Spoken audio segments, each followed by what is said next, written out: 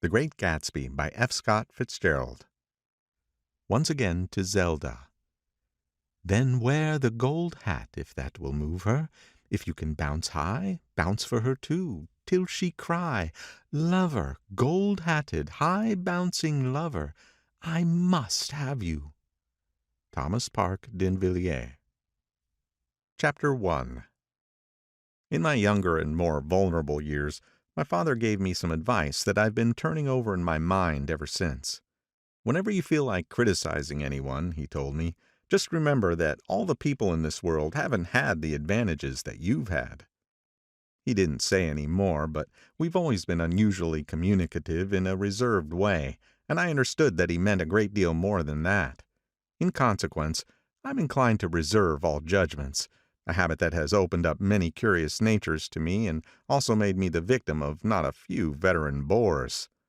The abnormal mind is quick to detect and attach itself to this quality when it appears in a normal person, and so it came about that in college I was unjustly accused of being a politician because I was privy to the secret griefs of wild unknown men. Most of the confidences were unsought. Frequently I have feigned sleep, preoccupation, or a hostile levity when I realized by some unmistakable sign that a intimate revelation was quivering on the horizon. For the intimate revelations of young men, or at least the terms in which they express them, are usually plagiaristic and marred by obvious suppressions. Reserving judgments is a matter of infinite hope.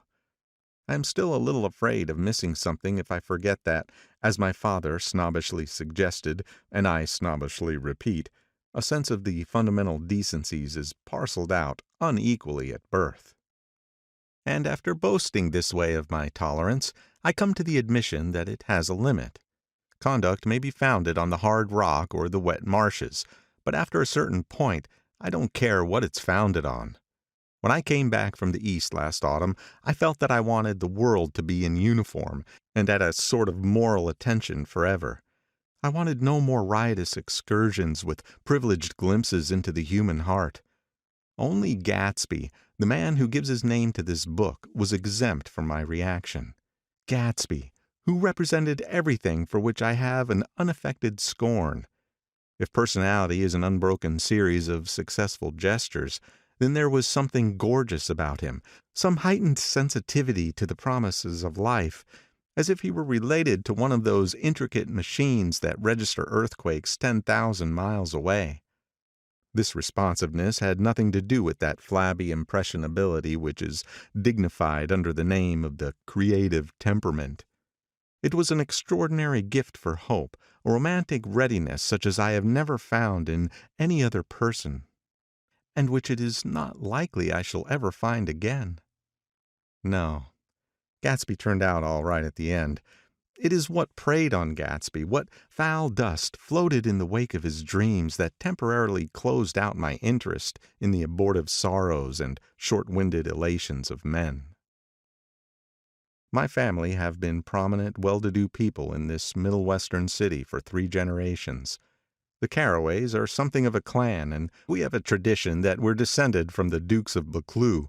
But the actual founder of my line was my grandfather's brother, who came here in '51, sent a substitute to the Civil War, and started the wholesale hardware business that my father carries on today. I never saw this great uncle, but I'm supposed to look like him, with special reference to the rather hard-boiled painting that hangs in father's office. I graduated from New Haven in 1915, just a quarter of a century after my father, and a little later I participated in that delayed Teutonic migration known as the Great War. I enjoyed the counter-raid so thoroughly that I came back restless. Instead of being the warm center of the world, the Middle West now seemed like a ragged edge of the universe. So I decided to go east and learn the bond business. Everybody I knew was in the bond business, so I supposed it could support one more single man. All my aunts and uncles talked it over as if they were choosing a prep school for me, and finally said, "Why, yes," with very grave, hesitant faces. Father agreed to finance me for a year, and after various delays I came east, permanently, I thought, in the spring of '22. The practical thing was to find rooms in the city, but it was a warm season and I had just left a country of wide lawns and friendly trees, so when a young man at the office suggested that we take a house together in a commuting town, it sounded like a great idea. He found the house, a weather-beaten cardboard bungalow at $80 a month, but at the last minute the firm ordered him to Washington, and I went out to the country alone. I had a dog, at least I had him for a few days until he ran away, and an old Dodge and a Finnish woman who made my bed and cooked breakfast and muttered Finnish wisdom to herself over the electric stove. It was lonely for a day or so, until one morning some man, more recently arrived than I, stopped me on the road. "How do you get to West Egg Village?" he asked helplessly. I told him, and as I walked on, I was lonely no longer. I was a guide, a pathfinder, an original settler. He had casually conferred on me the freedom of the neighborhood. And so, with the sunshine and the great bursts of leaves growing on the trees, just as things grow in fast movies, I had that familiar conviction that life was beginning over again with the summer. There was so much to read, for one thing, and so much fine health to be pulled down out of the young, breath-giving air. I bought a dozen volumes on banking and credit and investment securities, and they stood on my shelf in red and gold like new money from the mint, promising to unfold the shining secrets that only Midas and Morgan and Maecenas knew. And I had the high intention of reading many other books besides. I was rather literary in college.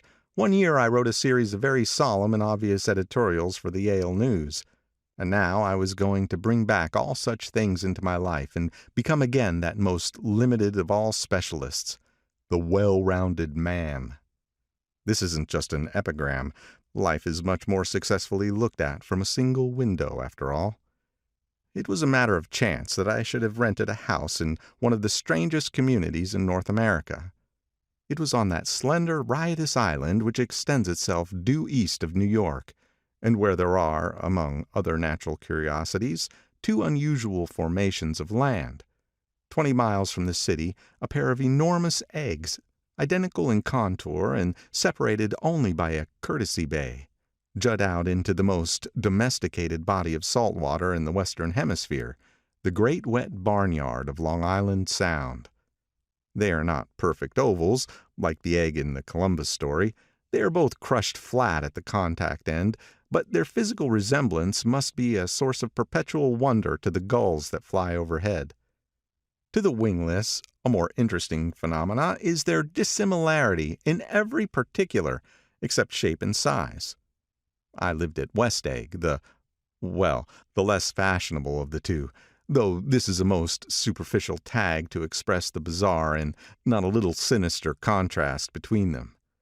My house was at the very tip of the egg, only 50 yards from the Sound, and squeezed between two huge places that rented for $12,000 or $15,000 a season. The one on my right was a colossal affair by any standard. It was a factual imitation of some Hôtel de Ville in Normandy, with a tower on one side spanking new under a thin beard of raw ivy, and a marble swimming pool, and more than 40 acres of lawn and garden. It was Gatsby's mansion, or rather, as I didn't know Mr. Gatsby, it was a mansion inhabited by a gentleman of that name. My own house was an eyesore, but it was a small eyesore, and it had been overlooked, so I had a view of the water, a partial view of my neighbor's lawn, and the consoling proximity of millionaires, all for $80 a month. Across the courtesy bay, the white palaces of fashionable East Egg glittered along the water, and the history of the summer really begins on the evening I drove over there to have dinner with the Tom Buchanans. Daisy was my second cousin once removed, and I'd known Tom in college. And just after the war I spent 2 days with them in Chicago.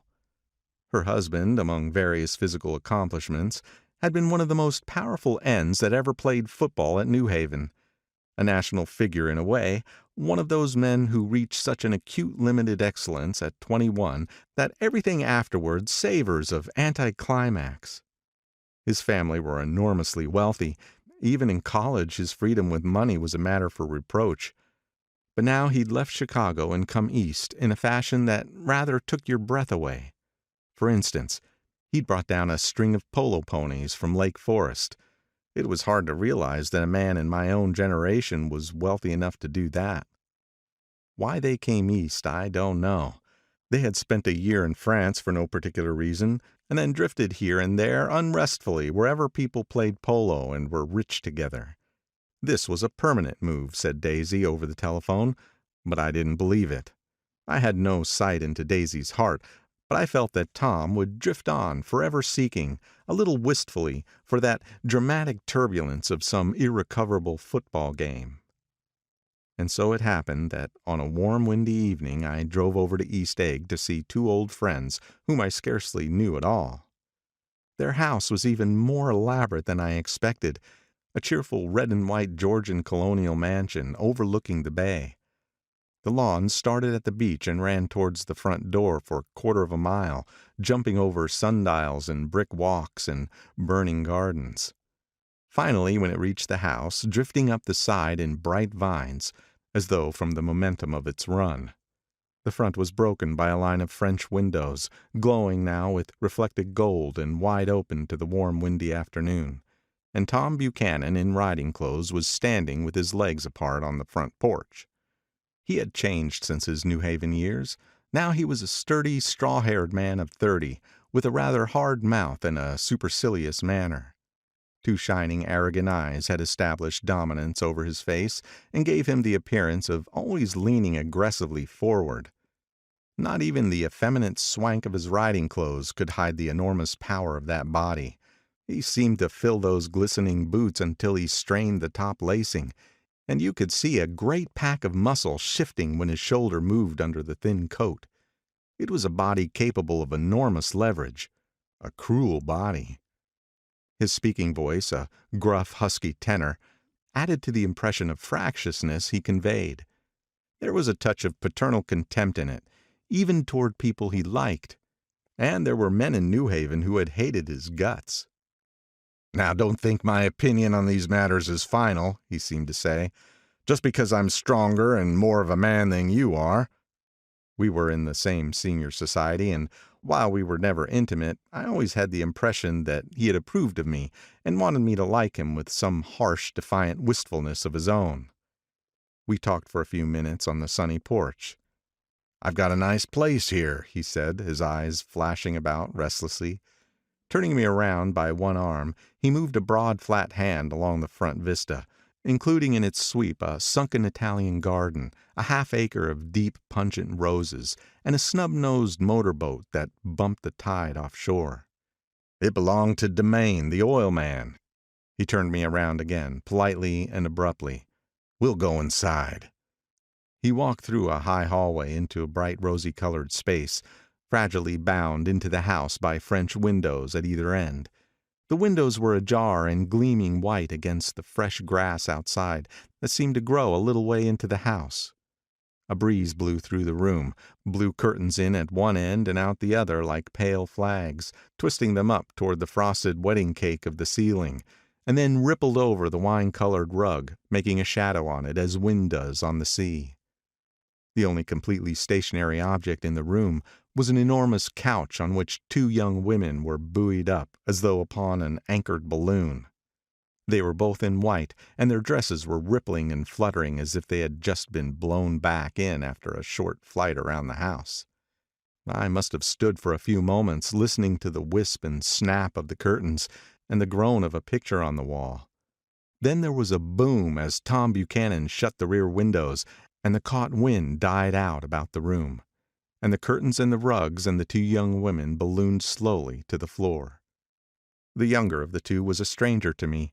She was extended full length at her end of the divan, completely motionless, and with her chin raised a little, as if she were balancing something on it which was quite likely to fall. If she saw me out of the corner of her eyes, she gave no hint of it. Indeed, I was almost surprised into murmuring an apology for having disturbed her by coming in. The other girl, Daisy, made an attempt to rise. She leaned slightly forward with a conscientious expression. Then she laughed, an absurd, charming little laugh, and I laughed too and came forward into the room. I'm paralyzed with happiness." She laughed again as if she said something very witty, and held my hand for a moment, looking up into my face, promising that there was no one in the world she so much wanted to see. That was a way she had. She hinted in a murmur that the surname of the balancing girl was Baker. I've heard it said that Daisy's murmur was only to make people lean toward her, an irrelevant criticism that made it no less charming. At any rate, Miss Baker's lips fluttered. She nodded at me almost imperceptibly, and then quickly tipped her head back again. The object she was balancing had obviously tottered a little, and given her something of a fright. Again a sort of apology arose to my lips. Almost an exhibition of complete self-sufficiency draws a stunned tribute from me. I looked back at my cousin, who began to ask me questions in her low, thrilling voice. It was the kind of voice that the ear follows up and down, as if each speech is an arrangement of notes that will never be played again. Her face was sad and lovely, with bright things in it, bright eyes and a bright, passionate mouth. But there was an excitement in her voice that men who had cared for her found difficult to forget. A singing compulsion, a whispered, "Listen," a promise that she had done gay, exciting things just a while since, and that there were gay, exciting things hovering in the next hour. I told her how I had stopped off in Chicago for a day on my way east, and how a dozen people had sent their love through me. "Do they miss me?" she cried ecstatically. "The whole town is desolate. All the cars have left rear wheel painted black as a mourning wreath, and there's a persistent wail all night along the North Shore." "How gorgeous! Let's go back, Tom, tomorrow." Then she added irrelevantly, "You ought to see the baby." "I'd like to." "She's asleep. She's 3 years old. Haven't you ever seen her?" "Never." "Well, you ought to see her. She's—" Tom Buchanan, who had been hovering restlessly about the room, stopped and rested his hand on my shoulder. "What are you doing, Nick?" "I'm a bond man." "Who with?" I told him. "Never heard of them," he remarked decisively. This annoyed me. "You will," I answered shortly. "You will if you stay in the East." "Oh, I stay in the East, don't you worry," he said, glancing at Daisy and then back at me, as if he were alert for something more. "I'd be a goddamn fool to live anywhere else." At this point, Miss Baker said, "Absolutely," with such suddenness that I started. It was the first word she had uttered since I came into the room. Evidently it surprised her as much as it did me, for she yawned and, with a series of rapid, deft movements, stood up into the room. "I'm stiff," she complained. "I've been lying on that sofa for as long as I can remember." "Don't look at me," Daisy retorted. "I've been trying to get you to New York all afternoon." "No, thanks," said Miss Baker to the 4 cocktails just in front of the pantry. "I'm absolutely in training." Her host looked at her incredulously. "You are?" He took down his drink as if it were a drop in the bottom of a glass. "How you ever get anything done is beyond me." I looked at Miss Baker, wondering what it was she got done. I enjoyed looking at her. She was a slender, small-breasted girl with an erect carriage, which she accentuated by throwing her body backward at the shoulders like a young cadet. Her gray, sun-strained eyes looked back at me with polite reciprocal curiosity out of a wan, charming, discontented face. It occurred to me now that I had seen her, or a picture of her, somewhere before. "You live in the West Egg," she remarked contemptuously. "I know somebody there." "I don't know a single—" "You must know Gatsby." "Gatsby?" demanded Daisy. "What Gatsby?" Before I could reply that he was my neighbor, dinner was announced. Wedging his tense arm imperatively under mine, Tom Buchanan compelled me from the room as though he were moving a checker to another square. Slenderly, languidly, their hands set lightly on their hips, the 2 young women preceded us out onto the rosy-colored porch, open toward the sunset, where 4 candles flickered on the table in the diminished wind. "Why candles?" objected Daisy, frowning. She snapped them out with her fingers. "In 2 weeks it'll be the longest day in the year." She looked at us all radiantly. "Do you always watch for the longest day of the year and then miss it? I always watch for the longest day in the year and then miss it." "We ought to plan something," yawned Miss Baker, sitting down at the table as if she were getting into bed. "All right," said Daisy. "What'll we plan?" She turned to me helplessly. "What do people plan?" Before I could answer, her eyes fastened with an odd expression on her little finger. "Look," she complained. "I heard it." We all looked. The knuckle was black and blue. "You did it, Tom," she said accusingly. "I know you didn't mean to, but you did do it. That's what I get for marrying a brute of a man, a great big hulking physical specimen of a—" "I hate that word hulking," objected Tom crossly, "even in kidding." "Hulking," insisted Daisy. Sometimes she and Miss Baker talked at once, unobtrusively and with a bantering inconsequence that was never quite chatter, that was as cool as their white dresses and their impersonal eyes in the absence of all desire. They were here, and they accepted Tom and me, making only a polite, pleasant effort to entertain or to be entertained. They knew that presently dinner would be over, and a little later the evening too would be over and casually put away. It was sharply different from the West, where an evening was hurried from phase to phase toward its close, in a continually disappointed anticipation, or else in sheer nervous dread of the moment itself. "You make me feel uncivilized, Daisy," I confessed on my second glass of corky but rather impressive claret. "Can you talk about crops or something?" I meant nothing in particular by this remark, but it was taken up in an unexpected way. "Civilization's going to pieces," broke out Tom violently. "I've gotten to be a terrible pessimist about things. Have you read The Rise of the Colored Empires by this man Goddard?" "Why, no," I answered, rather surprised by his tone. "Well, it's a fine book, and everybody ought to read it. The idea is, if we don't look out, the white race will be utterly submerged. It's all scientific stuff. It's been proved." "Tom's getting very profound," said Daisy with an expression of unthoughtful sadness. "He reads deep books with long words in them. What was that word we—" "Well, these books are all scientific," insisted Tom, glancing at her impatiently. "This fellow has worked out the whole thing. It's up to us, who are the dominant race, to watch out, or these other races will have control of things." "We've got to beat them down," whispered Daisy, winking ferociously toward the fervent sun.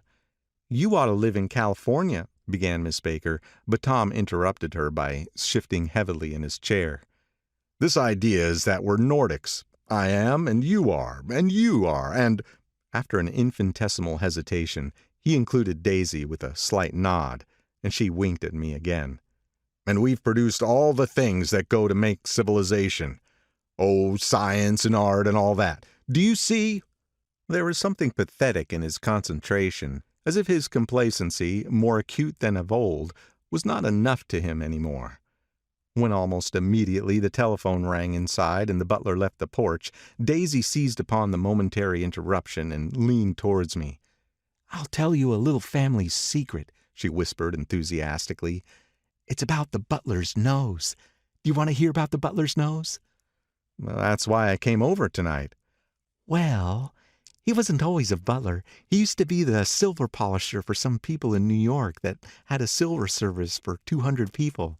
He had to polish it from morning till night until finally it began to affect his nose." "Things went from bad to worse," suggested Miss Baker. "Yes, things went from bad to worse until finally he had to give up his position."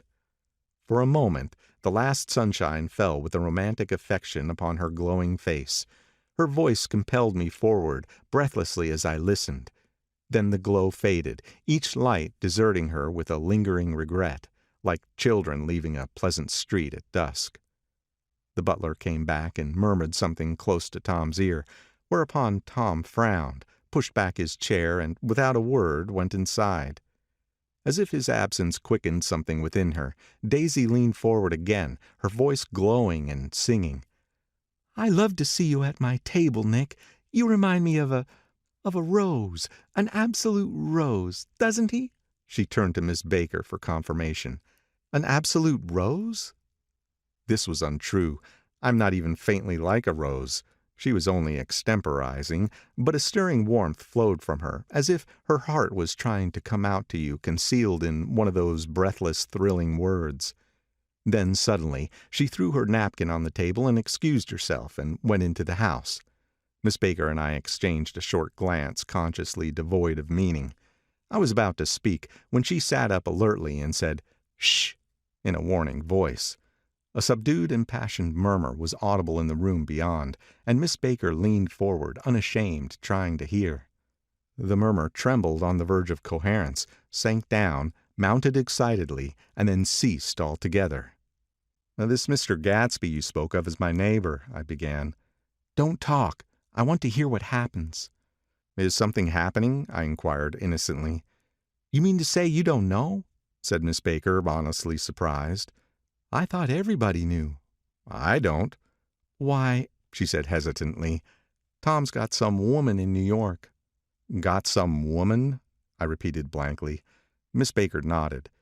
"She might have the decency not to telephone him at dinner time, don't you think?" Almost before I had grasped her meaning, there was the flutter of a dress and the crunch of leather boots, and Tom and Daisy were back at the table. "It couldn't be helped," cried Daisy with tense gaiety. She sat down, glanced searchingly at Miss Baker and then at me, and continued, "I looked outdoors for a minute, and it's very romantic outdoors. There's a bird on the lawn that I think must be a nightingale come over on the Cunard or White Star line. He's singing away." Her voice sang. "It's romantic, isn't it, Tom?" "Very romantic," he said, and then miserably to me, "If it's light enough after dinner, I want to take you down to the stables." The telephone rang inside, startlingly, and as Daisy shook her head decisively at Tom, the subject of the stables, in fact all subjects, vanished into air. Among the broken fragments of the last 5 minutes at table, I remember the candles being lit again, pointlessly, and I was conscious of wanting to look squarely at everyone, and yet to avoid all eyes. I couldn't guess what Tom and Daisy were thinking, but I doubt if even Miss Baker, who seemed to have mastered a certain hearty skepticism, was able to utterly put this fifth guest's shrill metallic urgency out of mind. To a certain temperament, the situation might have seemed intriguing. My own instinct was to telephone immediately for the police. The horses, needless to say, were not mentioned again. Tom and Miss Baker, with several feet of twilight between them, strolled back into the library, as if to a vigil beside a perfectly tangible body, while trying to look pleasantly interested and a little deaf, I followed Daisy around a chain of connecting verandas to the porch in front. In its deep gloom we sat down side by side on a wicker settee. Daisy took her face in her hands as if feeling its lovely shape, and her eyes moved gradually out to the velvet dusk. I saw that turbulent emotions possessed her, so I asked what I thought would be some sedative questions about her little girl. "We don't know each other very well, Nick," she said suddenly. "Even if we are cousins, you didn't come to my wedding." "I wasn't back from the war." "That's true," she hesitated. "Well, I've had a very bad time, Nick, and I'm pretty cynical about everything." Evidently she had reason to be. I waited, but she didn't say any more, and after a moment I returned rather feebly to the subject of her daughter. "I suppose she talks and eats and everything." "Oh, yes." She looked at me absently. "Listen, Nick, let me tell you what I said when she was born. Would you like to hear?" "Very much." "It'll show you how I've gotten to feel about things. Well, she was less than an hour old, and Tom was God knows where. I woke up out of the ether with an utterly abandoned feeling, and asked the nurse right away if it was a boy or a girl. She told me it was a girl, and so I turned my head away and wept. 'All right,' I said. 'I'm glad it's a girl, and I hope she'll be a fool. That's the best thing a girl can be in this world, a beautiful little fool.' You see, I think everything's terrible anyhow," she went on in a convinced way. "Everybody thinks so, the most advanced people, and I know. I've been everywhere and seen everything and done everything." Her eyes flashed around her in a defiant way, rather like Tom's, and she laughed with thrilling scorn. "Sophisticated! God, I'm sophisticated!" The instant her voice broke off, ceasing to compel my attention, my belief, I felt the basic insincerity of what she had said. It made me uneasy, as though the whole evening had been a trick of some sort to exact a contributory emotion from me. I waited, and sure enough, in a moment she looked at me with an absolute smirk on her lovely face, as if she had asserted her membership in a rather distinguished secret society to which she and Tom belonged. Inside, the Crimson Room bloomed with light. Tom and Miss Baker sat at either end of the long couch, and she read aloud to him from the Saturday Evening Post, the words, murmurous and uninflected, running together in a soothing tune. The lamplight, bright on his boots and dull on the autumn leaf yellow of her hair, glinted along the paper as she turned the page with a flutter of slender muscles in her arms. When we came in, she held us silent for a moment with a lifted hand. "To be continued," she said, tossing the magazine on the table, "in our very next issue." Her body asserted itself with a restless movement of her knee, and she stood up. 10 o'clock, she remarked, apparently finding the time on the ceiling. "Time for this good girl to go to bed."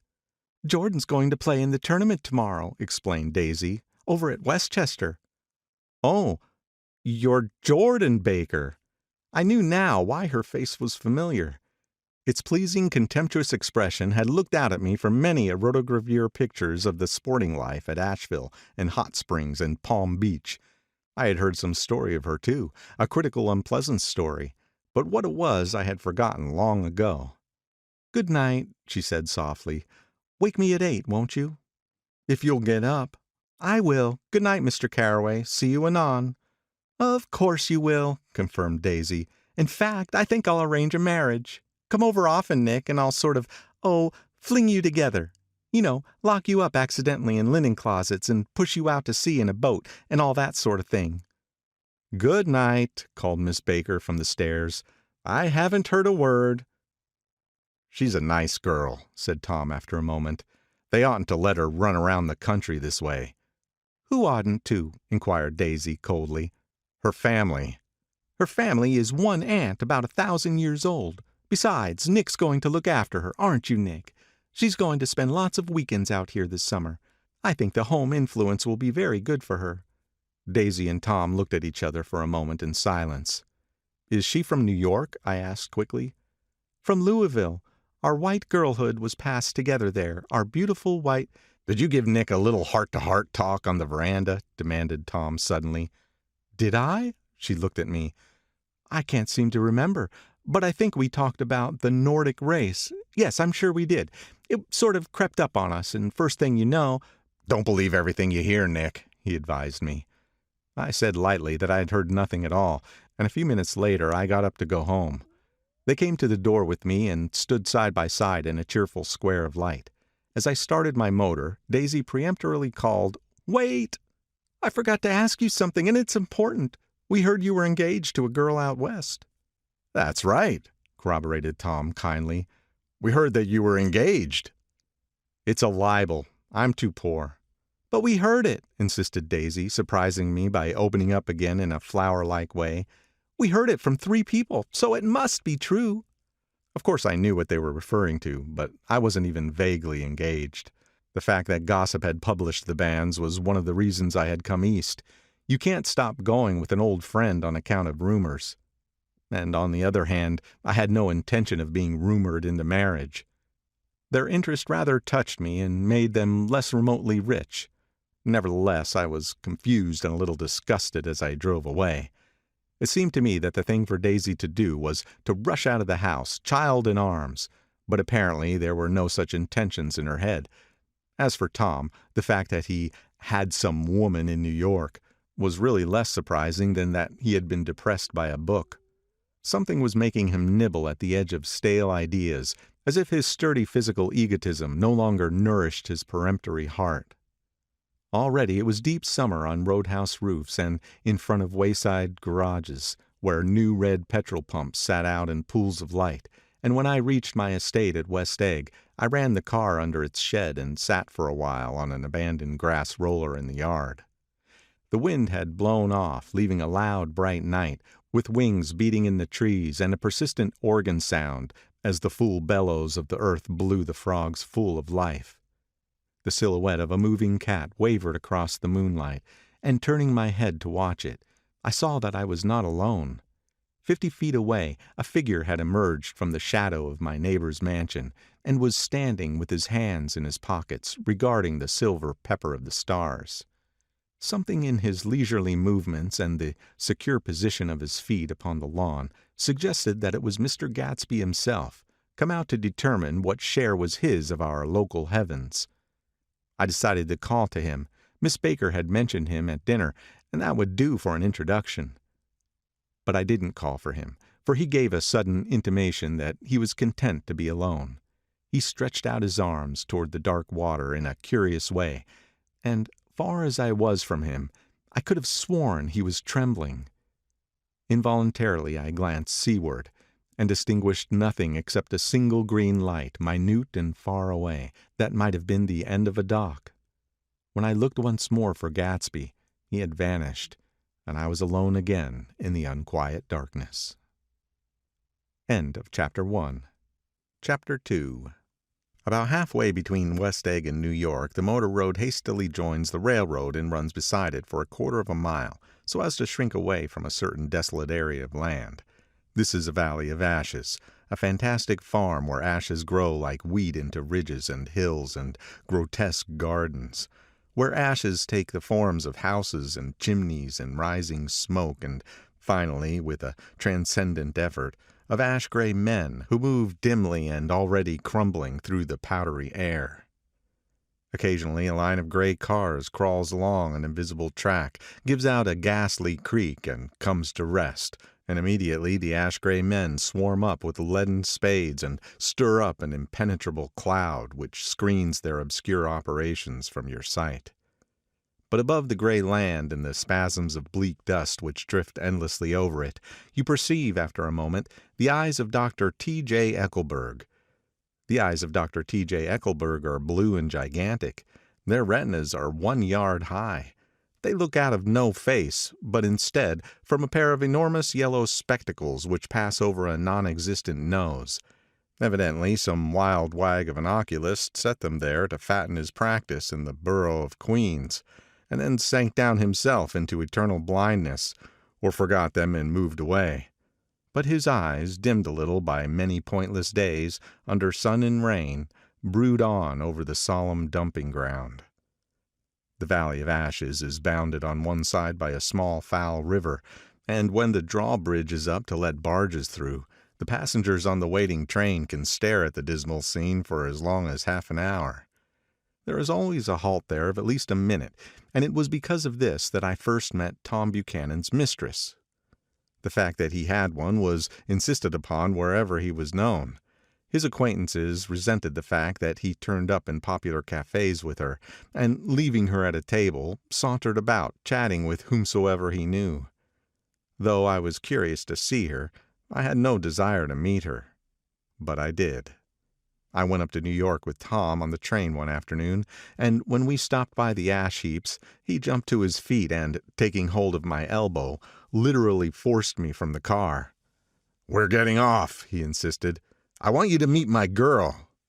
I think he'd tanked up a good deal at luncheon, and his determination to have my company bordered on violence. The supercilious assumption was that on Sunday afternoon I had nothing better to do. I followed him over a low whitewashed railroad fence, and we walked back 100 yards along the road under Dr. Eckelberg's persistent stare. The only building in sight was a small block of yellow brick, sitting on the large edge of the wasteland, a sort of compact main street ministering to it, and contiguous to absolutely nothing.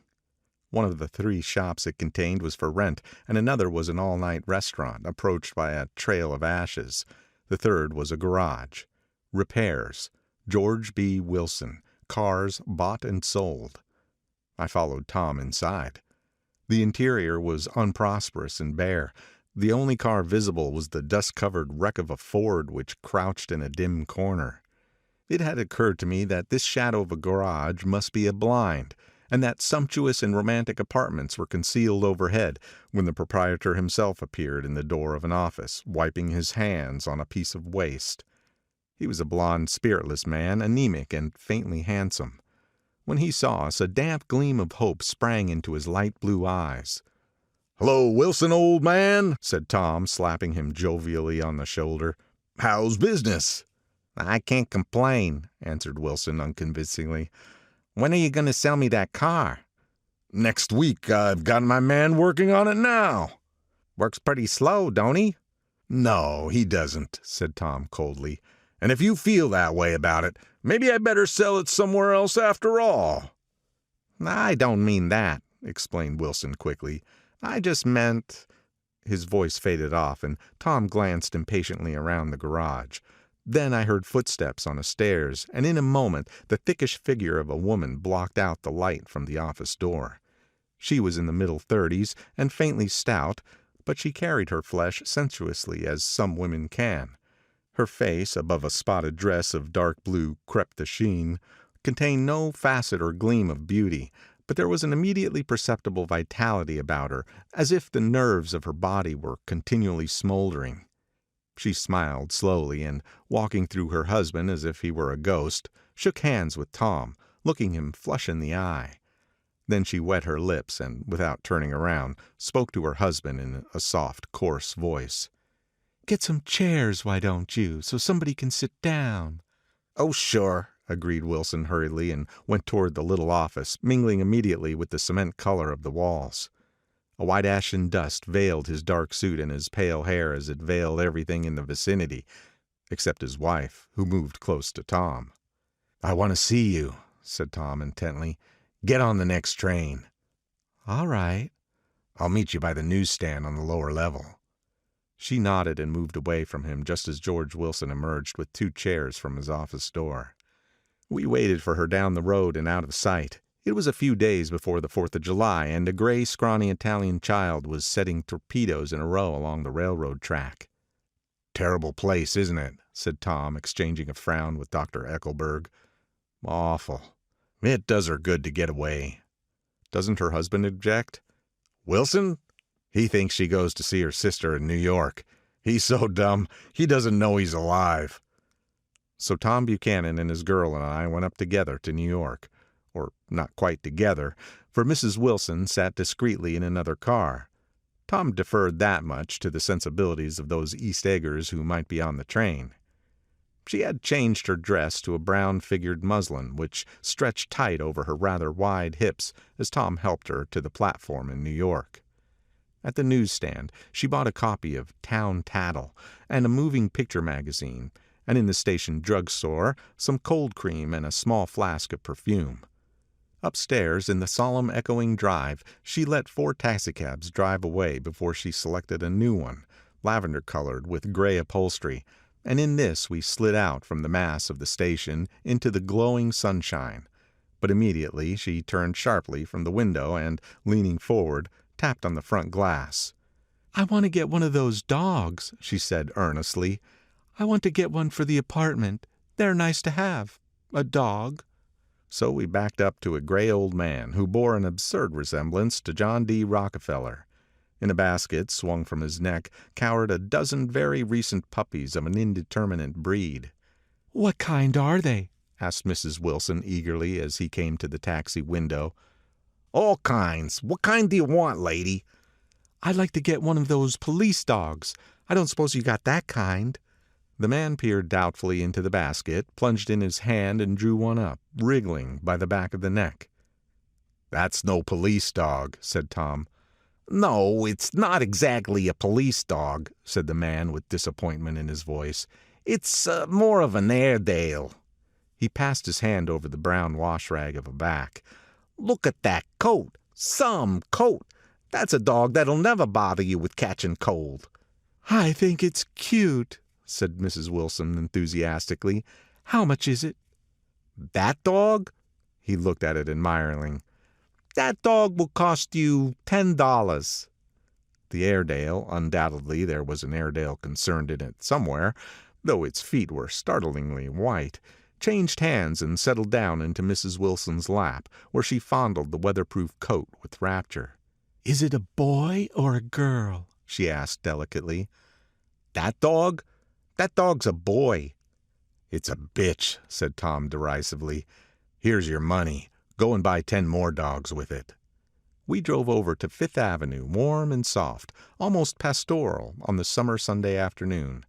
I wouldn't have been surprised to see a great flock of white sheep turn the corner. "Hold on," I said. "I have to leave you here." "No, you don't," interposed Tom quickly. "Myrtle'll be hurt if you don't come up to the apartment. Won't you, Myrtle?" "Come on," she urged. "I'll telephone my sister Catherine. She's said to be very beautiful by people who ought to know." "Well, I'd like to, but—" We went on, cutting back again over the park toward the West Hundreds. At 158th Street, the cab stopped at one slice in a long white cake of apartment houses. Throwing a regal homecoming glance around the neighborhood, Mrs. Wilson gathered up her dog and her other purchases and went haughtily in. "I'm going to have the McKees come up," she announced as we rose in the elevator. "And of course, I've got to call up my sister, too." The apartment was on the top floor, a small living room, a small dining room, a small bedroom, and a bath. The living room was crowded to the doors with a set of tapestried furniture entirely too large for it, so that to move about was to stumble continually over scenes of ladies swinging in the gardens of Versailles. The only picture was an over-enlarged photograph, apparently a hen sitting on a blurred rock. Looked at from a distance, however, the hen resolved itself into a bonnet, and the countenance of a stout old lady beamed down into the room. Several old copies of Town Tattle lay on the table, together with a copy of Simon Called Peter, and some of the small scandal magazines of Broadway. Mrs. Wilson was first concerned with the dog.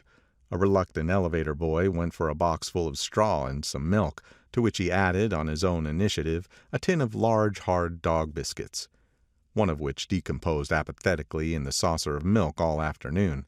Meanwhile, Tom brought out a bottle of whiskey from a locked bureau door. I have been drunk just twice in my life, and the second time was that afternoon, so everything that happened has a dim, hazy cast over it, although until after 8 o'clock the apartment was full of cheerful sun. Sitting on Tom's lap, Mrs. Wilson called up several people on the telephone. Then there were no cigarettes, and I went out to buy some at the drugstore on the corner. When I came back, they had both disappeared, so I sat down discreetly in the living room and read a chapter of Simon Called Peter. Either it was terrible stuff or the whiskey distorted things, because it didn't make any sense to me. Just as Tom and Myrtle, after the first drink Mrs. Wilson and I called each other by our first names, reappeared, company commenced to arrive at the apartment door. The sister, Catherine, was a slender, worldly girl of about 30, with a solid, sticky bob of red hair and a complexion powdered milky white. Her eyebrows had been plucked and then drawn on again at a more rakish angle, but the efforts of nature toward the restoration of the old alignment gave a blurred air to her face. When she moved about, there was an incessant clicking as innumerable pottery bracelets jingled up and down upon her arms. She came in with such a proprietary haste and looked around so possessively at the furniture that I wondered if she lived here. But when I asked her, she laughed immoderately, repeated my question aloud, and told me she lived with her girlfriend at a hotel. Mr. McKee was a pale, feminine man from the flat below. He had just shaved, for there was a white spot of lather on his cheekbone, and he was most respectful of his greeting to everyone in the room. He informed me that he was in the artistic game, and I gathered later that he was a photographer and had made the dim enlargement of Mrs. Wilson's mother, which hovered like an ectoplasm on the wall. His wife was shrill, languid, handsome, and horrible. She told me with pride that her husband had photographed her 127 times since they had been married.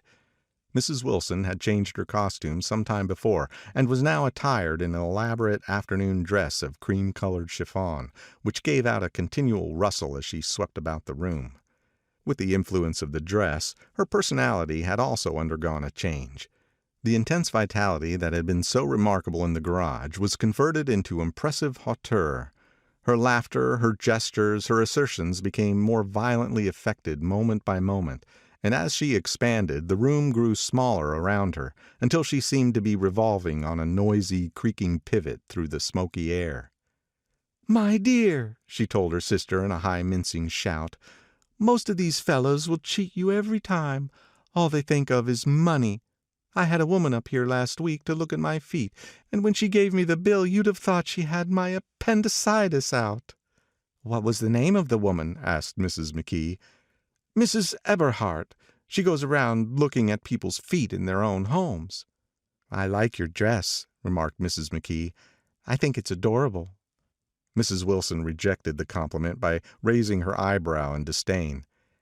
"It's just a crazy old thing," she said. "I just slip it on sometimes when I don't care what I look like." "But it looks wonderful on you, if you know what I mean," pursued Mrs. McKee. "If Chester could only get you in that pose, I think he can make something of it." We all looked in silence at Mrs. Wilson, who removed a strand of hair from over her eyes and looked back at us with a brilliant smile. Mr. McKee regarded her intently with his head on one side, and then moved his hand back and forth slowly in front of his face. "I should change the light," he said after a moment. "I'd like to bring out the modeling of the features, and I'd try to get hold of all that back hair." "I wouldn't think of changing the light," cried Mrs. McKee. "I think it's—" Her husband said, "Shh," and we all looked at the subject again, whereupon Tom Buchanan yawned audibly and got to his feet. "You McKees have something to drink," he said. "Get some more ice and mineral water, Myrtle, before everybody goes to sleep." "I told that boy about the ice." Myrtle raised her eyebrows in despair at the shiftlessness of the lower orders. "These people, you have to keep after them all the time." She looked at me and laughed pointlessly. Then she flounced over to the dog, kissed it with ecstasy, and swept into the kitchen, implying that a dozen chefs awaited her orders there. "I've done some nice things out on Long Island," asserted Mr. McKee. Tom looked at him blankly. "2 of them we have framed downstairs." "2 what?" demanded Tom. "2 studies. One of them I call Montauk Point, the Gulls, and the other I call Montauk Point, the Sea." The sister Catherine sat down beside me on the couch. "Do you live on Long Island, too?" she inquired. "I live at West Egg." "Really? I was down there at a party about a month ago, at a man named Gatsby's. Do you know him?" "I live next door to him." "Well, they say he's a nephew or a cousin of Kaiser Wilhelm's. That's where all his money comes from." "Really?" She nodded. "I'm scared of him. I'd hate to have him get anything on me." This absorbing information about my neighbor was interrupted by Mrs. McKee's pointing suddenly at Catherine. "Chester, I think you could do something with her," she broke out, but Mr. McKee only nodded in a bored way and turned his attention to Tom. "I like to do more work on Long Island if I could get the entry. All I ask is that they should give me a start." "Ask Myrtle," said Tom, breaking into a short shout of laughter as Mrs. Wilson entered with a tray. "She'll give you a letter of introduction, won't you, Myrtle?" "Do what?" she asked, startled. "You'll give McKee a letter of introduction to your husband so he can do some studies on him." His lips moved silently for a moment as he invented George B. Wilson at the gasoline pump, or something like that. Catherine leaned close to me and whispered in my ear, "Neither of them can stand the person they're married to." "Can't they?" "Can't stand them." She looked at Myrtle and then at Tom. "What I say is, why go on living with them if they can't stand them? If I was them, I'd get a divorce and get married to each other right away." "Doesn't she like Wilson either?" The answer to this was unexpected. It came from Myrtle, who had overheard the question, and it was violent and obscene. "You see," cried Catherine triumphantly. She lowered her voice again. "It's really his wife that keeps them apart. She's a Catholic, and they don't believe in divorce." Daisy was not a Catholic, and I was a little shocked at the elaborateness of the lie. "When they do get married," continued Catherine, "they're going west to live for a while until it blows over." "It'd be more discreet to go to Europe." "Oh, you like Europe?" she exclaimed surprisingly. "I just got back from Monte Carlo." "Really?" "Just last year. I went over there with another girl." "Stay long?" "No, we just went to Monte Carlo and back. We went by way of Marseille. We had over $1,200 when we started, but we got gypped out of it all in 2 days in the private rooms. We had an awful time getting back, I can tell you. God, how I hated that town." The late afternoon sky bloomed in the window for a moment like the blue honey of the Mediterranean. Then the shrill voice of Mrs. McKee called me back into the room. "I almost made a mistake, too," she declared vigorously. I almost married a little kike who'd been after me for years. I knew he was below me. Everybody kept saying to me, 'Lucille, that man's way below you.' But if I hadn't met Chester, he'd have got me for sure." "Yes, but listen," said Myrtle Wilson, nodding her head up and down. "At least you didn't marry him." "I know I didn't." "Well, I married him," said Myrtle ambiguously, "and that's the difference between your case and mine." "Why did you, Myrtle?" demanded Catherine. "Nobody forced you to." Myrtle considered. "I married him because I thought he was a gentleman," she said finally. "I thought he knew something about breeding, but he wasn't fit to lick my shoe." "You were crazy about him for a while," said Catherine. "Crazy about him?" cried Myrtle incredulously. "Who said I was crazy about him? I never was any more crazy about him than I was about that man there." She pointed suddenly at me, and everyone looked at me accusingly. I tried to show by my expression that I expected no affection. "The only crazy I was when I married him. I knew right away I made a mistake. He borrowed somebody's best suit to get married in and never told me about it, and the man came after it one day when he was out. 'Oh, is that your suit?' I said.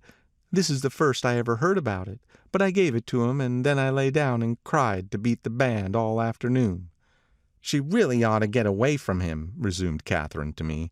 "They've been living over that garage for 11 years, and Tom's the first sweetie she ever had." The bottle of whiskey, a second one, was now in constant demand by all present, excepting Catherine, who felt just as good on nothing at all. Tom rang for the janitor and sent him for some celebrated sandwiches, which were a complete supper in themselves.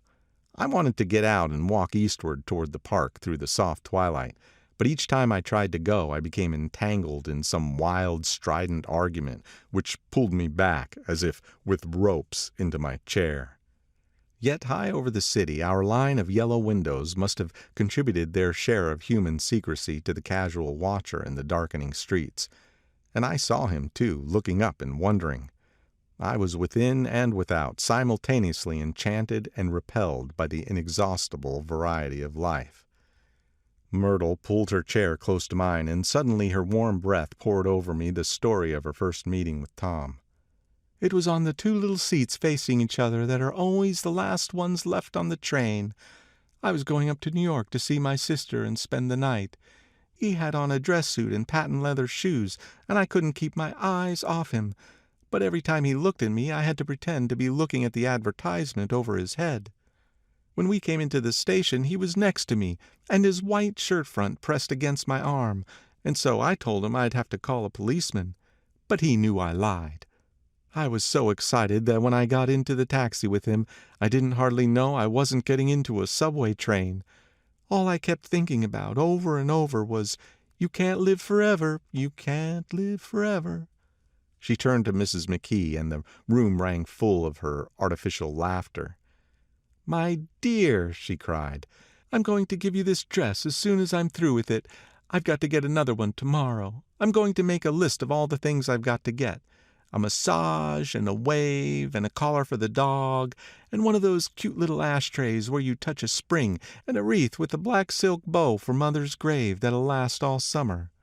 I've got to write down a list so I won't forget all the things I got to do." It was 9 o'clock. Almost immediately afterward I looked at my watch and found it was 10. Mr. McKee was asleep on the chair with his fists clenched in his lap, like a photograph of a man in action. Taking out my handkerchief, I wiped from his cheek the spot of dried lather that had worried me all the afternoon. The little dog was sitting on the table looking with blind eyes through the smoke, and from time to time groaning faintly. People disappeared, reappeared, made plans to go somewhere, and then lost each other, searched for each other, found each other a few feet away. Sometime toward midnight Tom Buchanan and Mrs. Wilson stood face to face discussing, in impassioned voices, whether Mrs. Wilson had any right to mention Daisy's name. "Daisy, Daisy, Daisy," shouted Mrs. Wilson. "I'll say it whenever I want to. Daisy, Making a short, deft movement, Tom Buchanan broke her nose with his open hand. Then there were bloody towels upon the bathroom floor, and women's voices scolding, and high over the confusion a long broken wail of pain. Mr. McKee awoke from his doze and started in a daze toward the door. When he had gone halfway, he had turned around and stared at the scene, his wife and Catherine scolding and consoling as they stumbled here and there among the crowded furniture with articles of aid, and the despairing figure on the couch, bleeding fluently and trying to spread a copy of Town Tattle over the tapestry scenes of Versailles. Then Mr. McKee turned and continued on out the door. Taking my hat from the chandelier, I followed. "Come to lunch some day," he suggested, as we groaned down in the elevator. "Where?" "Anywhere." "Keep your hands off the lever," snapped the elevator boy. "I beg your pardon," said Mr. McKee with dignity. "I didn't know I was touching it." "All right," I agreed. "I'll be glad to." I was standing beside his bed, and he was sitting up between the sheets, clad in his underwear with a great portfolio in his hands. Beauty and the Beast, Loneliness, Old Grocery Horse, Brookenbridge. Then I was lying half asleep in the cold lower level of the Pennsylvania station, staring at the morning Tribune and waiting for the 4 o'clock train. End of Chapter 2. Chapter 3. There is music from my neighbor's house through the summer nights. In his blue gardens, men and girls came and went like moths among the whisperings and the champagne and the stars. At high tide in the afternoon, I watched his guests diving from the tower of his raft, or taking the sun on the hot sand of his beach while his 2 motorboats slit the waters of the Sound, drawing aquaplanes over cataracts of foam. On weekends, his Rolls-Royce became an omnibus, bearing parties to and from the city between 9 in the morning and long past midnight, while his station wagon scampered like a brisk yellow bug to meet all trains. And on Mondays, 8 servants, including an extra gardener, toiled all day with mops and scrubbing brushes and hammers and garden shears, repairing the ravages of the night before. Every Friday, 5 crates of oranges and lemons arrived from a fruiterer in New York. Every Monday, these same oranges and lemons left his back door in a pyramid of pulpless halves. There was a machine in the kitchen which could extract the juice of 200 oranges in half an hour, if a little button was pressed 200 times by a butler's thumb. At least once a fortnight, a corps of caterers came down with several hundred feet of canvas and enough colored lights to make a Christmas tree of Gatsby's enormous garden. On buffet tables, garnished with glistening hors d'oeuvre, spiced baked hams crowded against salads of harlequin designs, and pastry pigs and turkeys bewitched to a dark gold. In the main hall, a bar with a real brass rail was set up, and stocked with gins and liquors, and with cordials so long forgotten that most of his female guests were too young to know one from another.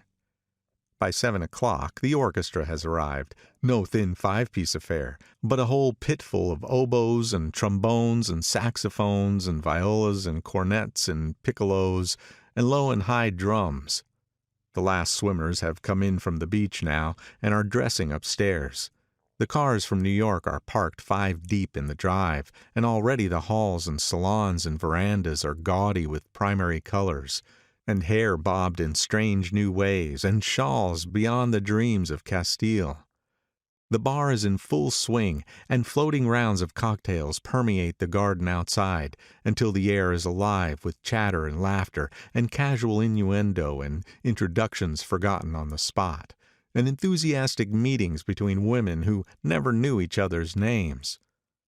The lights grow brighter as the earth lurches away from the sun, and now the orchestra is playing yellow cocktail music, and the opera of voices pitches a key higher. Laughter is easier minute by minute, spilled with prodigality, tipped out at a cheerful word. The groups change more swiftly, swell with new arrivals, dissolve and form in the same breath. Already there are wanderers, confident girls who weave here and there among the stouter and more stable, become for a sharp, joyous moment the center of a group, and then, excited with triumph, glide on through the sea change of faces and voices and color under the constantly changing light.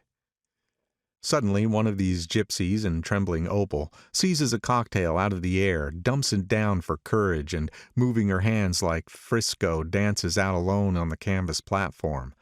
A momentary hush. The orchestra leader varies his rhythm obligingly for her. And there is a burst of chatter as the erroneous news goes around that she is Gilda Gray's understudy from the Follies. The party has begun. I believe that on the first night I went to Gatsby's house, I was one of the few guests who had actually been invited. People were not invited. They went there. They got into automobiles which bore them out to Long Island, and somehow they ended up at Gatsby's door. Once there, they were introduced by somebody who knew Gatsby, and after that they conducted themselves according to the rules of behavior associated with an amusement park. Sometimes they came and went without having met Gatsby at all, came for the party with a simplicity of heart that was its own ticket of admission. I had been actually invited. A chauffeur in uniform of robin's egg blue crossed my lawn early that Saturday morning with a surprisingly formal note from his employer. The honor would be entirely Gatsby's, it said, if I would attend his little party that night. He had seen me several times and had intended to call on me long before, but a peculiar combination of circumstances had prevented it. Signed Jay Gatsby in a majestic hand. Dressed up in white flannels, I went over to his lawn a little after 7 and wandered around rather ill at ease among swirls and eddies of people I didn't know, though here and there was a face I had noticed on the commuting train. I was immediately struck by the number of young Englishmen dotted about, all well dressed, all looking a little hungry, and all talking in low, earnest voices to solid and prosperous Americans. I was sure that they were selling something, bonds or insurance or automobiles. They were at least agonizingly aware of the easy money in the vicinity and convinced that it was theirs for a few words in the right key. As soon as I arrived, I made an attempt to find my host, but the 2 or 3 people of whom I asked his whereabouts stared at me in such an amazed way and denied so vehemently any knowledge of his movements that I slunk off in the direction of the cocktail table, the only place in the garden where a single man could linger without looking purposeless and alone. I was on my way to get roaring drunk from sheer embarrassment when Jordan Baker came out of the house and stood at the head of the marble steps, leaning a little backward and looking with contemptuous interest down into the garden. Welcome or not, I found it necessary to attach myself to someone before I should begin to address cordial remarks to the passer-by. "Hello!" I roared, advancing toward her. My voice seemed unnaturally loud across the garden. "I thought you might be here," she responded absently as I came up. "I remembered you lived next door to—" She held my hand impersonally, as a promise that she'd take care of me in a minute, and gave ear to 2 girls in twin yellow dresses, who stopped at the foot of the steps. "Hello!" they cried together. "Sorry you didn't win." That was for the golf tournament. She had lost in the finals the week before. "You don't know who we are," said one of the girls in yellow, "but we met you here about a month ago." "You've dyed your hair since then," remarked Jordan, and I started, but the girls had moved casually on, and her remark was addressed to the premature moon, produced like the supper, no doubt, out of a caterer's basket. With Jordan's slender golden arm resting on mine, we descended the steps and sauntered about the garden. A tray of cocktails floated at us through the twilight, and we sat down at a table with the 2 girls in yellow and 3 men, each one introduced to us as Mr. Mumble. "Do you come to these parties often?" inquired Jordan of the girl beside her. "The last one was the one I met you at," answered the girl in an alert, confident voice. She turned to her companion. "Wasn't it for you, Lucille?" It was for Lucille, too. "I like to come," Lucille said. "I never care what I do so long as I always have a good time. When I was here last I tore my gown on a chair, and he asked me my name and address. Inside of a week I got a package from Crorier's with a new evening gown in it." "Did you keep it?" asked Jordan. "Sure I did. I was going to wear it tonight, but it was too big in the bust and had to be altered. It was gas blue with lavender beads, $265. "There's something funny about a fellow to do a thing like that," said the other girl eagerly. "He doesn't want any trouble with anybody." "Who doesn't?" I inquired. "Gatsby, somebody told me." The 2 girls and Jordan leaned together confidentially. "Somebody told me they thought he killed a man once." A thrill passed over all of us. The three Mr. Mumbles bent forward and listened eagerly. I don't think it's so much that, argued Lucille skeptically. It's more that he was a German spy during the war. One of the men nodded in confirmation. I heard that from a man who knew all about him, grew up with him in Germany, he assured us positively. Oh, no, said the first girl. It couldn't be that, because he was in the American army during the war. As our credulity switched back to her, she leaned forward with enthusiasm. You look at him sometimes when he thinks nobody's looking at him. I'll bet he killed a man. She narrowed her eyes and shivered. Lucille shivered. We all turned and looked around for Gatsby. It was testimony to the romantic speculation he inspired that there were whispers about him from those who had found little that it was necessary to whisper about in this world.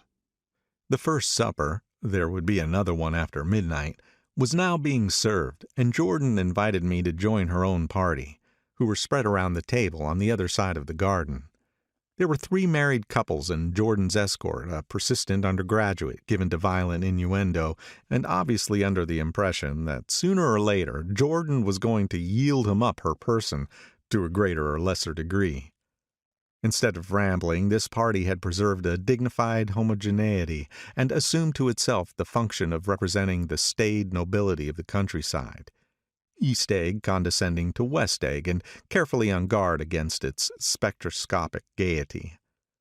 Let's get out, whispered Jordan after a somehow wasteful and inappropriate half-hour. This is much too polite for me. We got up and she explained that we were going to find the host. I had never met him, she said, and it was making me uneasy.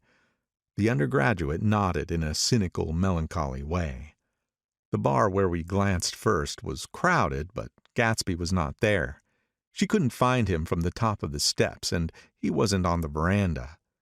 On a chance, we tried an important-looking door and walked into a high Gothic library, paneled with carved English oak, and probably transported complete from some ruin overseas.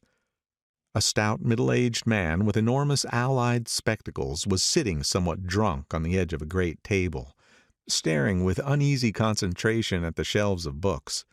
As we entered, he wheeled excitedly around and examined Jordan from head to foot. "What do you think?" he demanded impetuously. "About what?" He waved his hand toward the bookshelves. "About that. As a matter of fact, you needn't bother to ascertain. I ascertained. They're real." "The books?" He nodded. "Absolutely real. Have pages and everything. I thought they'd be a nice durable cardboard. Matter of fact, they're absolutely real. Pages and... Here, let me show you." Taking our skepticism for granted, he rushed to the bookcases and returned with volume 1 of the Stoddard Lectures. "See?" he cried triumphantly. "It's a bona fide piece of printed matter. It fooled me. This fellow's a regular Belasco. It's a triumph. What thoroughness! What realism! Knew when to stop, too. Didn't cut the pages. But what do you want? What do you expect?"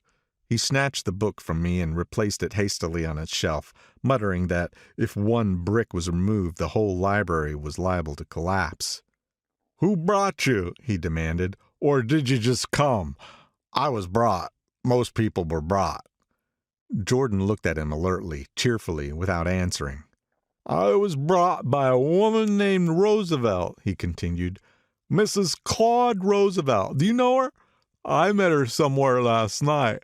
I've been drunk for about a week now, and I thought it might sober me up to sit in a library."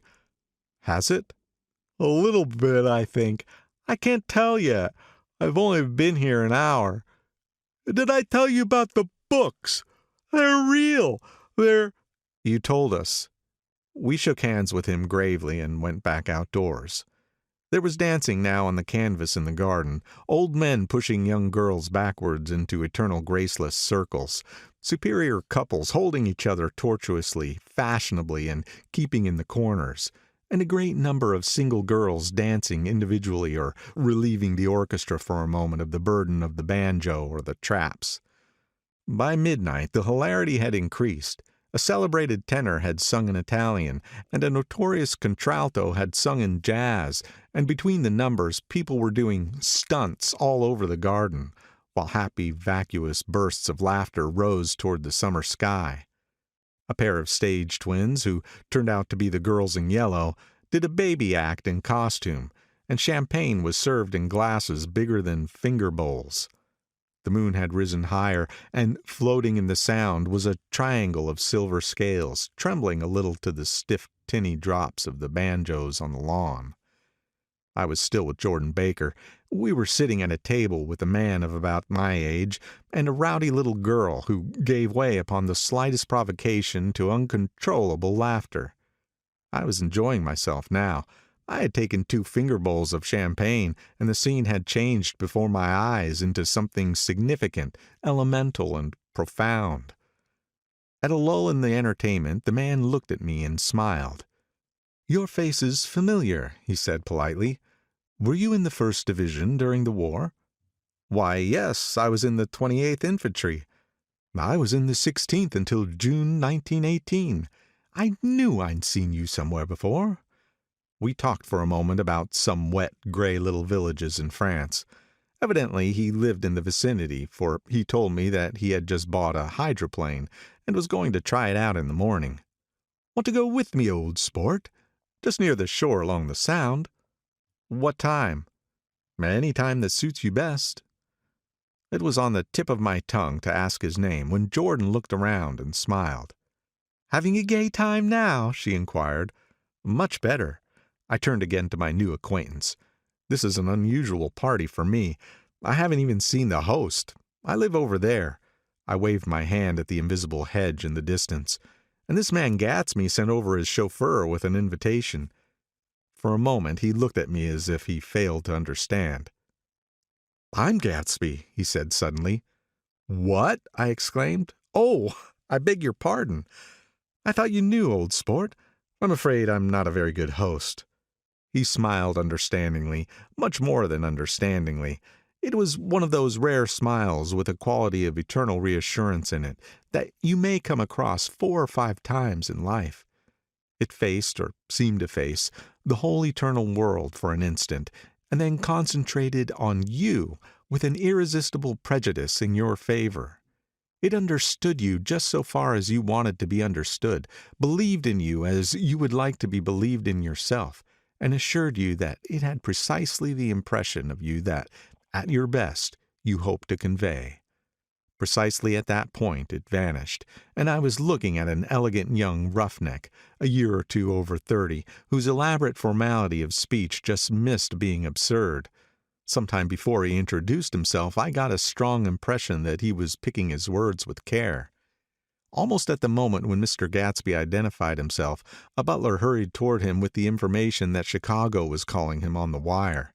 He excused himself with a small bow, and included each of us in turn. "If you want anything, just ask for it, old sport," he urged me. "Excuse me, I will rejoin you later." When he was gone, I turned immediately to Jordan, constrained to assure her of my surprise. I had expected that Mr. Gatsby would be a florid and corpulent person in his middle years. "Who is he?" I demanded. "Do you know?" "He's just a man named Gatsby." "Where's he from, I mean, and what does he do?" "Now you're started on the subject," she answered with a wan smile. "Well, he told me once he was an Oxford man." A dim background started to take shape behind me, but at her next remark it faded away. "However, I don't believe it." "Why not?" "I don't know," she insisted. "I just don't think he went there." Something in her tone reminded me of the other girl's "I think he killed a man," and had the effect of stimulating my curiosity. I would have accepted without question the information that Gatsby sprang from the swamps of Louisiana or from the lower east side of New York. That was comprehensible. But young men didn't, at least in my provincial inexperience, I believed they didn't, drift coolly out of nowhere and buy a place on Long Island Sound. Anyhow, he gives large parties," said Jordan, changing the subject with an urban distaste for the concrete. "And I like large parties. They're so intimate. At small parties there isn't any privacy." There was the boom of a bass drum, and the voice of the orchestra leader rang out suddenly above the echolale of the garden.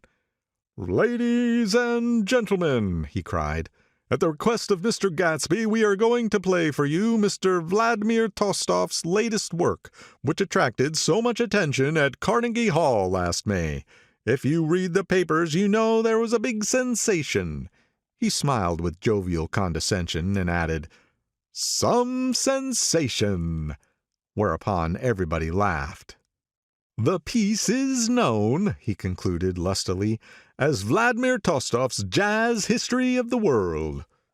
The nature of Mr. Tostof's composition eluded me, because just as it began my eyes fell on Gatsby, standing alone on the marble steps and looking from one group to another with approving eyes. His tanned skin was drawn attractively tight on his face, and his short hair looked as though it were trimmed every day. I could see nothing sinister about him. I wondered if the fact that he was not drinking helped to set him off from his guests, for it seemed to me that he grew more correct as the fraternal hilarity increased. When the Jazz History of the World was over, girls were putting their hands on men's shoulders in a puppyish, convivial way. Girls were swooning backwards playfully into men's arms, even into groups, knowing that someone would arrest their falls. But no one swooned backwards on Gatsby, and no French bob touched Gatsby's shoulder, and no singing quartets were formed with Gatsby's head for the link. "I beg your pardon." Gatsby's butler was suddenly standing beside us. "Miss Baker," he inquired, "I beg your pardon, but Mr. Gatsby would like to speak to you alone." "With me?" she exclaimed in surprise. "Yes, madame." She got up slowly and raised her eyebrows at me in astonishment, and followed the butler toward the house. I noticed that she wore her evening dress, all her dresses, like sports clothes. There was a jauntiness about her movements as if she had first learned to walk upon golf courses on clean, crisp mornings. I was alone, and it was almost 2. For some time confused and intriguing sounds had issued from a long, many-windowed room which overhung the terrace. Eluding Jordan's undergraduate, who was now engaged in an obstetrical conversation with 2 chorus girls, and who implored me to join him, I went inside. The large room was full of people. One of the girls in yellow was playing the piano, and beside her stood a tall, red-haired young lady from a famous chorus, engaged in song. She had drunk a quantity of champagne, and during the course of her song she had decided ineptly that everything was very, very sad. She was not only singing, she was weeping too. Whenever there was a pause in the song, she filled it with gasping, broken sobs, and then took up the lyric again in a quavering soprano. The tears coursed down her cheeks, not freely, however, for when they came into contact with her heavily beaded eyelashes, they assumed an inky color, and pursued the rest of their way in slow black rivulets. A humorous suggestion was made that she sing the notes on her face, whereupon she threw up her hands, sank into a chair, and went off into a deep, vinous sleep. "She had a fight with the man who says he's her husband," explained a girl at my elbow. I looked around. Most of the remaining women were now having fights with men said to be their husbands. Even Jordan's party, the quartet from East Egg, were rent asunder by dissension. One of the men was talking with curious intensity to a young actress, and his wife, after attempting to laugh at the situation in a dignified and indifferent way, broke down entirely and resorted to flank attacks. At intervals she appeared suddenly at his side like an angry diamond and hissed, "You promised!" into his ear. The reluctance to go home was not confined to wayward men. The hall was at present occupied by 2 deplorably sober men and their highly indignant wives. The wives were sympathizing with each other in slightly raised voices. "Whenever he sees I'm having a good time, he wants to go home." "Never heard of anything so selfish in my life." "We're always the first ones to leave." "So we are." "Well, "We're almost one of the last tonight," said one of the men sheepishly. "The orchestra left half an hour ago." In spite of the wives' agreement that such malevolence was beyond credibility, the dispute ended in a short struggle, and both wives were lifted, kicking, into the night.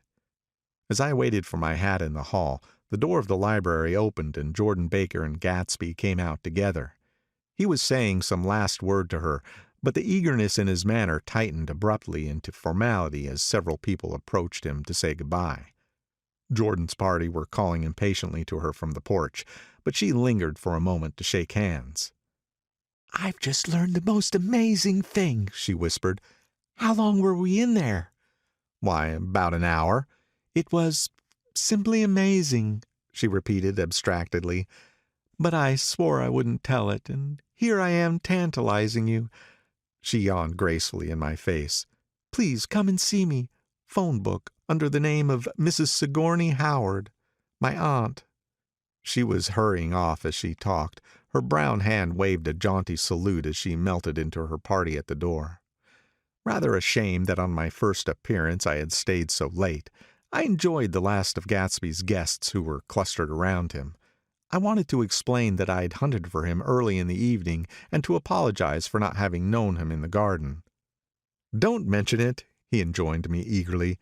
"Don't give it another thought, old sport." The familiar expression held no more familiarity than the hand which reassuringly brushed my shoulder. "And don't forget, we're going up in the hydroplane tomorrow morning at 9 o'clock. Then the butler, behind his shoulder. "Philadelphia wants you on the phone, sir." "All right, in a minute. Tell them I'll be right there. Good night." "Good night." "Good night." He smiled, and suddenly there seemed to be a pleasant significance in having been among the last to go, as if he had desired it all the time. "Good night, old sport. Good night." But as I walked down the steps, I saw that the evening was not quite over. 50 feet from the door a dozen headlights illuminated a bizarre and tumultuous scene. In the ditch beside the road, right side up but violently shorn of one wheel, rested a new coupe which had left Gatsby's drive not 2 minutes before. The sharp jut of the wall accounted for the detachment of the wheel, which was now getting considerable attention from half a dozen curious chauffeurs. However, as they left their cars blocking the road, a harsh discordant din from those in the rear had been audible for some time, and added to the already violent confusion of the scene. A man in a long duster had dismounted from the wreck and now stood in the middle of the road, looking from the car to the tire, and from the tire to the observers in a pleasant, puzzled way. "See," he explained, "it went in the ditch." The fact was infinitely astonishing to him, and I recognized first the unusual quality of wonder, and then the man. It was the late patron of Gatsby's library. "How'd it happen?" He shrugged his shoulders. "I know nothing whatever about mechanics," he said decisively. "But how did it happen? Did you run into the wall?" "Don't ask me," said Owl Eyes, washing his hands of the whole matter. "I know very little about driving, next to nothing. It happened. That's all I know." "Well, if you're a poor driver, you oughtn't to be driving at night." "But I wasn't even trying," he explained indignantly.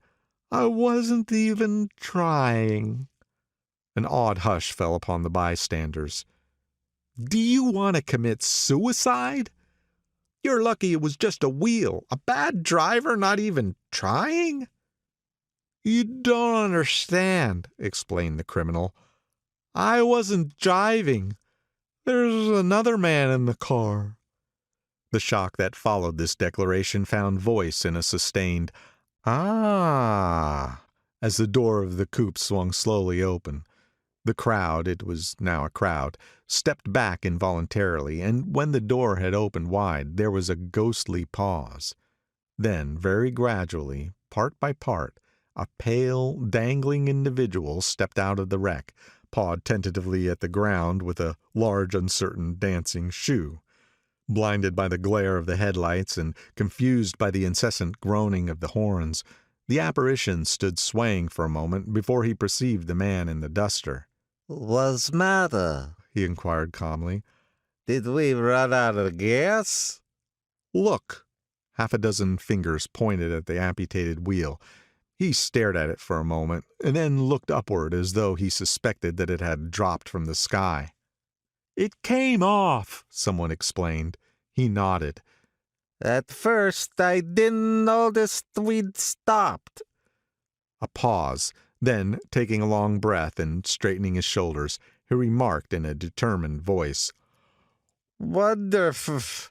Tell me where there's a gasoline station." At least a dozen men, some of them a little better off than he was, explained to him that wheel and car were no longer joined by any physical bond. "Back out," he suggested after a moment. "Put her in reverse." "But the wheel's off." He hesitated. "No harm in trying," he said. The caterwauling horns had reached a crescendo, and I turned away and cut across the lawn toward home. I glanced back once. A wafer of a moon was shining over Gatsby's house, making the night fine as before, and surviving the laughter and the sound of his still glowing garden. A sudden emptiness seemed to flow now from the windows and the great doors, endowing with complete isolation the figure of the host, who stood on the porch, his hand up in a formal gesture of farewell. Reading over what I have written so far, I see I have given the impression that the events of 3 nights several weeks apart were all that absorbed me. On the contrary, they were merely casual events in a crowded summer, and until much later they absorbed me infinitely less than my personal affairs. Most of the time I worked.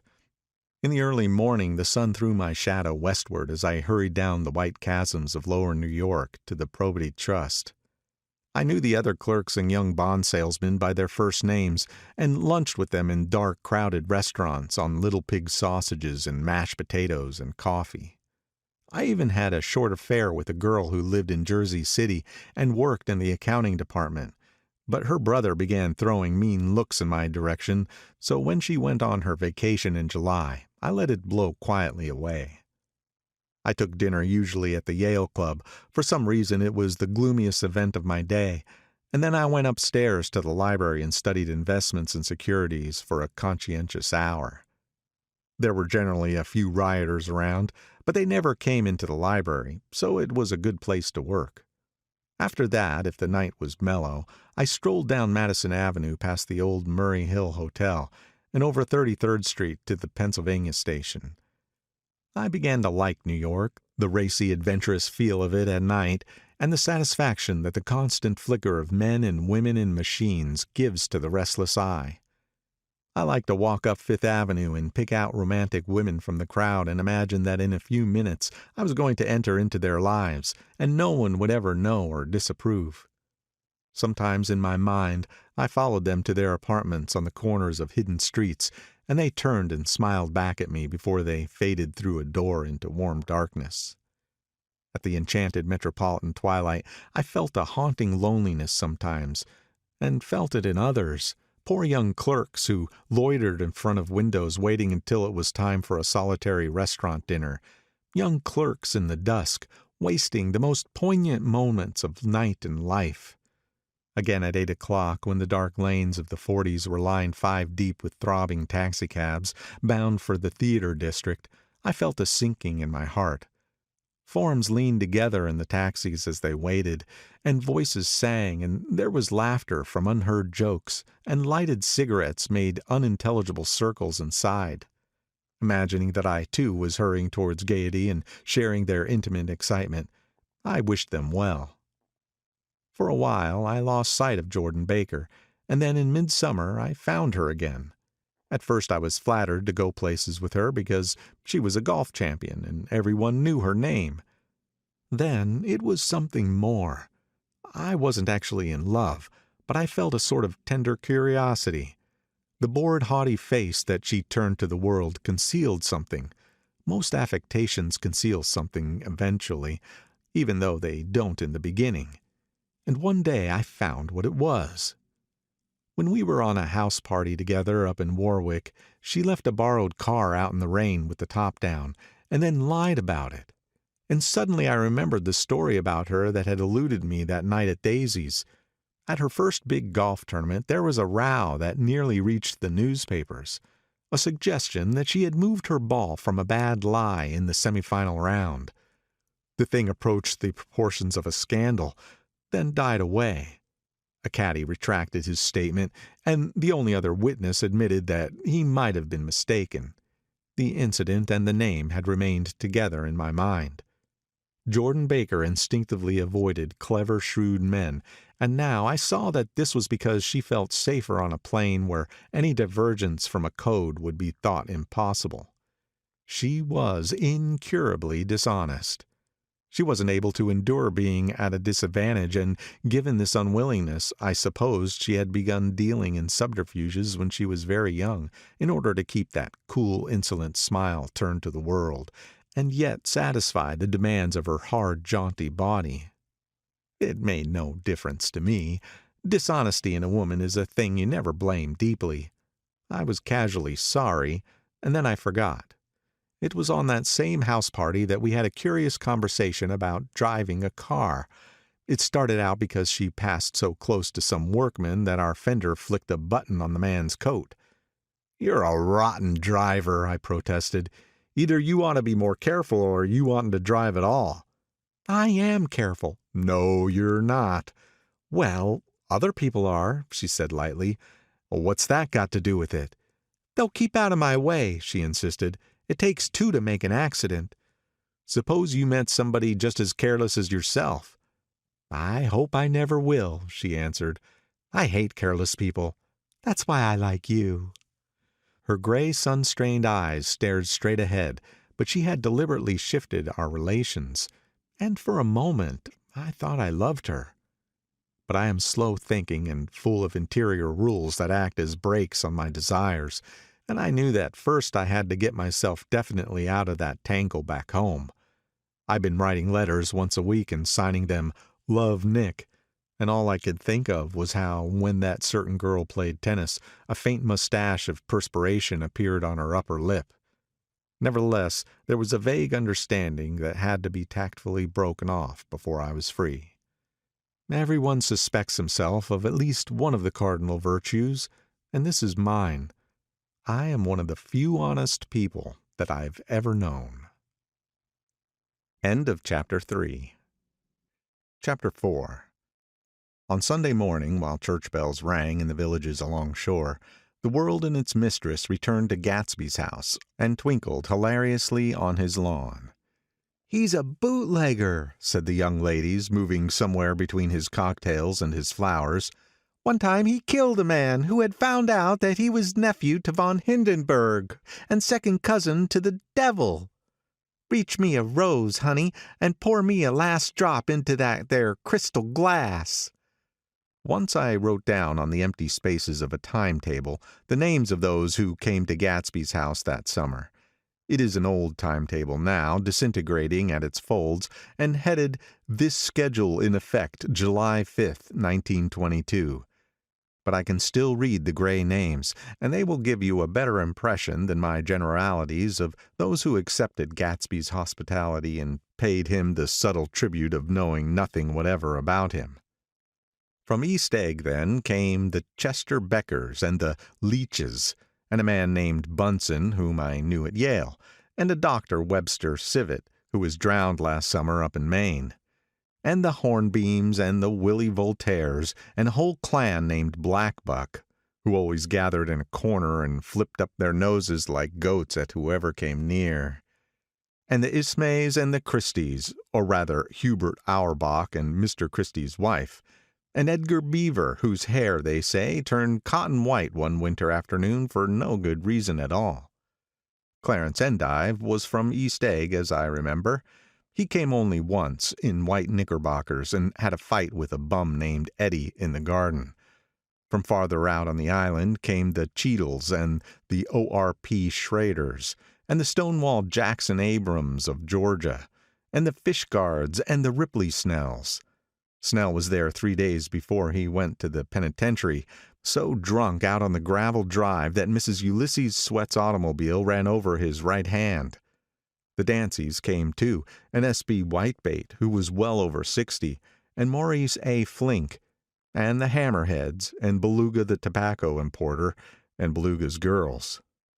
From West Egg came the Poles and the Mulreadys and the Cecil Roebuck and Cecil Schoen and Gulick the state senator and Newton Orchid, who controlled films par excellence, and Eckhouse and Clyde Cohen and Don S. Schwartz, the son, and Arthur McCarty, all connected with the movies in one way or another.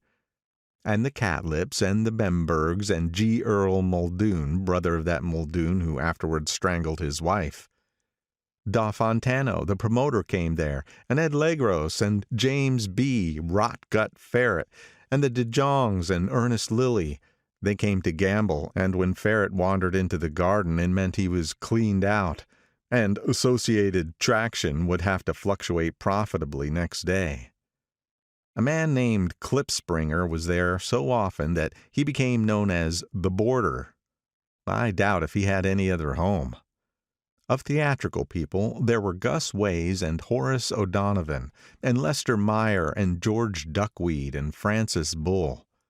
Also from New York were the Chromes and the Backesons and the Denekers and Russell Betty and the Corrigans and the Kellers and the Dewars and the Scullys and S.W. Belcher and the Smirkeys and the Young Quinns, divorced now, and Henry L. Palmetto, who killed himself by jumping in front of a subway train in Times Square.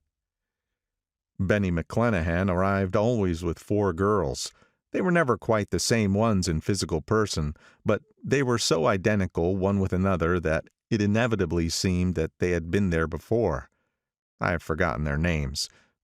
Jacqueline, I think, or else Consuela, or Gloria, or Judy, or June, and their last names were either the melodious names of flowers and months, or the sterner ones of the great American capitalists, whose cousins, if pressed, they would confess themselves to be. In addition to all these, I can remember that Faustina O'Brien came there at least once, and the Bedecker girls, and young Brewer, who had his nose shot off in the war, and Mr. Albruxberger and Miss Hagg, his fiancée, and Ardita Fitzpeters and Mr. P. Jewett, once head of the American Legion, with a man reputed to be her chauffeur, and a prince of something who we called Duke, and whose name, if I ever knew it, I have forgotten. All these people came to Gatsby's house in the summer. At 9 o'clock one morning late in July, Gatsby's gorgeous car lurched up the rocky drive to my door and gave out a burst of melody from its 3-noted horn. It was the first time he had called on me, though I had gone to 2 of his parties, mounted in his hydroplane and, at his urgent invitation, made frequent use of his beach. "Good morning, old sport. You're having lunch with me today, and I thought we'd ride up together." He was balancing himself on the dashboard of his car, with that resourcefulness of movement that is so peculiarly American. That comes, I suppose, with the absence of lifting work in youth, and even more, with the formless grace of our nervous sporadic games. This quality was continually breaking through his punctilious manner in the shape of restlessness. He was never quite still. There was always a tapping foot somewhere or the impatient opening and closing of a hand. He saw me looking with admiration at his car. "It's pretty, isn't it, old sport?" He jumped off and gave me a better view. "Have you ever seen it before?" I'd seen it. Everybody had seen it. It was a rich cream color, bright with nickel, swollen here and there in its monstrous length with triumphant hat boxes and supper boxes and tool boxes, and terraced with a labyrinth of windshields that mirrored a dozen suns. Sitting down behind many layers of glass in a sort of green leather conservatory, we started to town. I talked with him perhaps half a dozen times in the past month and found, to my disappointment, that he had little to say. So my first impression that he was a person of some undefined consequence had gradually faded, and he became simply the proprietor of an elaborate roadhouse next door. And then came that disconcerting ride. We hadn't reached West Egg Village before Gatsby began leaving his elegant sentences unfinished and slapping himself indecisively on the knee of his caramel-colored suit. "Look here, old sport," he broke out surprisingly. "What's your opinion of me, anyhow?" A little overwhelmed, I began the generalized evasions which that question deserves. "Well, I'm going to tell you something about my life," he interrupted. "I don't want you to get a wrong idea of me from all these stories you hear." So he was aware of the bizarre accusations that flavored conversation in his halls. "I'll tell you God's truth." His right hand suddenly ordered divine retribution to stand by. "I am the son of some wealthy people in the Middle West, all dead now. I was brought up in America, but educated at Oxford, because all my ancestors have been educated there for many years. It is a family tradition." He looked at me sideways, and I knew why Jordan Baker had believed he was lying. He hurried the phrase, "educated at Oxford," or swallowed it, or choked on it, as though it had bothered him before. And with this doubt, his whole statement fell to pieces, and I wondered if there was something a little sinister about him after all. "What part of the Middle West?" I inquired casually. "San Francisco." "I see. My family all died, and I came into a good deal of money." His voice was solemn, as if the memory of the sudden extinction of a clan still haunted him. For a moment I suspected that he was pulling my leg, but a glance at him convinced me otherwise.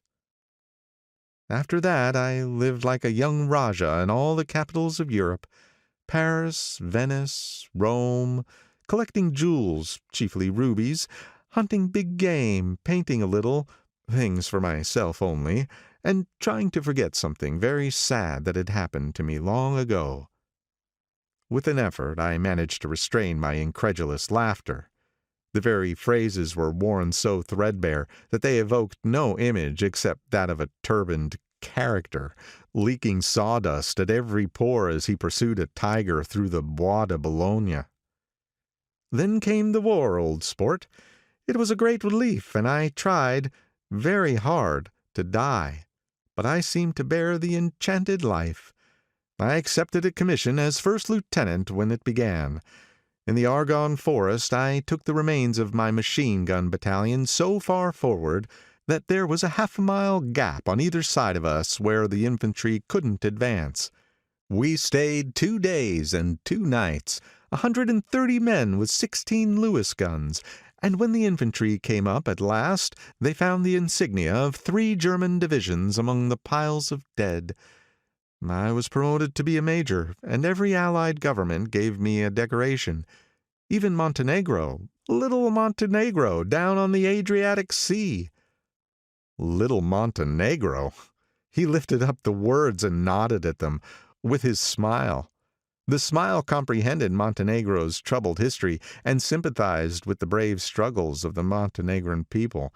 It appreciated fully the chain of national circumstances which had elicited this tribute from Montenegro's warm little heart. My incredulity was submerged in fascination now.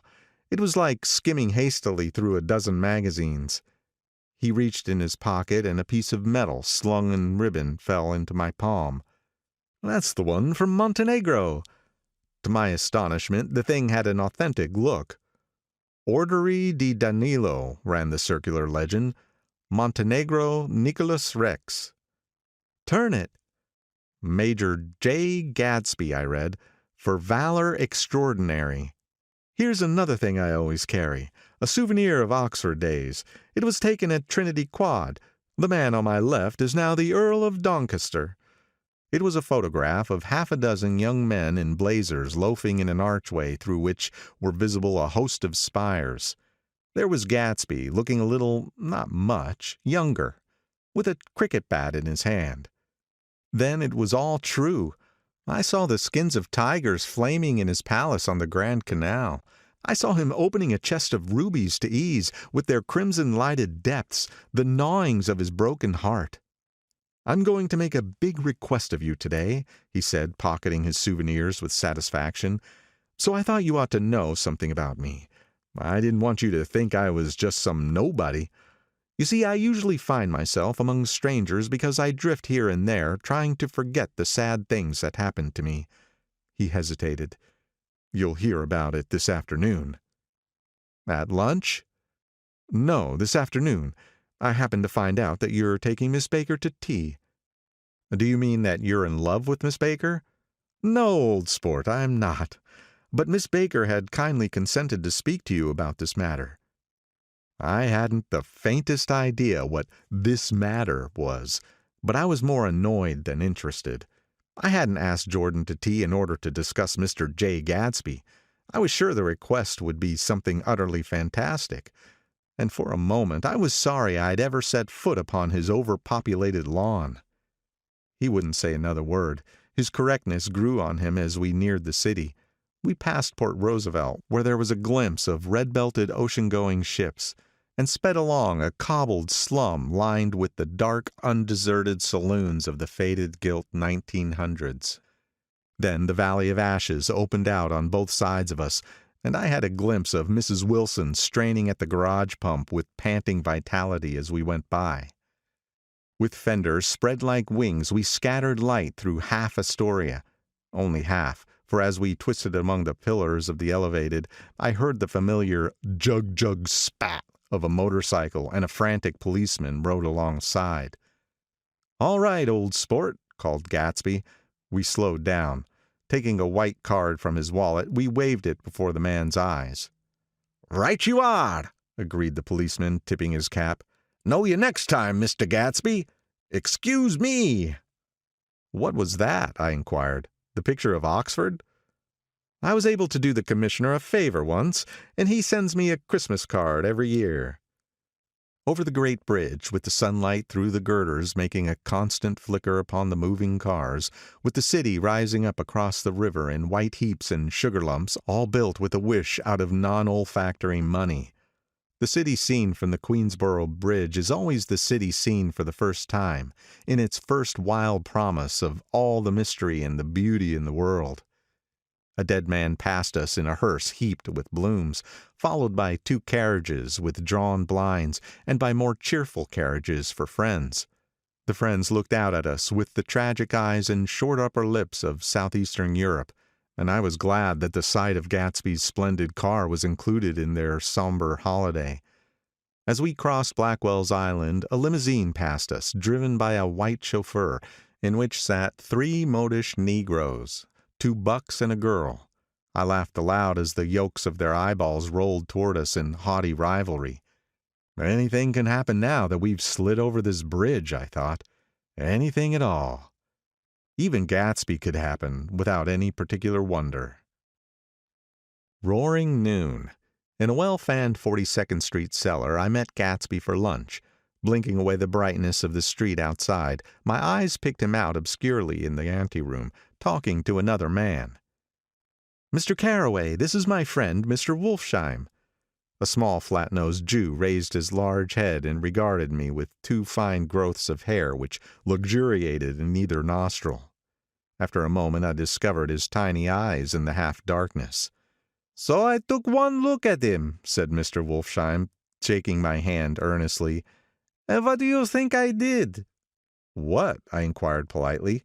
But evidently he was not addressing me, for he dropped my hand and covered Gatsby with his expressive nose. "I handed the money to Catspaw, and I said, 'All right, Catspaw, don't pay him a penny until he shuts his mouth.' He shut it then and there." Gatsby took an arm of each of us and moved forward into the restaurant, whereupon Mr. Wolfsheim swallowed a new sentence he was starting and lapsed into a somnambulatory abstraction. "Highballs?" asked the head waiter. "This is a nice restaurant here," said Mr. Wolfsheim, looking at the Presbyterian nymphs on the ceiling. "But I like across the street better." "Yes, highballs," agreed Mr. Gatsby, and then to Mr. Wolfsheim, "It's too hot over there." "Hot and small, yes," said Mr. Wolfsheim, "but full of memories." "What place is that?" I asked. "The old Metropole."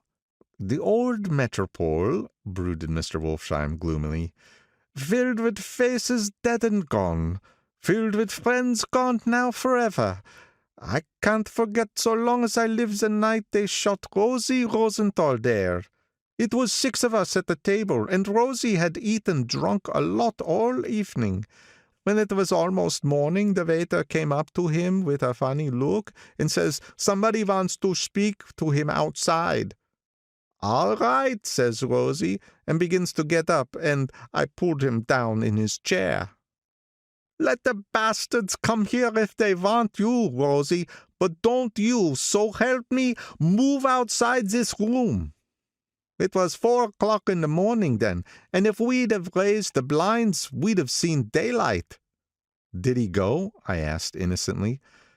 Sure he went. Mr. Wolfsheim's nose flashed at me indignantly. He turned around in the door and says, Don't let that waiter take away my coffee. And then he went out on the sidewalk, and they shot him 3 times in his full belly and drove away. 4 of them were electrocuted, I said, remembering.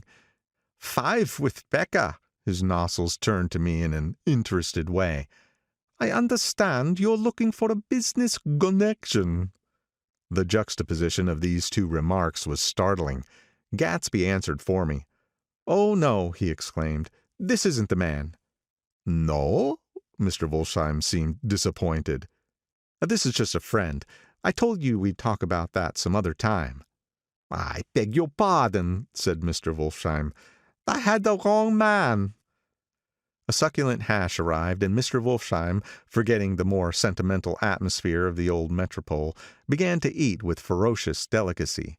His eyes, meanwhile, roved very slowly all around the room. He completed the arc by turning to inspect the people directly behind. I think that, except for my presence, he would have taken one short glance beneath our own table. Look here, old sport, said Gatsby, leaning toward me. I'm afraid I made you a little angry this morning in the car. There was the smile again, but this time I held out against it. I don't like mysteries, I answered, and I don't understand why you won't come out frankly and tell me what you want. Why has it all got to come through Miss Baker? Oh, it's nothing underhand, he assured me. Miss Baker's a great sportswoman, you know, and she'd never do anything that wasn't all right. Suddenly he looked at his watch, jumped up, and hurried from the room, leaving me with Mr. Wolfsheim at the table. He has to telephone, said Mr. Wolfsheim, following him with his eyes. Fine fellow, isn't he? Handsome to look at, and a perfect gentleman. Yes. He's an Oxford man. Oh. He went to Oxford College in England. You know Oxford College? I've heard of it. It's one of the most famous colleges in the world. Have you known Gatsby for a long time? I inquired. Several years, he answered in a gratified way. I made the pleasure of his acquaintance after the war, but I knew I had discovered a man of fine breeding after I talked with him an hour.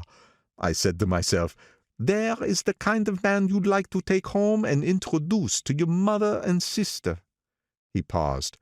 I see you're looking at my cuff buttons. I hadn't been looking at them, but I did now. They were composed of oddly familiar pieces of ivory. Finest specimens of human molars, he informed me. Well, I inspected them. That's a very interesting idea. Yeah. He flipped his sleeves up under his coat. Yeah, Gatsby's very careful about the women. He would never so much as look at a friend's wife. When the subject of this instinctive trust returned to the table and sat down, Mr. Wolfsheim drank his coffee with a jerk and got to his feet. I have enjoyed my lunch, he said, and I'm going to run off from you 2 young men before I outstay my welcome. Don't hurry, Meyer, said Gatsby without enthusiasm. Mr. Wolfsheim raised his hand in a sort of benediction.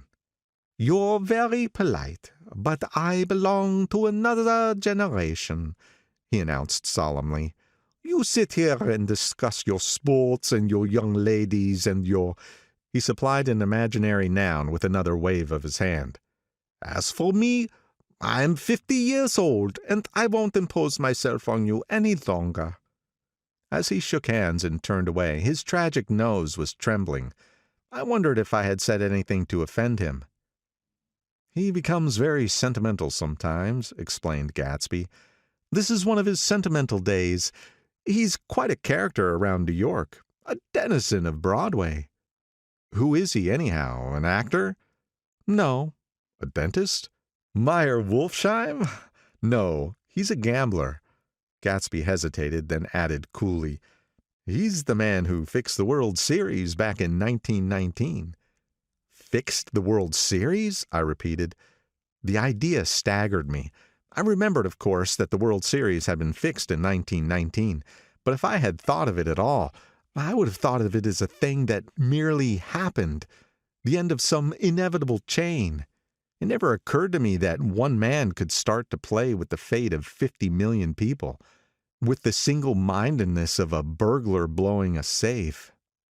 How did he happen to do that? I asked after a minute. He just saw the opportunity. Why isn't he in jail? They can't get him, old sport. He's a smart man. I insisted on paying the check. As the waiter brought my change, I caught the sight of Tom Buchanan across the crowded room. Come along with me for a minute, I said. I've got to say hello to someone. When he saw us, Tom jumped up and took half a dozen steps in our direction. Where have you been? He demanded eagerly. Daisy's furious because you haven't called up. This is Mr. Gatsby. Mr. Buchanan.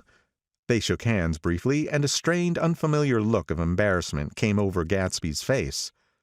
How have you been, anyhow? Demanded Tom of me. How'd you happen to come up this far to eat? I've been having lunch with Mr. Gatsby. I turned toward Mr. Gatsby, but he was no longer there. One October day in 1917, said Jordan Baker that afternoon, sitting up very straight on a straight chair in the tea garden at the Plaza Hotel, I was walking along from one place to another, half on the sidewalks and half on the lawns. I was happier on the lawns, because I had on shoes from England with rubber knobs on the soles that bit into the soft ground. I had on a new plaid skirt also that blew a little in the wind, and whenever this happened the red, white, and blue banners in front of all the houses stretched out stiff and said, "Tut, tut, tut, tut," in a disapproving way. The largest of the banners and the largest of the lawns belonged to Daisy Fay's house. She was just 18, 2 years older than me, and by far the most popular of all the young girls in Louisville. She dressed in white and had a little white roadster, and all day long the telephone rang in her house, and excited young officers from Camp Taylor demanded the privilege of monopolizing her that night. Anyways, for an hour. When I came beside her house that morning, her white roadster was beside the curb, and she was sitting in it with a lieutenant I had never seen before. They were so engrossed in each other that she didn't see me until I was 5 feet away. "Hello, Jordan," she called unexpectedly. "Please come here." I was flattered that she wanted to speak to me, because of all the older girls I admired her most. She asked me if I was going to Red Cross to make bandages. I was. Well, then, would I tell them that she couldn't come that day? The officer looked at Daisy while she was speaking in a way that every young girl wants to be looked at sometime, and because it seemed romantic to me, I have remembered the incident ever since. His name was Jay Gatsby, and I didn't lay eyes on him again for over 4 years. Even after I met him on Long Island, I didn't realize it was the same man. That was 1917. By the next year I had a few beaux myself, and I began to play in tournaments, so I didn't see Daisy very often. She went with a slightly older crowd, when she went with anyone at all. Wild rumors were circulating about her, how her mother had found her packing her bag one winter night to go to New York and say goodbye to a soldier who was going overseas. She was effectually prevented, but she wasn't on speaking terms with her family for several weeks. After that she didn't play around with the soldiers anymore, but only with a few flat-footed, short-sighted young men in town who couldn't get into the army at all. By the next autumn she was gay again, gay as ever. She had a debut after the armistice, and in February she was presumably engaged to a man from New Orleans. In June she married Tom Buchanan of Chicago, with more pomp and circumstance than Louisville ever knew before. He came down with 100 people in 4 private cars, and hired a whole floor of the Mulbach Hotel, and the day before the wedding he gave her a string of pearls valued at $350,000. I was a bridesmaid, I came into her room half an hour before the bridal dinner, and found her lying on her bed as lovely as the June night in her flowered dress, and as drunk as a monkey. She had a bottle of Sauterne in one hand and a letter in the other. "Congratulate me," she muttered. "Never had a drink before, but oh, how I do enjoy it. What's the matter, Daisy? I was scared, I can tell you. I never seen a girl like that before.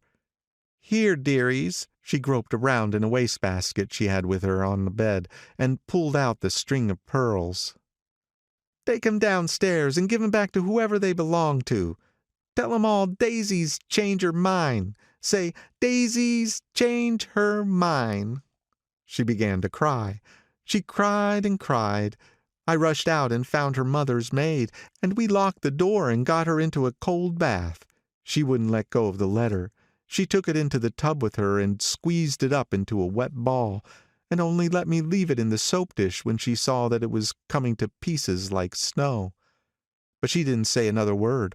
We gave her spirits of ammonia and put ice on her forehead and hooked her back into her dress, and half an hour later, when we walked out of the room, the pearls were around her neck and the incident was over. Next day at 5 o'clock she married Tom Buchanan without so much as a shiver, and started off on a 3 months' trip to the South Seas.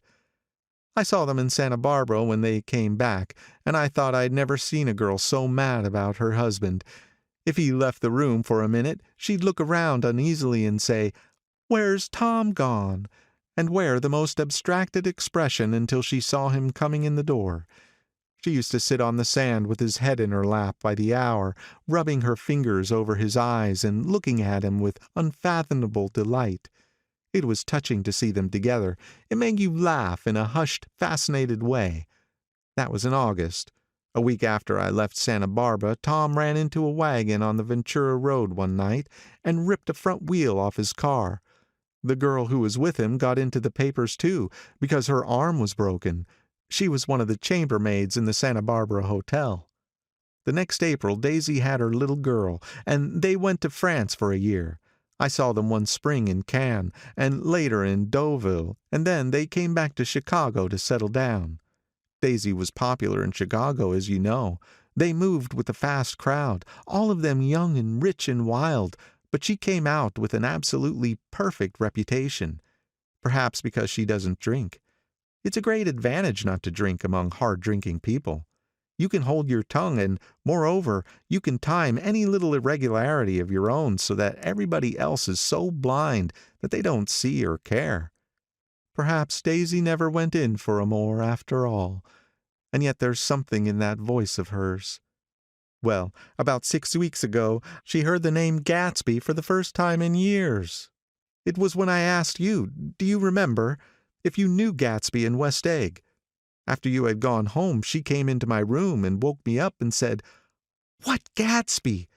And when I described him, I was half asleep. She said in the strangest voice that it must be the man she used to know. It wasn't until then that I connected this Gatsby with the officer in her white car.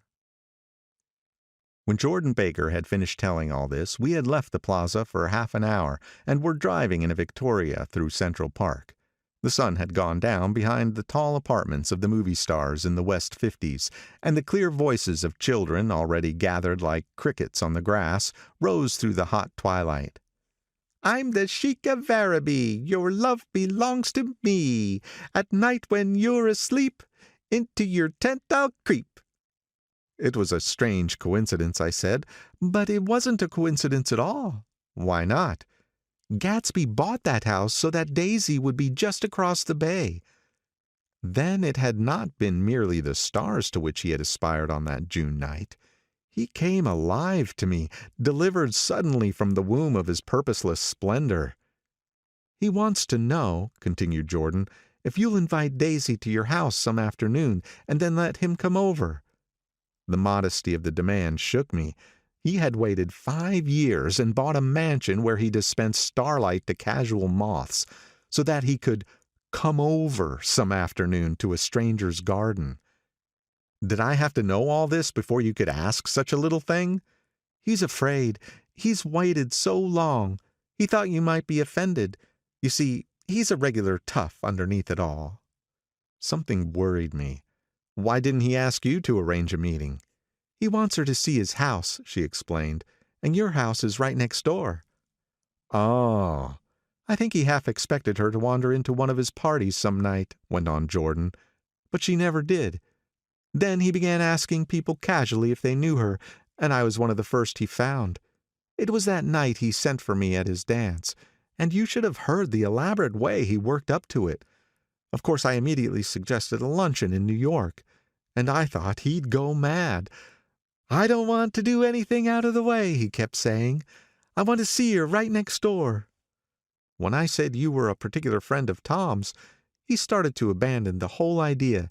He doesn't know very much about Tom, though he says he's read a Chicago paper for years just on the chance of catching a glimpse of Daisy's name. It was dark now, and as we dipped under a little bridge, I put my arm around Jordan's golden shoulder and drew her toward me and asked her to dinner. Suddenly I wasn't thinking of Daisy and Gatsby anymore, but of this clean, hard, limited person who dealt in universal skepticism and who leaned back jauntily just within the circle of my arm. A phrase began to beat in my ears with a sort of heady excitement. "There are only the pursued, the pursuing, the busy, and the tired." "And Daisy ought to have something in her life," murmured Jordan to me. "Does she want to see Gatsby?" "She's not to know about it. Gatsby doesn't want her to know. You're just supposed to invite her to tea." We passed a barrier of dark trees, and then the facade of 59th Street. A block of delicate pale light beamed down into the park. Unlike Gatsby and Tom Buchanan, I had no girl whose disembodied face floated along the dark cornices of blinding signs, and so I drew up the girl beside me, tightening my arms. Her wan, scornful mouth smiled, and so I drew her up again closer, this time to my face. End of Chapter 4. Chapter 5. When I came home to West Egg that night, I was afraid for a moment that my house was on fire. 2 o'clock, and the whole corner of the peninsula was blazing with light, which fell unreal on the shrubbery and made thin elongating glints upon the roadside wires. Turning a corner, I saw that it was Gatsby's house, lit from tower to cellar. At first I thought it was another party, a wild rout that had resolved itself into hide-and-go-seek or sardines in the box, with all the house thrown open to the game. But there wasn't a sound, only wind in the trees which blew the wires and made the lights go off and on again as if the house had winked into the darkness. As my taxi groaned away, I saw Gatsby walking toward me across his lawn. "Your place looks like the World's Fair," I said. "Does it?" He turned his eyes toward it absently. "I've been glancing into some of the rooms. Let's go to Coney Island, old sport, in my car." "It's too late." "Well, suppose we take a plunge in the swimming pool. I haven't made use of it all summer." "I've got to go to bed." "All right." He waited, looking at me with suppressed eagerness. "I talked with Miss Baker," I said after a moment. "I'm going to call up Daisy tomorrow, invite her over here to tea." "Oh, that's all right," he said carelessly. "I don't want to put you to any trouble." "What day would suit you?" "What day would suit you," he corrected me quickly. "I don't want to put you to any trouble, you see. How about the day after tomorrow?" He considered for a moment, then with reluctance, "I want to get the grass cut," he said. We both looked down at the grass. There was a sharp line where my ragged lawn ended, and the darker, well-kept expanse of his began. I suspected that he meant my grass. "There's another little thing," he said uncertainly, and hesitated. "Would you rather put it off for a few days?" I asked. "Oh, it isn't about that. At least—" He fumbled with a series of beginnings. Why, look here, old sport. You don't make much money, do you?" "Not very much." This seemed to reassure him, and he continued more confidently. "I thought you didn't, if you'll pardon my... You see, I carry on a little business on the side, a sort of sideline, you understand. I thought that if you don't make very much... You're selling bonds, aren't you, old sport?" "Trying to." "Well, this would interest you. It wouldn't take up much of your time, and you might pick up a nice bit of money. It happens to be a rather confidential sort of thing." I realize now that under different circumstances that conversation might have been one of the crises of my life. But because the offer was obviously and tactlessly for a service to be rendered, I had no choice except to cut him off there. "I've got my hands full," I said. "I'm much obliged, but I couldn't take on any more work." "You wouldn't have to do any business with Wolfsheim." Evidently he thought that I was shying away from the connection mentioned at lunch, but I assured him he was wrong. He waited a moment longer, hoping I'd begin a conversation, but I was too absorbed to be responsive, so he went unwillingly home. The evening had made me light-headed and happy. I think I walked into a deep sleep as I entered my front door. So I don't know whether or not Gatsby went to Coney Island, or for how many hours he glanced into rooms while his house blazed gaudily on. I called up Daisy from the office next morning and invited her to come to tea. "Don't bring Tom," I warned her. "What?" "Don't bring Tom." "Who's Tom?" she asked innocently. The day agreed upon was pouring rain. At 11 o'clock, a man in a raincoat dragging a lawnmower tapped at my front door and said that Mr. Gatsby had sent him over to cut my grass. This reminded me that I had forgotten to tell my Finn to come back, so I drove into West Egg Village to search for her among soggy whitewashed alleys and to buy some cups and lemons and flowers. The flowers were unnecessary, for at 2 o'clock a greenhouse arrived from Gatsby's with innumerable receptacles to contain it. An hour later, the front door opened nervously, and Gatsby, in a white flannel suit, silver shirt, and gold-colored tie, hurried in. He was pale, and there were dark signs of sleeplessness beneath his eyes. "Is everything all right?" he asked immediately. "The grass looks fine, if that's what you mean." "What grass?" he inquired blankly. "Oh, the grass in the yard."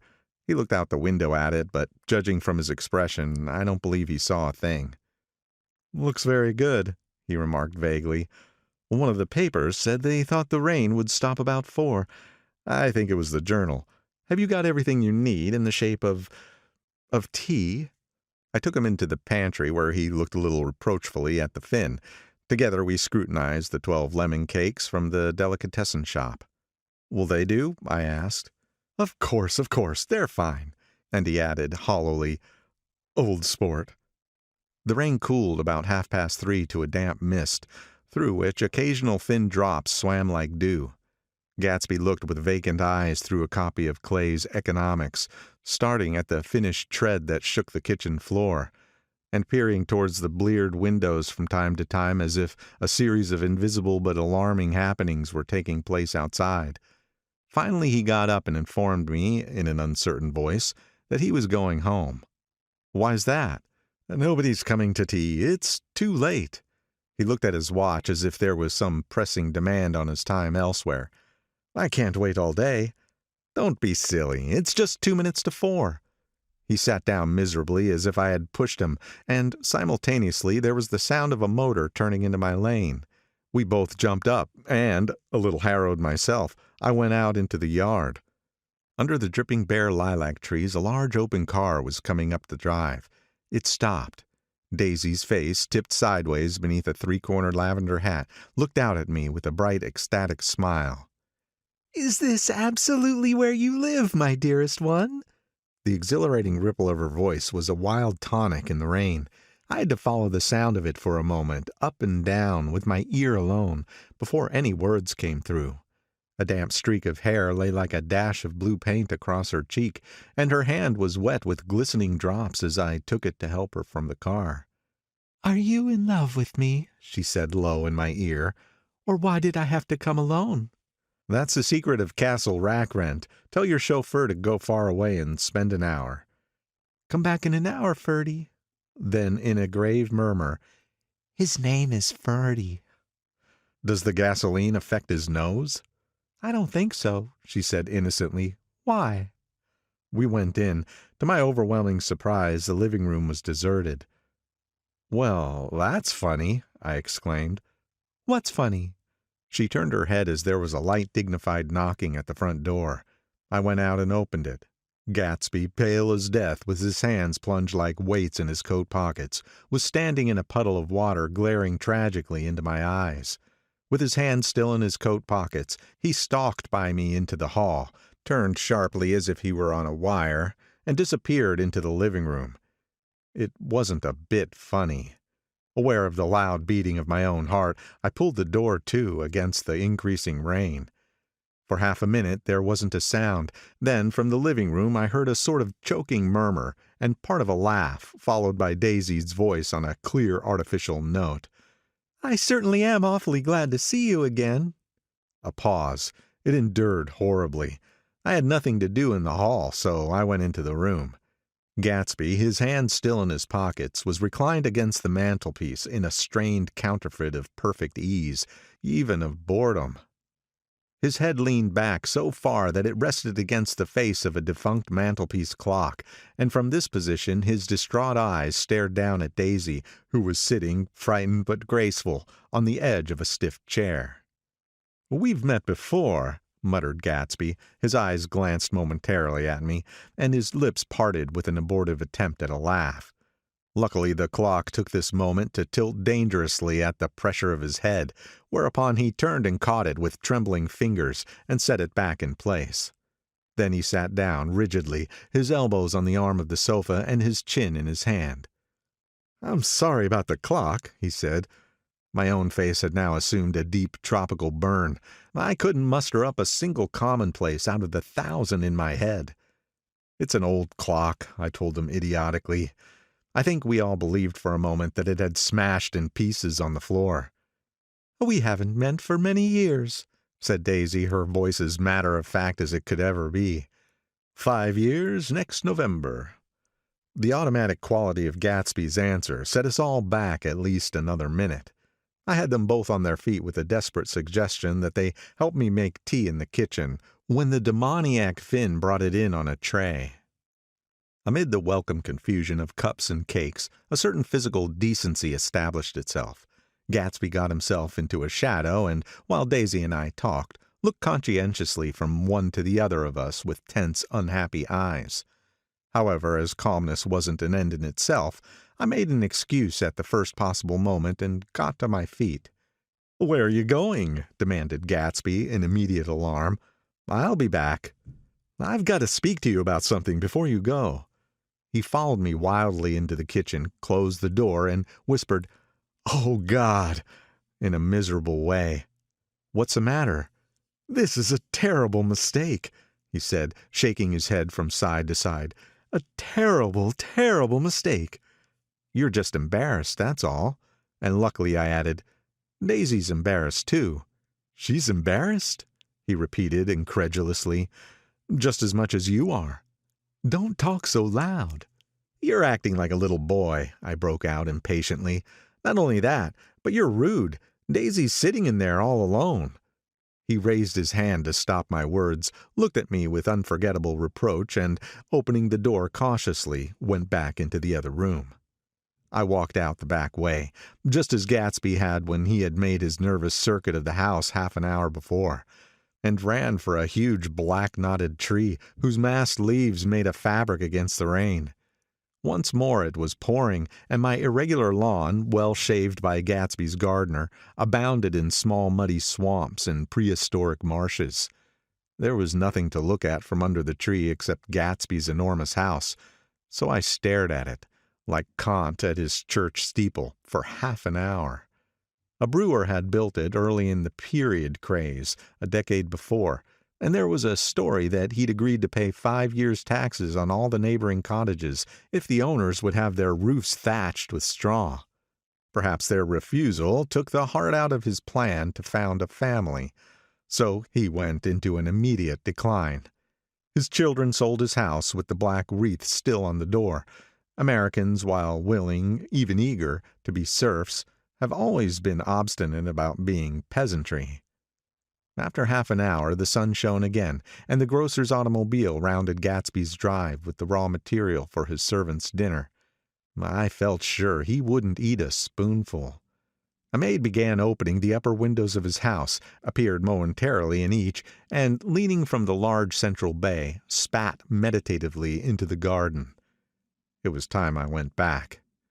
While the rain continued, it had seemed like the murmur of their voices, rising and swelling a little now and then with gusts of emotion. But in the new silence, I felt that silence had fallen within the house, too. I went in, after making every possible noise in the kitchen short of pushing over the stove, but I don't believe they heard a sound. They were sitting at either end of the couch, looking at each other as if some question had been asked, or was in the air, and every vestige of embarrassment was gone. Daisy's face was smeared with tears, and when I came in she jumped up and began wiping at it with her handkerchief before a mirror. But there was a change in Gatsby that was simply confounding. He literally glowed. Without a word or a gesture of exultation, a new well-being radiated from him and filled the little room. "Oh, hello, old sport," he said as if he hadn't seen me for years. I thought for a moment he was going to shake hands. "It stopped raining. Has it?" When he realized what I was talking about, that there were twinkle bells of sunshine in the room, he smiled like a weatherman, like an ecstatic patron of recurrent light, and repeated the news to Daisy. "What do you think of that? It stopped raining." "I'm glad, Jay." Her throat, full of aching, grieving beauty, told only of her unexpected joy. "I want you and Daisy to come over to my house," he said. "I'd like to show her around." "You're sure you want me to come?" "Absolutely, old sport." Daisy went upstairs to wash her face. Too late, I thought, with humiliation of my towels, while Gatsby and I waited on the lawn. "My house looks well, doesn't it?" he demanded. "See how the whole front of it catches the light?" I agreed that it was splendid. "Yes." His eyes went over at every arched door and square tower. "It took me just 3 years to earn the money that bought it." "I thought you inherited your money." "I did, old sport," he said automatically, "but I lost most of it in the big panic, the panic of the war." I think he hardly knew what he was saying, for when I asked him what business he was in, he answered, "That's my affair," before he realized that it wasn't an appropriate reply. "Oh, I've been in several things," he corrected himself. "I was in the drug business, and then I was in the oil business, but I'm not in either one now." He looked at me with more attention. "Do you mean you've been thinking over what I proposed the other night?" Before I could answer, Daisy came out of the house, and 2 rows of brass buttons on her dress gleamed in the sunlight. "That huge place there?" she cried, pointing. "Do you like it?" "I love it, but I don't see how you live there all alone." "I keep it always full of interesting people, day and night. People who do interesting things. Celebrated people." Instead of taking the shortcut along the Sound, we went down to the road and entered by the big postern. With enchanting murmurs, Daisy admired this aspect or that of the feudal silhouette against the sky, admired the gardens, the sparkling odor of the jonquils, and the frothy odor of hawthorn and plum blossoms, and the pale gold odor of Kiss Me at the Gate. It was strange to reach the marble steps and find no stir of bright dresses in and out the door, and hear no sound but bird voices in the trees. And inside, as we wandered through Marie Antoinette music rooms and restoration salons, I felt that there were guests concealed behind every couch and table, under orders to be breathlessly silent until we had passed through. As Gatsby closed the door of the Merton College Library, I could have sworn I heard the owl-eyed man break into ghostly laughter. We went upstairs through period bedrooms swathed in rose and lavender silk and vivid with new flowers, through dressing rooms and pool rooms and bathrooms with sunken baths, intruding into one chamber where a disheveled man in pajamas was doing liver exercises on the floor. It was Mr. Kilpspringer, the boarder. I had seen him wandering hungrily about the beach that morning. Finally we came into Gatsby's own apartment, a bedroom and a bath, and an Adams study, where we sat down and drank a glass of some chartreuse he took from a cupboard in the wall. He hadn't once ceased looking at Daisy, and I think he revalued everything in his house according to the measure of response it drew from her well-loved eyes. Sometimes, too, he stared around at his possessions in a dazed way, as though in her actual and astounding presence none of it was any longer real. Once he nearly toppled down a flight of stairs. His bedroom was the simplest room of all. except where the dresser was garnished with a toilet set out of pure dull gold. Daisy took the brush with delight and smoothed her hair, whereupon Gatsby sat down and shaded his eyes and began to laugh. "It's the funniest thing, old sport," he said hilariously. "I can't, when I try to." He had passed visibly through 2 states and was entering upon a third. After his embarrassment and his unreasoning joy, he was consumed with wonder at her presence. He had been full of the idea so long, dreamed it right through to the end, waited with his teeth set, so to speak, at an inconceivable pitch of intensity. Now, in the reaction, he was running down like an overwound clock. Recovering himself in a minute, he opened for us 2 hulking patent cabinets, which held his massed suits and dressing gowns and ties, and his shirts piled like bricks in stacks a dozen high. "I've got a man in England who buys me clothes. He sends over a selection of things at the beginning of each season, spring and fall." He took out a pile of shirts and began throwing them one by one before us, shirts of sheer linen and thick silk and fine flannel which lost their folds as they fell and covered the table in many-colored disarray. While we admired, he brought more, and the soft, rich heap mounted higher. Shirts with stripes and scrolls and plaids in coral and apple green and lavender and faint orange, with monograms of Indian blue. Suddenly, with a strained sound, Daisy bent her head into the shirts and began to cry stormily. "They're such beautiful shirts," she sobbed, her voice muffled in the thick folds. "It makes me sad, because I've never seen such beautiful shirts before." After the house, we were to see the grounds and the swimming pool and the hydroplane and the midsummer flowers. But outside Gatsby's window it began to rain again, so we stood in a row, looking at the corrugated surface of the Sound. "If it wasn't for the mist, we could see your home across the bay," said Gatsby. "You always have a green light that burns all night at the end of your dock." Daisy put her arm through his abruptly, but he seemed absorbed in what he had just said. Possibly it had occurred to him that the colossal significance of that light had now vanished forever. Compared to the great distance that had separated him from Daisy, it had seemed very near to her, almost touching her. It had seemed as close as a star to the moon. Now it was again a green light on a dock. His count of enchanted objects had diminished by 1. I began to walk about the room, examining various indefinite objects in the half-darkness. A large photograph of an elderly man in yachting costume attracted me, hung on the wall over his desk. "Who's this?" "That?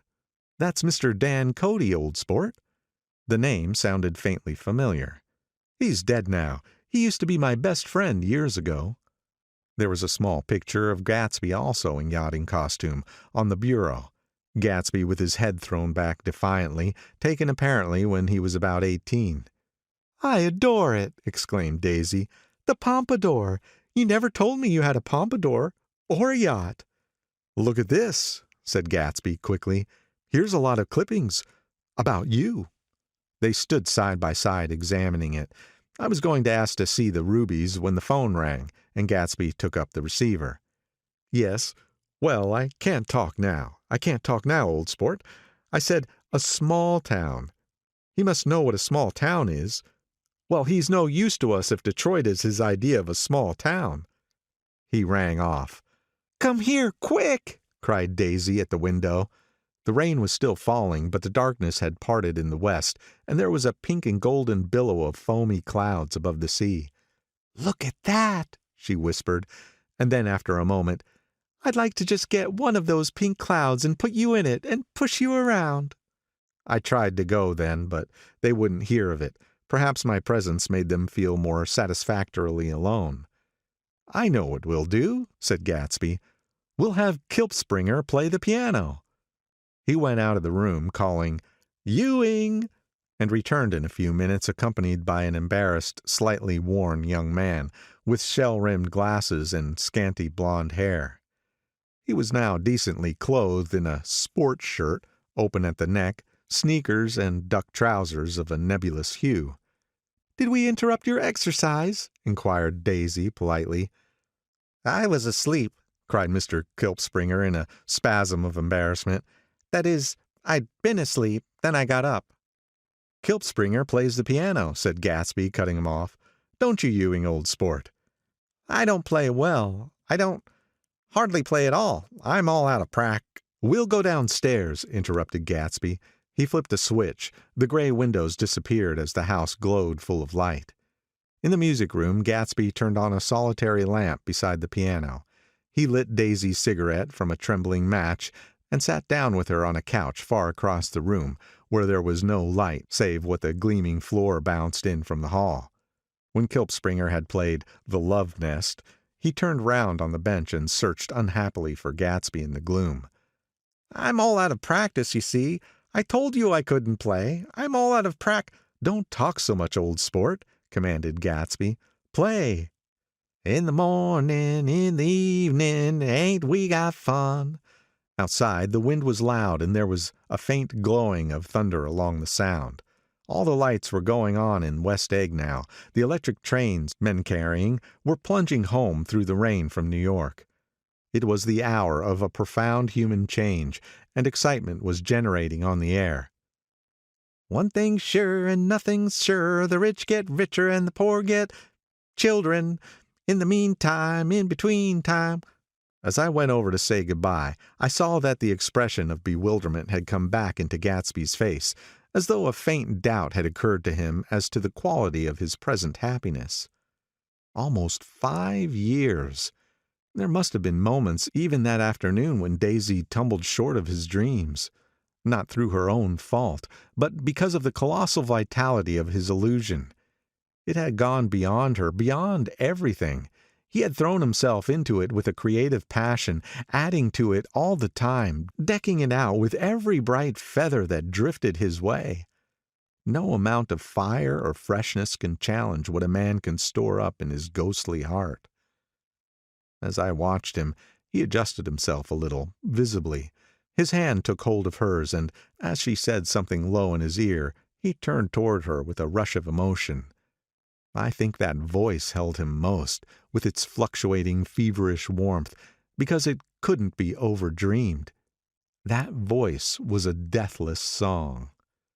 They had forgotten me, but Daisy glanced up and held out her hand. Gatsby didn't know me now at all. I looked once more at them, and they looked back at me, remotely, possessed by intense life. Then I went out of the room and down the marble steps into the rain, leaving them there together. End of Chapter 5. Chapter 6. About this time an ambitious young reporter from New York arrived one morning at Gatsby's door and asked him if he had anything to say. "Anything to say about what?" inquired Gatsby politely. "Why, any statement to give out." It transpired after a confused 5 minutes that the man had heard Gatsby's name around his office in a connection which he either wouldn't reveal or didn't fully understand. This was his day off, and with laudable initiative he had hurried out to see.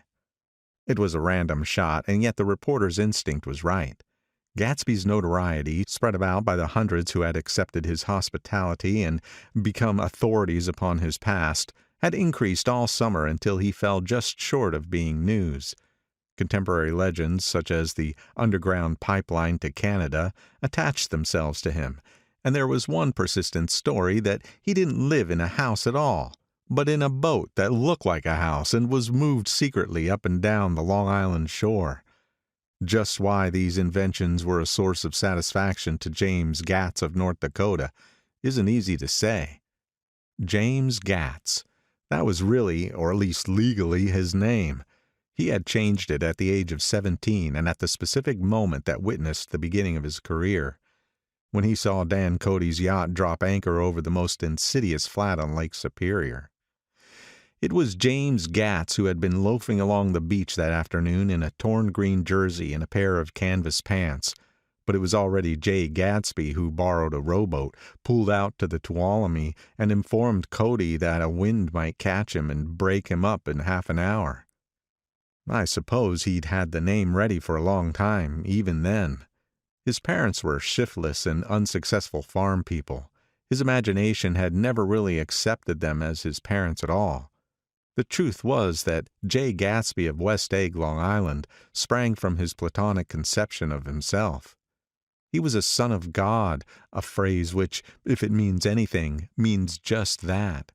And he must be about his father's business, the service of a vast, vulgar, and meretricious beauty. So he invented just the sort of Jay Gatsby that a 17-year-old boy would be likely to invent, and to this conception he was faithful to the end. For over a year he had been beating his way along the south shore of Lake Superior as a clam digger and a salmon fisher, or in any other capacity that brought him food and bed. His brown, hardening body lived naturally through the half-fierce, half-lazy world of the bracing days. He knew women early, and since they spoiled him, he became contemptuous of them, of young virgins because they were ignorant, of the others because they were hysterical about things which, in his overwhelming self-absorption, he took for granted. But his heart was in a constant turbulent riot. The most grotesque and fantastic conceits haunted him in his bed at night. A universe of ineffable gaudiness spun itself out in his brain, while the clock ticked on the washstand and the moon soaked with wet light his tangled clothes upon the floor. Each night he added to the pattern of his fancies until drowsiness closed down upon some vivid scene with an oblivious embrace. For a while these reveries provided an outlet for his imagination. They were a satisfactory hint of the unreality of reality, a promise that the rock of the world was founded securely on a fairy's wing. An instinct toward his future glory had led him, some months before, to the small Lutheran college of St. Olaf's in southern Minnesota. He stayed there 2 weeks, dismayed at its ferocious indifference to the drums of his destiny, to destiny itself, and despising the janitor's work with which he was to pay his way through. Then he drifted back to Lake Superior, and he was still searching for something to do on the day that Dan Cody's yacht dropped anchor in the shallows alongshore. Cody was 50 years old then, a product of the Nevada silver fields, of the Yukon, of every rush for metal since '75. The transactions in Montana copper that made him many times a millionaire found him physically robust, but on the verge of soft-mindedness, and, suspecting this, an infinite number of women tried to separate him from his money.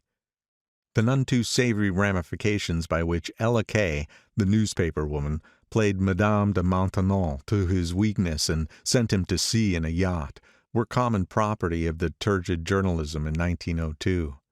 He had been coasting along all too hospitable shores for 5 years when he turned up as James Gats's destiny in Little Girl Bay. To young Gats, resting on his oars and looking up at the rail deck, that yacht represented all the beauty and glamour in the world. I suppose he smiled at Cody.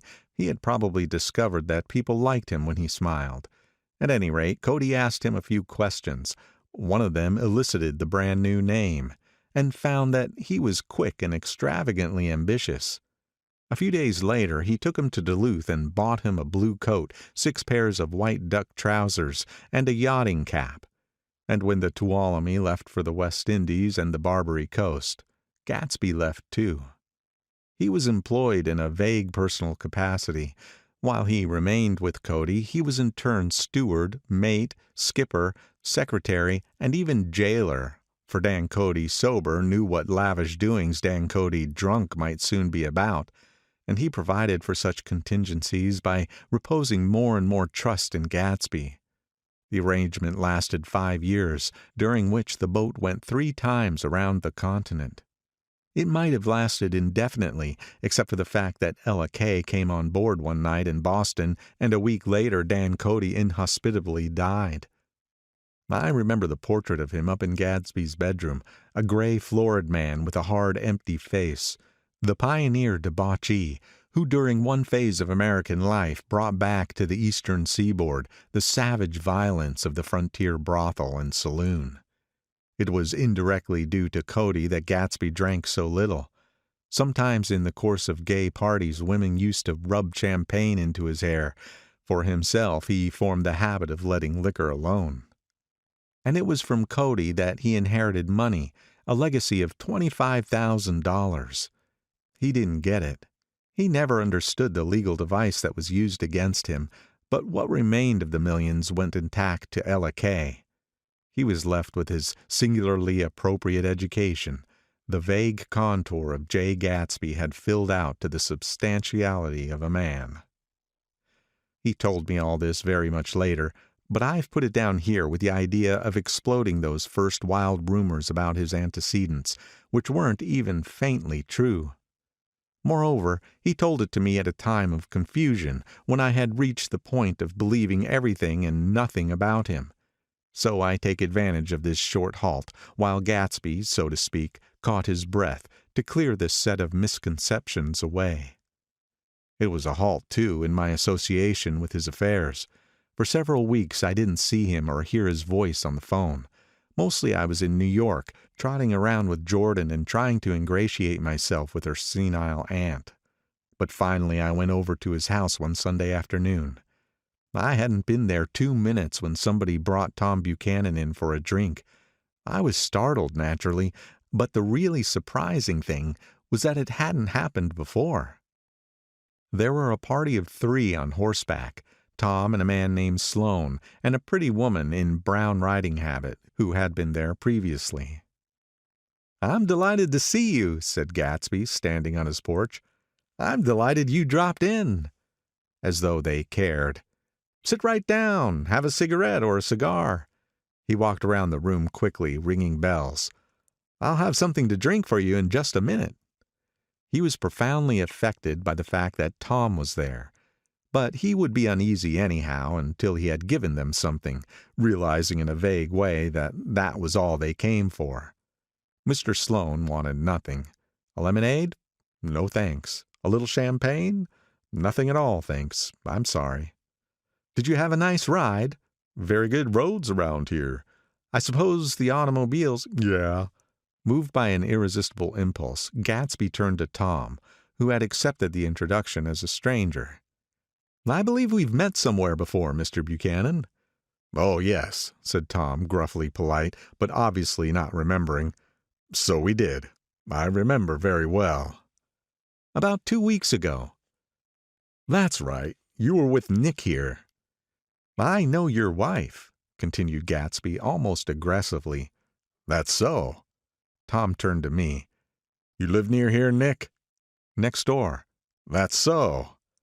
Mr. Sloane didn't enter into the conversation, but lounged back haughtily in his chair. The woman said nothing either, until unexpectedly, after 2 highballs, she became cordial. "We'll all come over to your party next, Mr. Gatsby," she suggested. "What do you say?" "Certainly, I'd be delighted to have you." "Be very nice," said Mr. Sloane without gratitude. "Well, think ought to be starting home." "Please don't hurry," Gatsby urged them. He had control of himself now, and he wanted to see more of Tom. Why don't you stay for supper? I wouldn't be surprised if some other people dropped in from New York." "You come to supper with me," said the lady enthusiastically. "Both of you." This included me. Mr. Sloane got to his feet. "Come along," he said, but to her only. "I mean it," she insisted. "I'd love to have you. Lots of room." Gatsby looked at me questioningly. He wanted to go, and he didn't see that Mr. Sloane had determined he shouldn't. "I'm afraid I won't be able to," I said.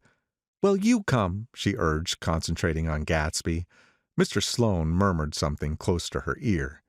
"We won't be late if we start now," she insisted aloud. "I haven't got a horse," said Gatsby. "I used to ride in the army, but I never bought a horse. I'll have to follow you in my car. Excuse me for just a minute."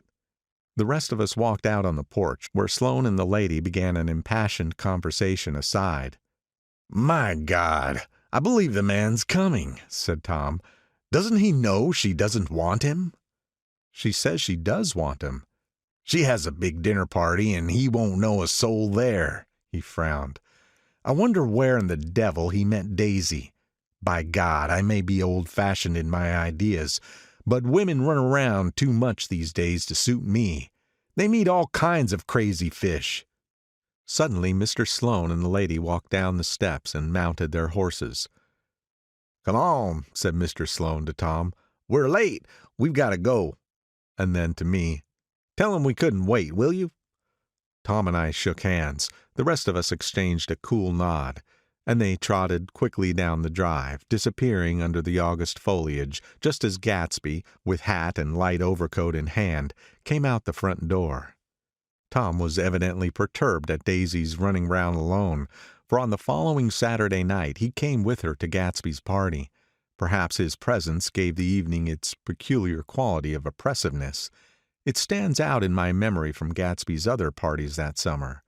There were the same people, at least the same sort of people, the same profusion of champagne, the same many-colored, many-keyed commotion, but I felt an unpleasantness in the air, a pervading harshness that hadn't been there before.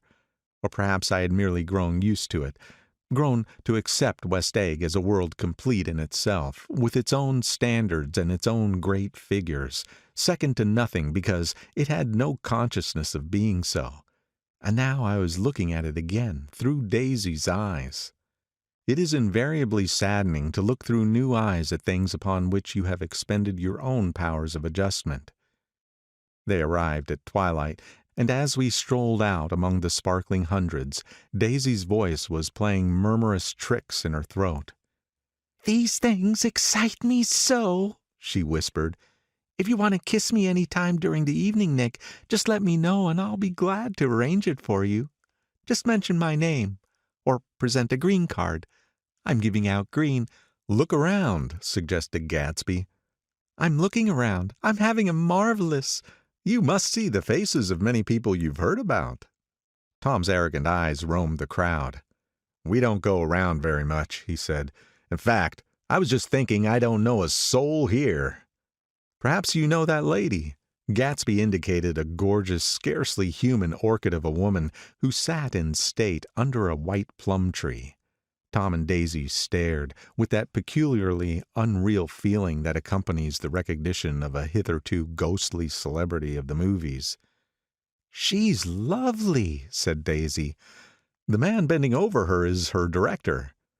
He took them ceremoniously from group to group. "Mrs. Buchanan and Mr. Buchanan." After an instant's hesitation, he added, "The polo player." "Oh, no," objected Tom quickly. "Not me." But evidently the sound of it pleased Gatsby, for Tom remained the polo player for the rest of the evening. "I've never met so many celebrities," Daisy exclaimed. "I liked that man. What was his name, with the sort of blue nose?" Gatsby identified him, adding that he was a small producer. "Well, I liked him anyhow." "I'd a little rather not be a polo player," said Tom pleasantly. "I'd rather look at all these famous people in oblivion." Daisy and Gatsby danced. I remember being surprised by his graceful conservative foxtrot. I had never seen him dance before. Then they sauntered over to my house and sat on the steps for half an hour, while at her request I remained watchfully in the garden. "In case there's a fire or a flood," she explained, "or any act of God." Tom appeared from his oblivion as we were sitting down to supper together. "Do you mind if I eat with some people over here?" he asked. "A fellow's getting off some funny stuff." "Go ahead," answered Daisy genially. "And if you want to take down any addresses, here's my little gold pencil." She looked around after a moment and told me the girl was common but pretty, and I knew that except for the half hour she'd been alone with Gatsby, she wasn't having a good time. We were at a particularly tipsy table. That was my fault. Gatsby had been called to the phone, and I'd enjoyed these same people only 2 weeks before. But what had amused me then turned septic on the air now. "How do you feel, Miss Bedecker?" The girl addressed was trying unsuccessfully to slump against my shoulder. At this inquiry she sat up and opened her eyes. "Wha—" A massive and lethargic woman, who had been urging Daisy to play golf with her at a local club tomorrow, spoke in Miss Bedecker's defense. "Oh, she's all right now. When she had 5 or 6 cocktails, she always starts screaming like that. I tell her she ought to leave it alone." "I do leave it alone," affirmed the accused hollowly. "We heard you yelling, so I said to Doc Civet here, 'There's somebody that needs your help, Doc.'" "She's much obliged, I'm sure," said another friend without gratitude. "But you got her dress all wet when you stuck her head in the pool." "Anything I hate is to get my head stuck in a pool," mumbled Miss Bedecker. "They almost drowned me once over in New Jersey." "Then you ought to leave it alone," countered Doc Civic. "Speak for yourself," cried Miss Bedecker violently. "Your hand shakes. I wouldn't let you operate on me." It was like that.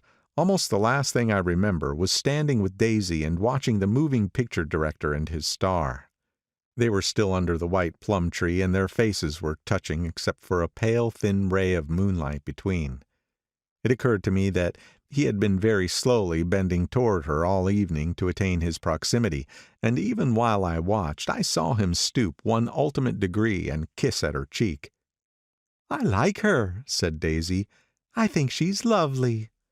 But the rest offended her, and inarguably because it wasn't a gesture but an emotion. She was appalled by West Egg, this unprecedented place that Broadway had begotten upon a Long Island fishing village, appalled by its raw vigor that chafed under the old euphemisms, and by the too obtrusive fate that herded its inhabitants along a shortcut from nothing to nothing. She saw something awful in the very simplicity she failed to understand. I sat on the front steps with them while they waited for their car. It was dark here in front, only the bright door sent 10 square feet of light volleying out into the soft black morning. Sometimes a shadow moved against a dressing room blind above, gave way to another shadow, an indefinite procession of shadows, who rouged and powdered in an invisible glass. "Who is this Gatsby, anyhow?" demanded Tom suddenly. "Some big bootlegger?" "Where'd you hear that?" I inquired. "I didn't hear it. I imagined it. A lot of these newly rich people are just big bootleggers, you know." "Not Gadsby," I said shortly. He was silent for a moment. The pebbles of the drive crunched under his feet. "Well, he certainly must have strained himself to get this menagerie together." A breeze stirred the gray haze of Daisy's fur collar. "At least they are more interesting than the people we know," she said with an effort. "You didn't look so interested." "Well, I was." Tom laughed and turned to me. "Did you notice Daisy's face when that girl asked her to put her under a cold shower?"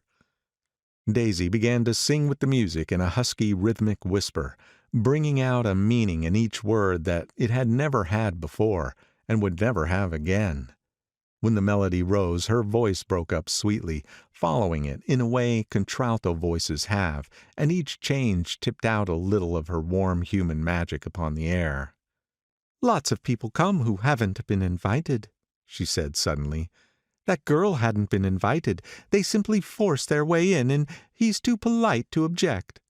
"I'd like to know who he is and what he does," insisted Tom, "and I think I'll make a point of finding out." "I can tell you right now," she answered. "He owns some drugstores, a lot of drugstores. He built them up himself." The dilatory limousine came rolling up the drive. "Good night, Nick," said Daisy. Her glance left me and sought the lighted top of the steps, where 3 o'clock in the morning, a neat, sad little waltz of that year, was drifting out the open door. After all, in the very casualness of Gatsby's party, there were romantic possibilities totally absent from her world. What was it up there in the song that seemed to be calling her back inside? What would happen now in the dim, incalculable hours? Perhaps some unbelievable guest would arrive, a person infinitely rare and to be marveled at, some authentically radiant young girl who, with one fresh glance at Gatsby, one moment of magical encounter, would blot out those 5 years of unwavering devotion. I stayed late that night. Gatsby asked me to wait until he was free, and I lingered in the garden until the inevitable swimming party had run up, chilled and exalted, from the black beach until the lights were extinguished in the guest rooms overhead. When he came down the steps at last, the tanned skin was drawn unusually tight on his face, and his eyes were bright and tired. "She didn't like it," he said immediately. "Of course she did." "She didn't like it," he insisted. "She didn't have a good time." He was silent, and I guessed at his unutterable depression. "I feel far away from her," he said. "It's hard to make her understand." You mean about the dance? The dance? He dismissed all the dances he had given with a snap of his fingers. Old sport, the dance is unimportant. He wanted nothing less of Daisy than that she should go to Tom and say, "I never loved you." After she had obliterated 4 years with that sentence, they could decide upon the more practical measures to be taken. One of them was that, after she was free, they were to go back to Louisville and be married from her house, just as if it were 5 years ago. "And she doesn't understand," he said. "She used to be able to understand. We'd sit for hours." He broke off and began to walk up and down the desolate path of fruit rinds and discarded favors and crushed flowers. "I wouldn't ask too much of her," I ventured. "You can't repeat the past." "Can't repeat the past?" he cried incredulously. "Why, of course you can." He looked around him wildly, as if the past were lurking here in the shadow of his house, just out of reach of his hand. "I'm going to fix everything just the way it was before," he said, nodding determinedly. "She'll see." He talked a lot about the past, and I gathered that he wanted to recover something, some idea of himself perhaps, that had gone into loving Daisy. His life had been confused and disoriented since then, but if he could once return to a certain starting place and go over it all slowly, he could find out what that thing was. One autumn night 5 years before, they had been walking down the street when the leaves were falling, and they came to a place where there were no trees and the sidewalk was white with moonlight. They stopped here and turned toward each other. Now it was a cool night with that mysterious excitement in it which comes at the 2 changes of the year. The quiet lights in the houses were humming out into the darkness, and there was a stir and bustle among the stars. Out of the corner of his eye, Gatsby saw that the blocks of the sidewalks really formed a ladder and mounted to a secret place above the trees. He could climb to it if he climbed alone, and once there, he could suck on the pap of life, gulp down the incomparable milk of wonder. His heart beat faster as Daisy's white face came up to his own. He knew that when he kissed this girl, and forever wed his unutterable visions to her perishable breath, his mind would never romp again like the mind of God. So he waited, listening for a moment longer to the tuning fork that had been struck upon a star. Then he kissed her. At his lips' touch, she blossomed for him like a flower, and the incarnation was complete. Through all he said, even through his appalling sentimentality, I was reminded of something, an elusive rhythm, a fragment of lost words that I had heard somewhere a long time ago.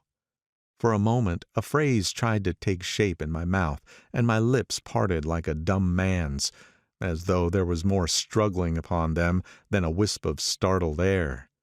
But they made no sound, and what I had almost remembered was uncommunicable forever. End of Chapter 6. Chapter 7. It was when curiosity about Gatsby was at its highest that lights in his house failed to go on one Saturday night, and as obscurely as it had begun, his career as Trimalchio was over. Only gradually did I become aware that the automobiles which turned expectantly into his drive stayed for just a minute and then drove sulkily away. Wondering if he were sick, I went over to find out. An unfamiliar butler with a villainous face squinted at me suspiciously from the door. "Is Mr. Gatsby sick?" "Nope." After a pause he added, "Sir," in a dilatory, grudging way. "I hadn't seen him around, and I was rather worried. Tell him Mr. Carroway came over." "Who?" he demanded rudely. "Carroway." "Carroway. All right, I'll tell him." Abruptly he slammed the door. My Finn informed me that Gatsby had dismissed every servant in his house a week ago, and replaced them with half a dozen others, who never went into West Egg Village to be bribed by the tradesmen, but ordered moderate supplies over the telephone. The grocery boy reported that the kitchen looked like a pigsty, and the general opinion in the village was that the new people weren't servants at all. Next day Gatsby called me on the phone. "Going away?" I inquired. "No, old sport. I hear you fired all your servants." I wanted somebody who wouldn't gossip. Daisy comes over quite often, in the afternoons." So the whole caravansary had fallen in like a card house at the disapproval in her eyes. "There's some people Wolfshine wanted to do something for. They're all brothers and sisters. They used to run a small hotel." I see. He was calling up at Daisy's request. Would I come to her lunch at house tomorrow? Miss Baker would be there. Half an hour later, Daisy herself telephoned and seemed relieved to find that I was coming. Something was up, and yet I couldn't believe that they would choose this occasion for a scene, especially for the rather harrowing scene that Gatsby had outlined in the garden. The next day was broiling, almost the last, certainly the warmest, of the summer. As my train emerged from the tunnel into the sunlight, only the hot whistles of the National Biscuit Company broke the simmering hush at noon. The straw seats of the car hovered on the edge of combustion. The woman next to me perspired delicately for a while into her white shirtwaist, and then, as her newspaper dampened under her fingers, lapsed despairingly into deep heat with a desolate cry. Her pocketbook slapped to the floor. "Oh, my!" she gasped. I picked it up with a weary bend and handed it back to her, holding it at arm's length and by the extreme tip of the corners to indicate that I had no desire upon it. But everyone nearby, including the woman, suspected me just the same. "Hot," said the conductor to familiar faces. "Some weather. Hot, hot, hot. Is it hot enough for you? Is it hot? Is it?" My commutation ticket came back to me with a dark stain from his hand. That anyone should care in this heat whose flushed lips he kissed, whose head made damp the pajama pocket over his heart. Through the hall of the Buchanan's house blew a faint wind, carrying the sound of the telephone bell out to Gatsby and me as we waited at the door. "The master's body," roared the butler into the mouthpiece. "I'm sorry, madame, but we can't furnish it. It's far too hot to touch this noon." What he really said was, "Yes, yes, I'll see." He set down the receiver and came toward us, glistening slightly, to take our stiff straw hats. "Madame expects you in the salon," he cried, needlessly indicating the direction. In this heat every extra gesture was an affront to the common store of life. The room, shadowed well with awnings, was dark and cool. Daisy and Jordan lay upon an enormous couch, like silver idols weighing down their own white dresses against the singing breeze of the fans. "We can't move," they said together. Jordan's fingers, powdered white over their tan, rested for a moment on mine. "And Mr. Tom Buchanan, the athlete?" I inquired. Simultaneously I heard his voice, gruff, muffled, husky, at the hall telephone. Gatsby stood in the center of the crimson carpet and gazed around with fascinated eyes. Daisy watched him and laughed, her sweet, exciting laugh. A tiny gust of powder rose from her bosom into the air. "The rumor is," whispered Jordan, "that that's Tom's girl on the telephone." We were silent. The voice in the hall rose high with annoyance. "Very well, then, I won't sell you the car at all. I'm under no obligations to you at all. And as for your bothering me about it at lunchtime, I won't stand that at all." "Holding down the receiver?" said Daisy cynically. "No, he's not," I assured her. "It's a bona fide deal. I happen to know about it." Tom flung open the door, blocked out its space for a moment with his thick body, and hurried into the room. "Mr. Gatsby," he put out his broad, flat hand with well-concealed dislike. "I'm glad to see you, sir." "Make us a cold drink," cried Daisy. As he left the room again, she got up and went over to Gatsby and pulled his face down, kissing him on the mouth. "You know I love you," she murmured. "You forget there's a lady present," said Jordan. Daisy looked around doubtfully. "You kiss Nick, too." "What a low, vulgar girl." "I don't care," cried Daisy, and began to clog on the brick fireplace. Then she remembered the heat and sat down guiltily on the couch just as a freshly laundered nurse leading a little girl came into the room. "Blessed precious," she crooned, holding out her arms. "Come to your own mother that loves you." The child, relinquished by the nurse, rushed across the room and rooted shyly into her mother's dress. "The blessed precious! Did mother get powder on your old yellowy hair? Stand up now and say, 'How-dee-do.'" Gatsby and I in turn leaned down and took the small, reluctant hand. Afterward, he kept looking at the child with surprise. I don't think he had ever really believed in its existence before. "I got dressed before luncheon," said the child, turning eagerly to Daisy. "That's because your mother wanted to show you off." Her face bent into the single wrinkle of the small white neck. "You dream, you absolute little dream." "Yes," admitted the child calmly. "Aunt Jordan's got on a white dress, too." "How do you like mother's friends?" Daisy turned her around so that she faced Gatsby. "Do you think they're pretty?" "Where's Daddy?" "She doesn't look like her father," explained Daisy. "She looks like me. She's got my hair and shape of the face." Daisy sat back upon the couch. The nurse took a step forward and held out her hand. "Come, Pammy." "Goodbye, sweetheart." With a reluctant backward glance, the well-disciplined child held to her nurse's hand and was pulled out the door, just as Tom came back, preceding 4 gin rickeys that clicked full of ice. Gatsby took up his drink. "They certainly look cool," he said with visible tension. We drank in long, greedy swallows. "I read somewhere that the sun's getting hotter every year," said Tom genially. "It seems that pretty soon the Earth's going to fall into the sun. Or wait a minute. It's just the opposite. The sun's getting colder every year. Come outside," he suggested to Gatsby. "I'd like you to have a look at the place." I went with them out to the veranda. On the green Sound, stagnant in the heat, one small sail crawled slowly toward the fresher sea. Gatsby's eyes followed it momentarily. He raised his hand and pointed across the bay. "I'm right across from you." "So you are." Our eyes lifted over the rose beds and the hot lawn and the weedy refuse of the dog days along shore. Slowly the white wings of the boat moved against the blue cool limit of the sky. Ahead lay the scalloped ocean and the abounding Blessed Isles. "There's sport for you," said Tom, nodding. "I like to be out there with him for about an hour." We had luncheon in the dining room, darkened too against the heat, and drank down nervous gaiety with the cold ale. "What'll we do with ourselves this afternoon?" cried Daisy. "And the day after that, and the next 30 years?" "Don't be morbid," Jordan said.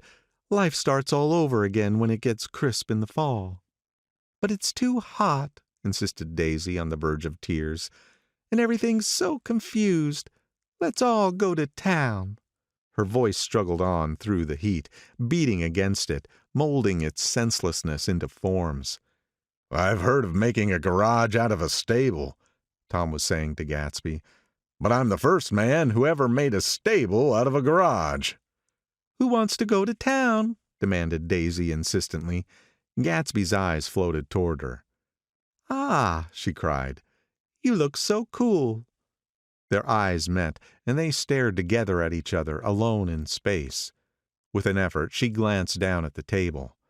"You always look so cool," she repeated. She had told him that she loved him, and Tom Buchanan saw. He was astounded. His mouth opened a little, and he looked at Gatsby, and then back at Daisy as if he had just recognized her as someone he knew a long time ago. "You resemble the advertisement of the Man," she went on innocently. "You know the advertisement of the Man?" "All right," Tom broke in quickly. "I'm perfectly willing to go to town. Come on, we're all going to town." He got up, his eyes still flashing between Gatsby and his wife. No one moved. "Come on." His temper cracked a little. "What's the matter anyhow? If we're going to town, let's start." His hand, trembling with his effort at self-control, bore to his lips the last of his glass of ale. Daisy's voice got us to our feet and out to the blazing gravel drive. "Are we just going to go?" she objected. "Like this? Aren't we going to let anyone smoke a cigarette first?" "Everybody's smoked all through lunch." "Oh, let's have fun," she begged him. "It's too hot to fuss." He didn't answer. "Have it your own way," she said. "Come on, Jordan." They went upstairs to get ready while we three men stood there shuffling the hot pebbles with our feet. A silver curve of the moon hovered already in the western sky. Gatsby started to speak, changed his mind, but not before Tom wheeled and faced him expectantly. "Have you got your stables here?" asked Gatsby with an effort. "About a quarter of a mile down the road." "Oh." A pause. "I don't see the idea of going to town," broke out Tom savagely. "Women get these notions in their heads." "Shall we take anything to drink?" called Daisy from an upper window. "I'll get some whiskey," answered Tom. He went inside. Gatsby turned to me rigidly. "I can't say anything in his house, old sport." "She's got an indiscreet voice," I remarked. "It's full of—" I hesitated. "Her voice is full of money," he said suddenly. That was it. I never understood it before. It was full of money. That was the inexhaustible charm that rose and fell in it, the jingle of it, the cymbal's song of it. High in a white palace, the king's daughter, the golden girl. Tom came out of the house wrapping a quart bottle in a towel, followed by Daisy and Jordan wearing small tight hats of metallic cloth and carrying light capes over their arms. "Shall we go in my car?" suggested Gatsby. He felt the hot green leather of the seat. "I ought to have left it in the shade." "Is it a standard shift?" demanded Tom. "Yes." "Well, you take my coupe and let me drive your car to town." The suggestion was distasteful to Gatsby. "I don't think there's much gas," he objected. "Plenty of gas," said Tom boisterously. He looked at the gauge. "And if it runs out, I can stop at a drugstore. You can buy anything at a drugstore nowadays." A pause followed this apparently pointless remark. Daisy looked at Tom frowning, and an indefinable expression, at once definitely unfamiliar and vaguely recognizable, as if I had only heard it described in words, passed over Gatsby's face. "Come on, Daisy," said Tom, pressing her with his hand toward Gatsby's car. "I'll take you in this circus wagon." He opened the door, but she moved out from the circles of his arm. "You take Nick and Jordan. We'll follow you in the coupe." She walked close to Gatsby, touching his coat with her hand. Jordan and Tom and I got into the front seat of Gatsby's car. Tom pushed the unfamiliar gears tentatively, and we shot off into the oppressive heat, leaving them out of sight behind. "Did you see that?" demanded Tom. "See what?"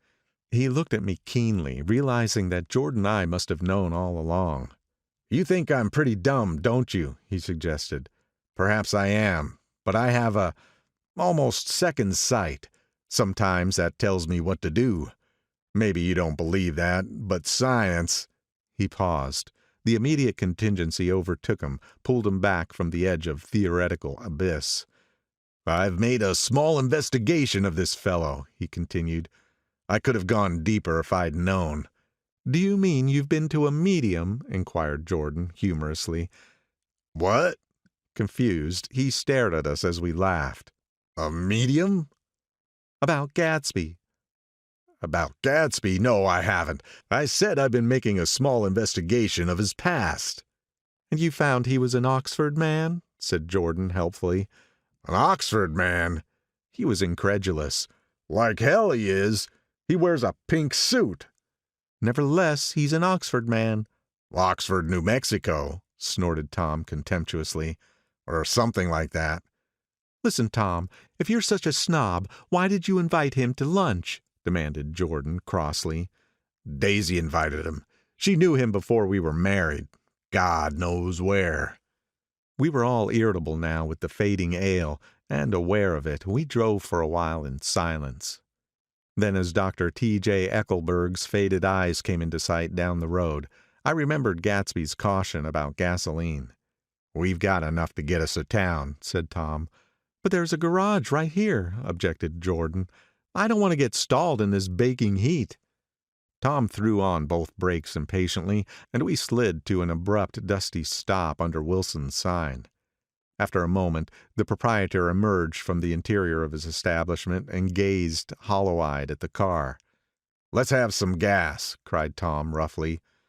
"What do you think we stopped for? To admire the view?" I'm sick, said Wilson without moving. Been sick all day. What's the matter? I'm all run down. Well, shall I help myself? Tom demanded. You sounded well enough on the phone. With an effort, Wilson left the shade in support of the doorway and, breathing hard, unscrewed the cap of the tank. In the sunlight, his face was green. I didn't mean to interrupt your lunch, he said, but I needed money pretty bad, and I was wondering what you were going to do with your old car. How do you like this one? Inquired Tom. I bought it last week. It's a nice yellow one, said Wilson as he strained at the handle. Like to buy it? Big chance, Wilson smiled faintly.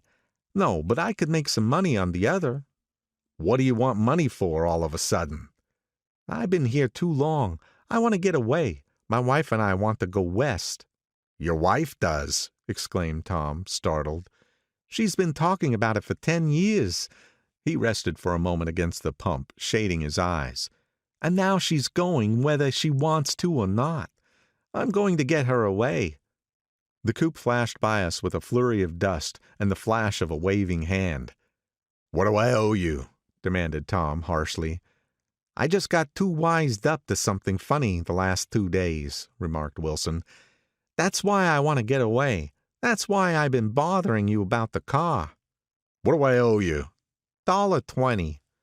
The relentless beating heat was beginning to confuse me, and I had a bad moment there before I realized that so far his suspicions hadn't alighted on Tom. He had discovered that Myrtle had some sort of life apart from him in another world, and the shock had made him physically sick. I stared at him and then at Tom, who had made a parallel discovery less than an hour before, and it occurred to me that there was no difference between men, in intelligence or race, so profound as the difference between the sick and the well. Wilson was so sick that he looked guilty, unforgivably guilty, as if he had just got some poor girl with child. I'll let you have that car, said Tom. I'll send it over tomorrow afternoon. That locality was always vaguely disquieting, even in the broad glare of afternoon, and now I turned my head as though I had been warned of something behind. Over the ash heaps, the giant eyes of Dr. T.J. Eckelberg kept their vigil, but I perceived, after a moment, that other eyes were regarding us with peculiar intensity from less than 20 feet away. In one of the windows over the garage, the curtains had been moved aside a little, and Myrtle Wilson was peering down at the car. So engrossed was she that she had no consciousness of being observed, and one emotion after another crept into her face like objects into a slowly developing picture. Her expression was curiously familiar. It was an expression I had often seen on women's faces, but on Myrtle Wilson's face it seemed purposeless and inexplicable, until I realized that her eyes, wide with jealous terror, were fixed not on Tom, but on Jordan Baker, whom she took to be his wife. There is no confusion like the confusion of a simple mind, and as we drove away, Tom was feeling the hot whips of panic. His wife and his mistress, until an hour ago secure and inviolate, were slipping precipitately from his control. Instinct made him step on the accelerator with the double purpose of overtaking Daisy and leaving Wilson behind, and we sped along toward Astoria at 50 miles an hour, until among the spidery girders of the elevated, we came in sight of the easy-going blue coupe. "Those big movies around 50th Street are cool," suggested Jordan. "I love New York on summer afternoons when everyone's away. There's something very sensuous about it. Overripe, as if all sorts of funny fruits were going to fall into your hands." The word sensuous had the effect of further disquieting Tom, but before he could invent a protest, the coupe came to a stop, and Daisy signaled us to draw up alongside. "Where are we going?" she cried. "How about the movies?" "It's so hot," she complained. "You go. We'll ride around and meet you after." With an effort, her wit rose faintly. "We'll meet you on some corner. I'll be the man smoking 2 cigarettes. "We can't argue about it here," Tom said impatiently, as a truck gave out a cursing whistle behind us. "You follow me to the south side of Central Park, in front of the plaza." Several times he turned his head and looked back for their car, and if the traffic delayed them, he slowed up until they came into sight. I think he was afraid they would dart down a side street and out of his life forever. But they didn't, and we all took the less explicable step of engaging the parlor of a suite in the Plaza Hotel. The prolonged and tumultuous argument that ended by herding us into that room eludes me, though I have a sharp physical memory that, in the course of it, my underwear kept climbing like a damp snake around my leg, and intermittent beads of sweat raced cool across my back. The notion originated with Daisy's suggestion that we hire 5 bathrooms and take cold baths, and then assumed more tangible form as a place to have a mint julep.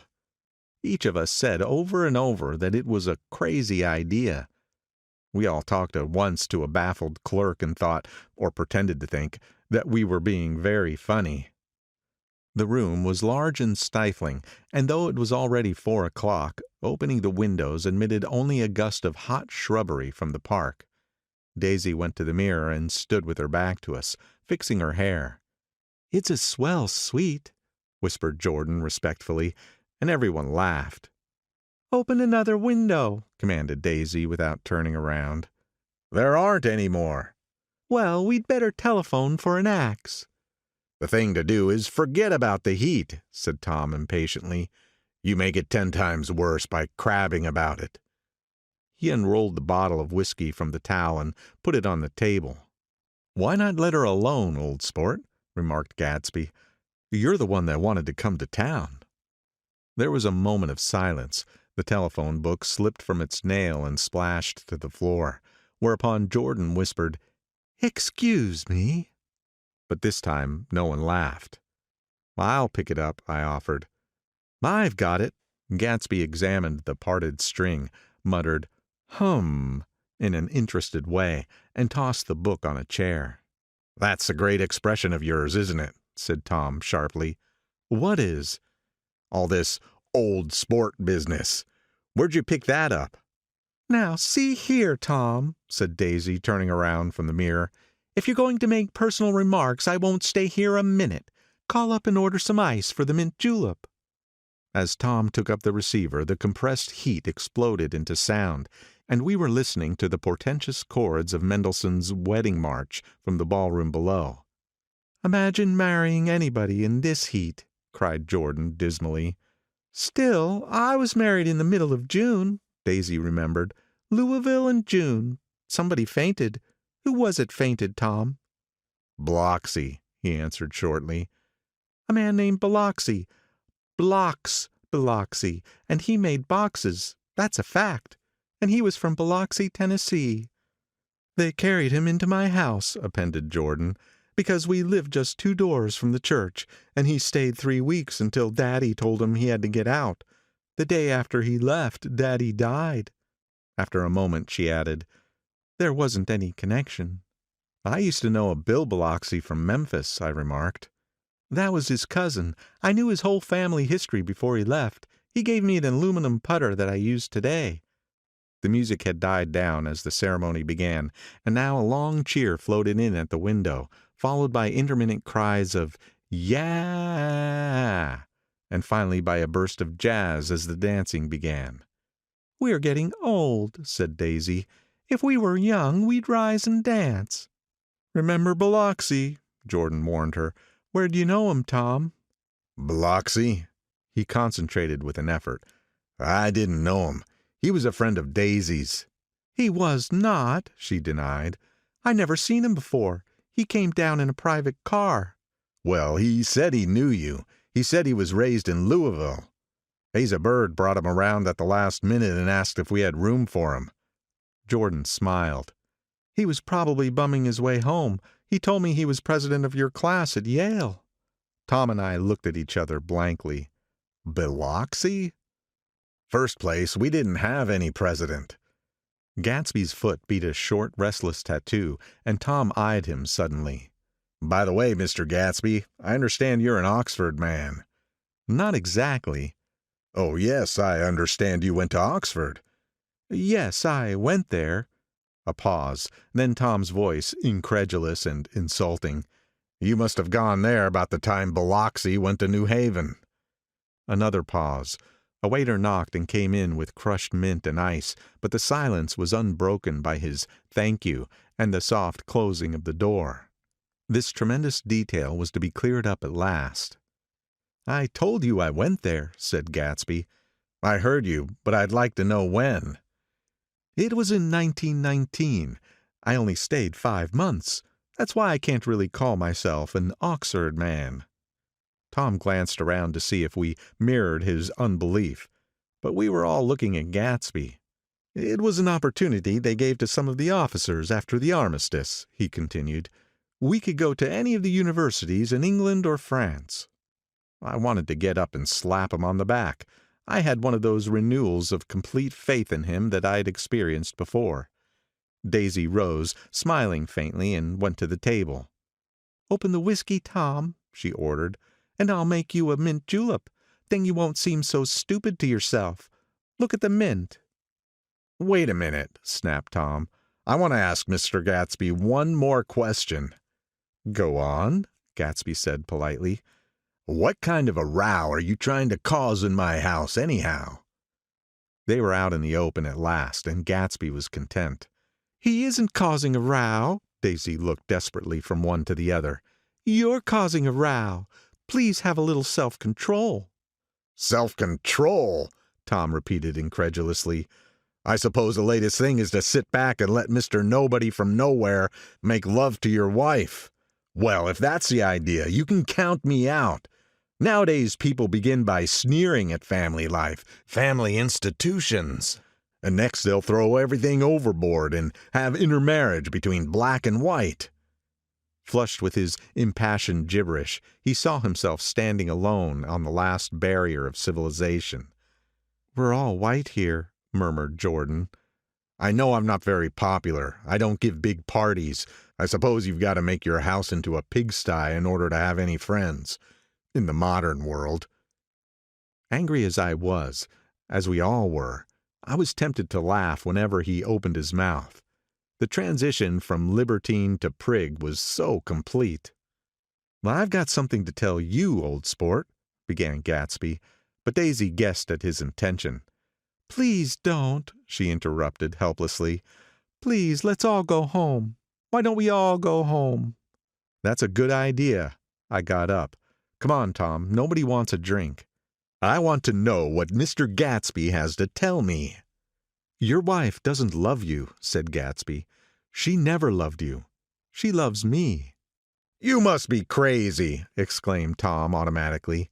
Gatsby sprang to his feet, vivid with excitement. "She never loved you, do you hear?" he cried.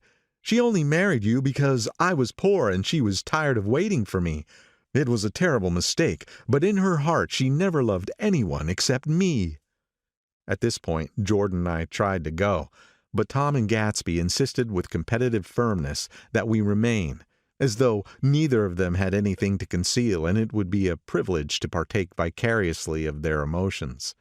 "Sit down, Daisy." Tom's voice groped unsuccessfully for the paternal note. "What's been going on? I want to hear all about it." "I told you what's been going on," said Gatsby. "Going on for 5 years. And you didn't know." Tom turned to Daisy sharply. "You've been seeing this fellow for 5 years?" "Not seeing," said Gatsby. "No, we couldn't meet. But both of us loved each other all that time, old sport, and you didn't know. I used to laugh sometimes." But there was no laughter in his eyes. "To think that you didn't know." "Oh, that's all." Tom tapped his thick fingers together like a clergyman and leaned back in his chair. "You're crazy," he exploded. "I can't speak about what happened 5 years ago because I didn't know Daisy then. And I'll be damned if I see how you got within a mile of her unless you brought the groceries to the back door. But all the rest of that's a goddamned lie. Daisy loved me when she married me, and she loves me now." "No," said Gatsby, shaking his head. "She does, though. The trouble is that sometimes she gets foolish ideas in her head and doesn't know what she's doing." He nodded sagely. "And what's more, I love Daisy too. Once in a while I go off on a spree and make a fool of myself, but I always come back, and in my heart I love her all the time." "You're revolting," said Daisy.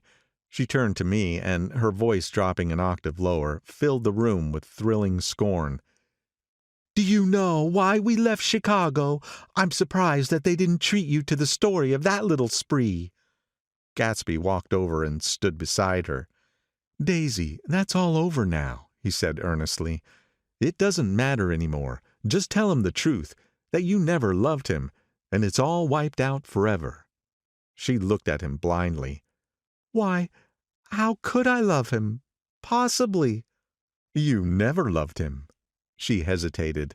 Her eyes fell on Jordan and me with a sort of appeal, as though she realized at last what she was doing, and as though she had never all along intended doing anything at all. But it was done now. It was too late. "I never loved him," she said with perceptible reluctance. "Not at Kapiolani?" demanded Tom suddenly. "No."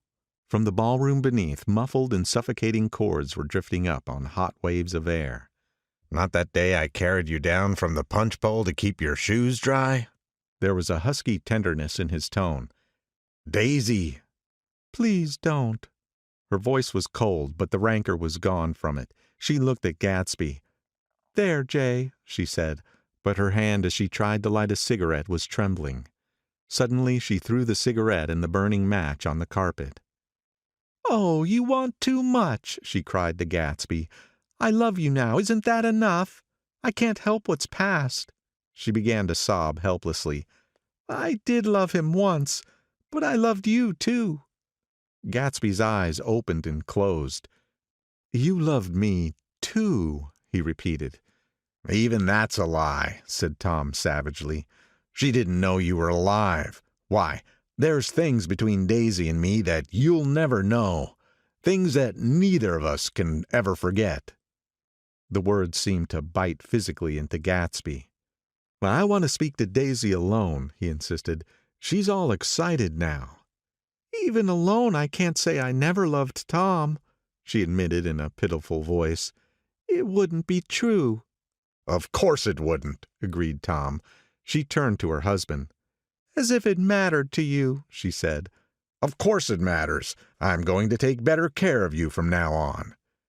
"You don't understand," said Gatsby with a touch of panic. "You're not going to take care of her any more." "I'm not?" Tom opened his eyes wide and laughed. He could afford to control himself now. "Why's that?" "Daisy's leaving you." "Nonsense."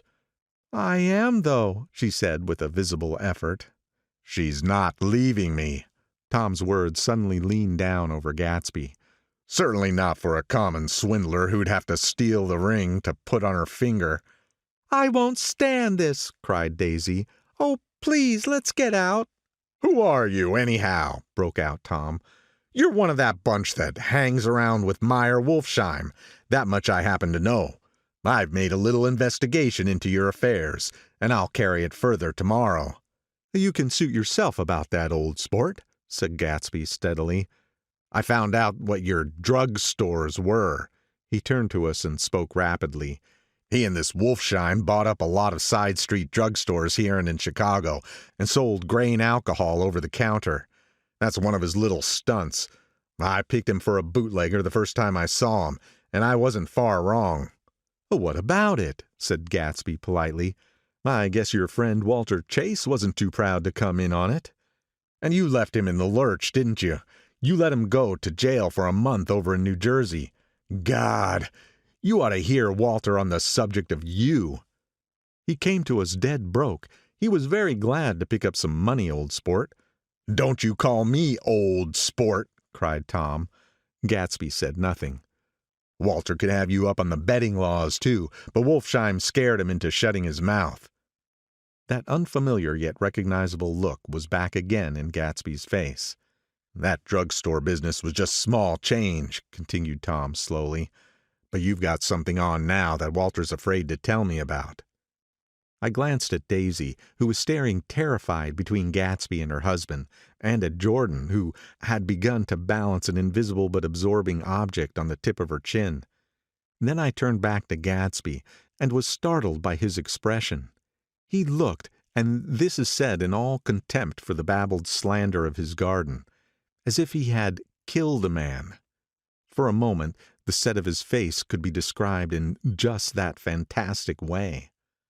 It passed, and he began to talk excitedly to Daisy, denying everything, defending his name against accusations that had not been made. But with every word she was drawing further and further into herself.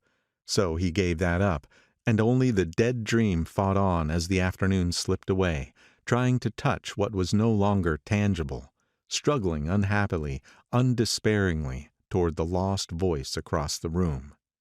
The voice begged again to go. "Please, Tom, I can't stand this any more." Her frightened eyes told that whatever intentions, whatever courage she had had, were definitely gone. "You two start on home, Daisy," said Tom, "in Mr. Gatsby's car." She looked at Tom, alarmed now, but he insisted with magnanimous scorn. "Go on. He won't annoy you. I think he realizes that his presumptuous little flirtation is over." They were gone, without a word, snapped out, made accidental, isolated like ghosts, even from our pity. After a moment, Tom got up and began wrapping the unopened bottle of whiskey in the towel. "Want any of this stuff? Jordan? Nick?" I didn't answer. "Nick?" he asked again. "What? Want any?" "No. I just remembered that today's my birthday." I was 30. Before me stretched the portentous, menacing road of a new decade. It was 7 o'clock when we got into the coupe with him and started for Long Island. Tom talked incessantly, exulting and laughing, but his voice was as remote from Jordan and me as the foreign clamor on the sidewalk or the tumult of the elevated overhead. Human sympathy has its limits, and we were content to let all their tragic arguments fade with the city lights behind. 30. The promise of a decade of loneliness, a thinning list of single men to know, a thinning briefcase of enthusiasm, thinning hair. But there was Jordan beside me, who, unlike Daisy, was too wise ever to carry well-forgotten dreams from age to age.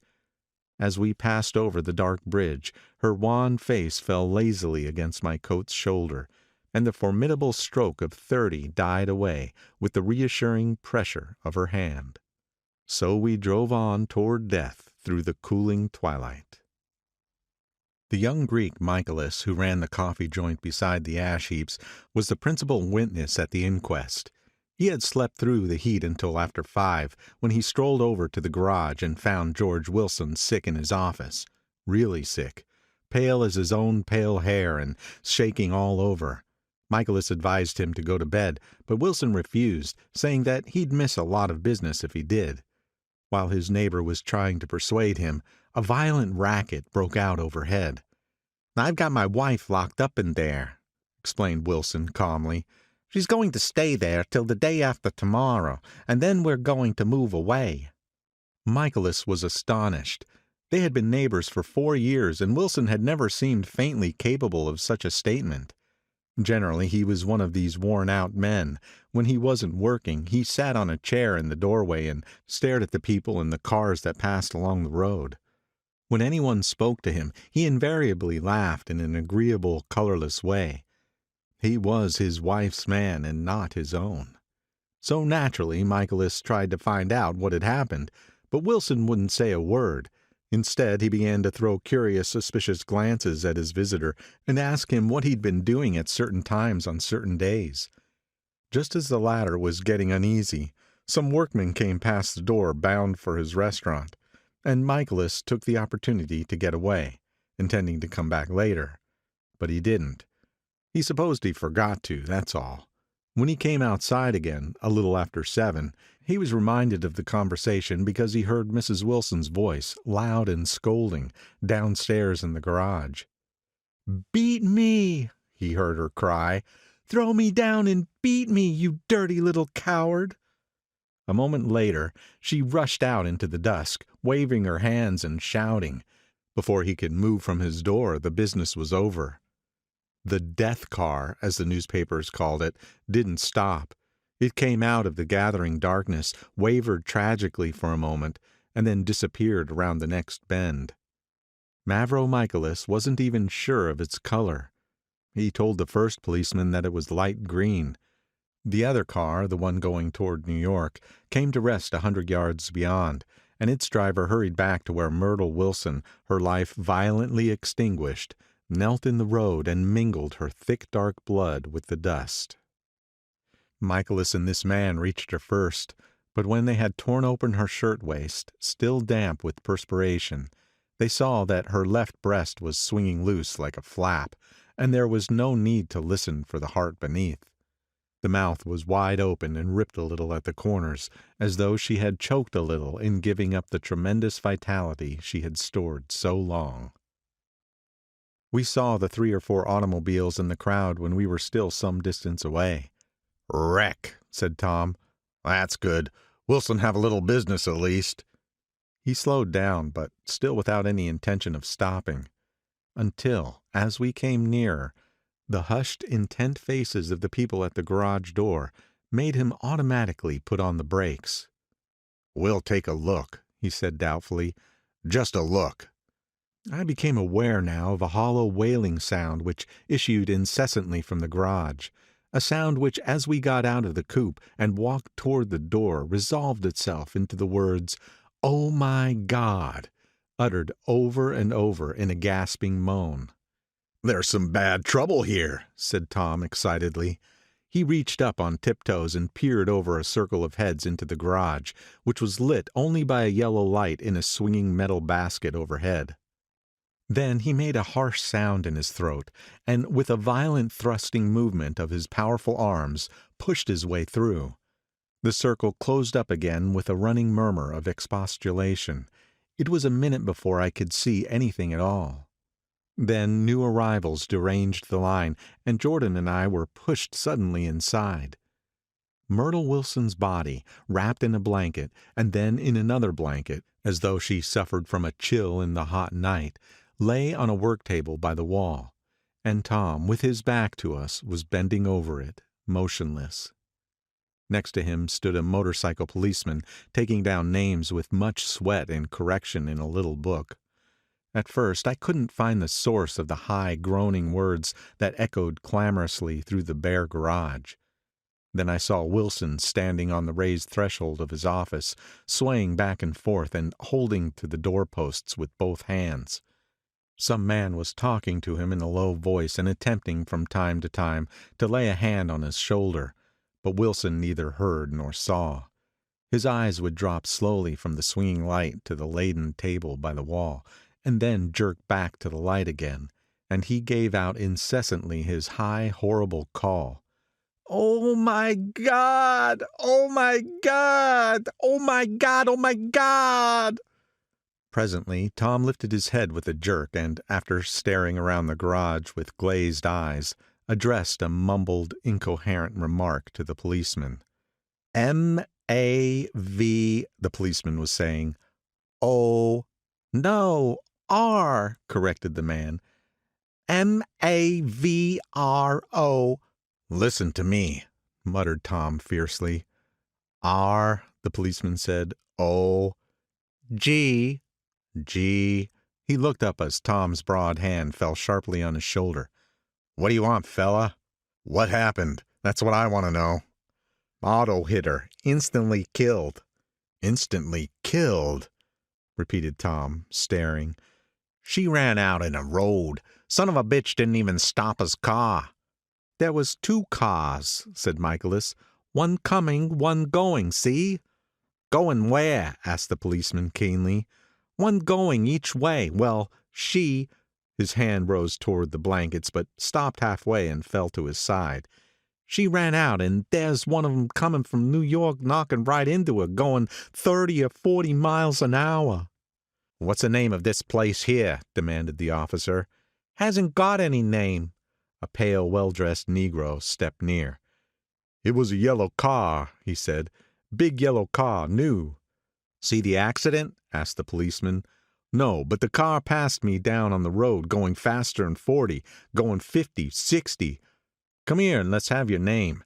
Look out now, I want to get his name."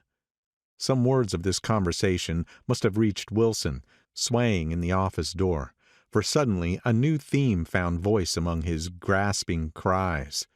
"You don't have to tell me what kind of car it was. I know what kind of car it was." Watching Tom, I saw the wad of muscles back of his shoulder tighten under his coat. He walked quickly over to Wilson and, standing in front of him, seized him firmly by the upper arms. "You've got to pull yourself together," he said with soothing gruffness. Wilson's eyes fell upon Tom.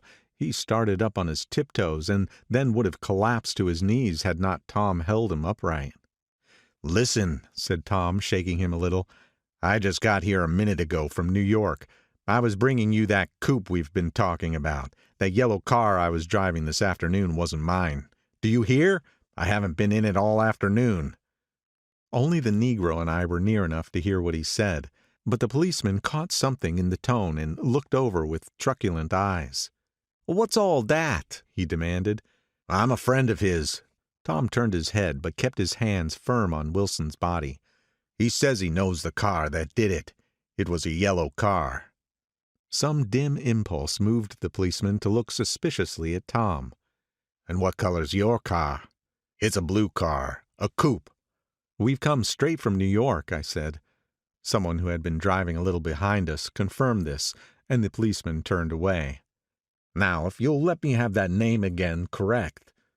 Picking up Wilson like a doll, Tom carried him into the office, set him down in a chair, and came back. "If somebody'll come here and sit down with him," he snapped authoritatively. We watched a while the two men standing closest glanced at each other and went unwillingly into the room. Then Tom shut the door on them and came down the single step, his eyes avoiding the table. As he passed close to me, he whispered, "Let's get out." Self-consciously, with the authoritative arms breaking the way, we pushed through the still gathering crowd, passing a hurried doctor, case in hand, who had been sent for in wild hope half an hour ago. Tom drove slowly until we were beyond the bend, and then his foot came down hard, and the coupe raced along through the night. In a little while I heard a low husky sob, and saw that the tears were overflowing down his face. "A goddamn coward," he whimpered. "He didn't even stop his car." The Buchanan's house floated suddenly toward us through the dark rustling trees. Tom stopped beside the porch and looked up at the second floor, where two windows bloomed with light among the vines. "Daisy's home," he said. As we got out of the car, he glanced at me and frowned slightly. "I ought to have dropped you in West Egg, Nick. There's nothing we can do tonight." A change had come over him, and he spoke gravely and with decision. As we walked across the moonlight gravel to the porch, he disposed of the situation in a few brisk phrases. "I'll telephone for a taxi to take you home, and while you're waiting, you and Jordan better go in the kitchen and have them get you some supper. If you want any." He opened the door. "Come in." "No thanks, but I'd be glad if you'd order me the taxi. I'll wait outside." Jordan put her hand on my arm. "Won't you come in, Nick?" "No thanks." I was feeling a little sick, and I wanted to be alone, but Jordan lingered for a moment more. "It's only 9:30, she said. I'd be damned if I'd go in. I'd had enough of all of them for one day, and suddenly that included Jordan, too. She must have seen something of this in my expression, for she turned abruptly away and ran up the porch steps into the house. I sat down for a few minutes with my head in my hands, until I heard the phone taken up inside and the butler's voice calling a taxi.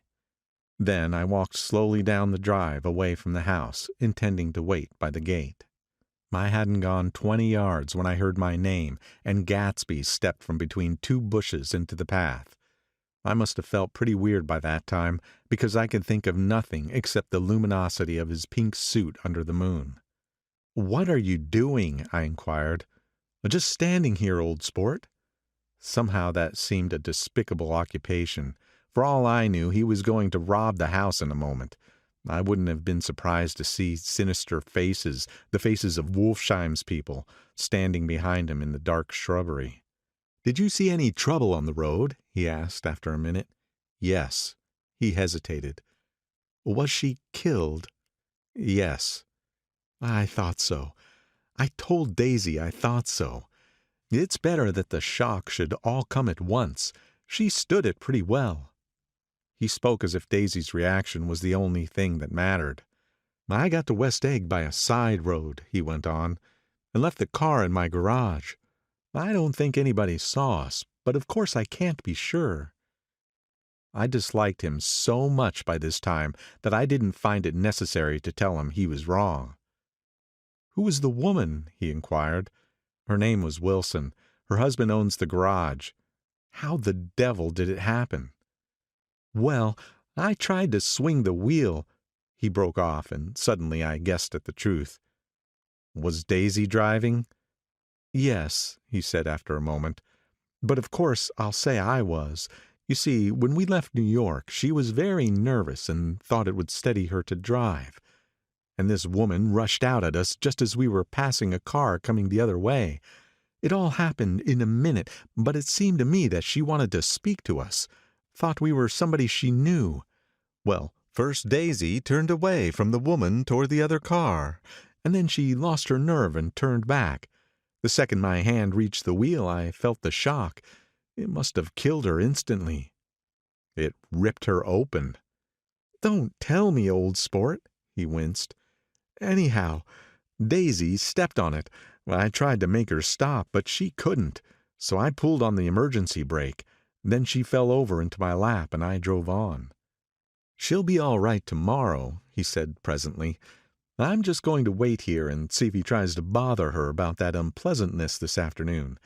She's locked herself into her room, and if he tries any brutality, she's going to turn the light out and on again. He won't touch her, I said. He's not thinking about her. I don't trust him, old sport. How long are you going to wait? All night, if necessary. Anyhow, till they all go to bed. A new point of view occurred to me. Suppose Tom found out that Daisy had been driving. He might think he saw a connection in it. He might think anything. I looked at the house. There were 2 or 3 bright windows downstairs and the pink glow from Daisy's room on the ground floor. You wait here, I said. I'll see if there's any sign of a commotion. I walked back along the border of the lawn, traversed the gravel softly, and tiptoed up the veranda steps. The drawing-room curtains were open, and I saw that the room was empty. Crossing the porch where we had dined that June night 3 months before, I came to a small rectangle of light which I guessed was the pantry window. The blind was drawn, but I found a rift at the sill. Daisy and Tom were sitting opposite each other at the kitchen table, with a plate of cold fried chicken between them and 2 bottles of ale. He was talking intently across the table at her, and in his earnestness his hand had fallen upon and covered her own. Once in a while she looked up at him and nodded in agreement. They weren't happy, and neither of them had touched the chicken or the ale. And yet they weren't unhappy either. There was an unmistakable air of natural intimacy about the picture, and anybody would have said that they were conspiring together. As I tiptoed from the porch, I heard my taxi feeling its way along the dark road toward the house. Gatsby was waiting where I had left him in the drive. "Is it all quiet up there?" he asked anxiously. "Yes, it's all quiet." I hesitated. "You better come home and get some sleep." He shook his head. "I want to wait here till Daisy goes to bed. Good night, old sport." He put his hands in his coat pockets and turned back eagerly to his scrutiny of the house, as though my presence marred the sacredness of the vigil. So I walked away and left him standing there in the moonlight, watching over nothing. End of Chapter 7. Chapter 8. I couldn't sleep all night. A foghorn was groaning incessantly on the sound, and I tossed half-sick between grotesque reality and savage, frightening dreams. Toward dawn I heard a taxi go up Gatsby's drive, and immediately I jumped out of bed and began to dress. I felt that I had something to tell him, something to warn him about, and morning would be too late. Crossing his lawn, I saw that his front door was still open, and he was leaning against a table in the hall, heavy with dejection or sleep. "Nothing happened," he said wanly. "I waited, and about 4 o'clock she came to the window and stood there for a minute, and then turned out the light." His house had never seemed so enormous to me as it did that night when we hunted through the great rooms for cigarettes. We pushed aside curtains that were like pavilions and felt over innumerable feet of dark wall for electric light switches. Once I tumbled with a sort of splash upon the keys of a ghostly piano. There was an inexplicable amount of dust everywhere, and the rooms were musty, as though they hadn't been aired for many days.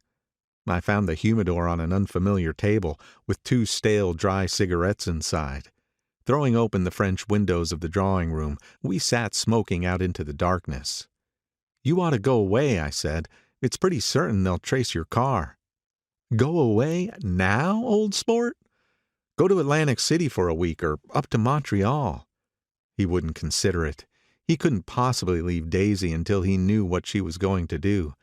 He was clutching at some last hope, and I couldn't bear to shake him free. It was this night that he told me the strange story of his youth with Dan Cody.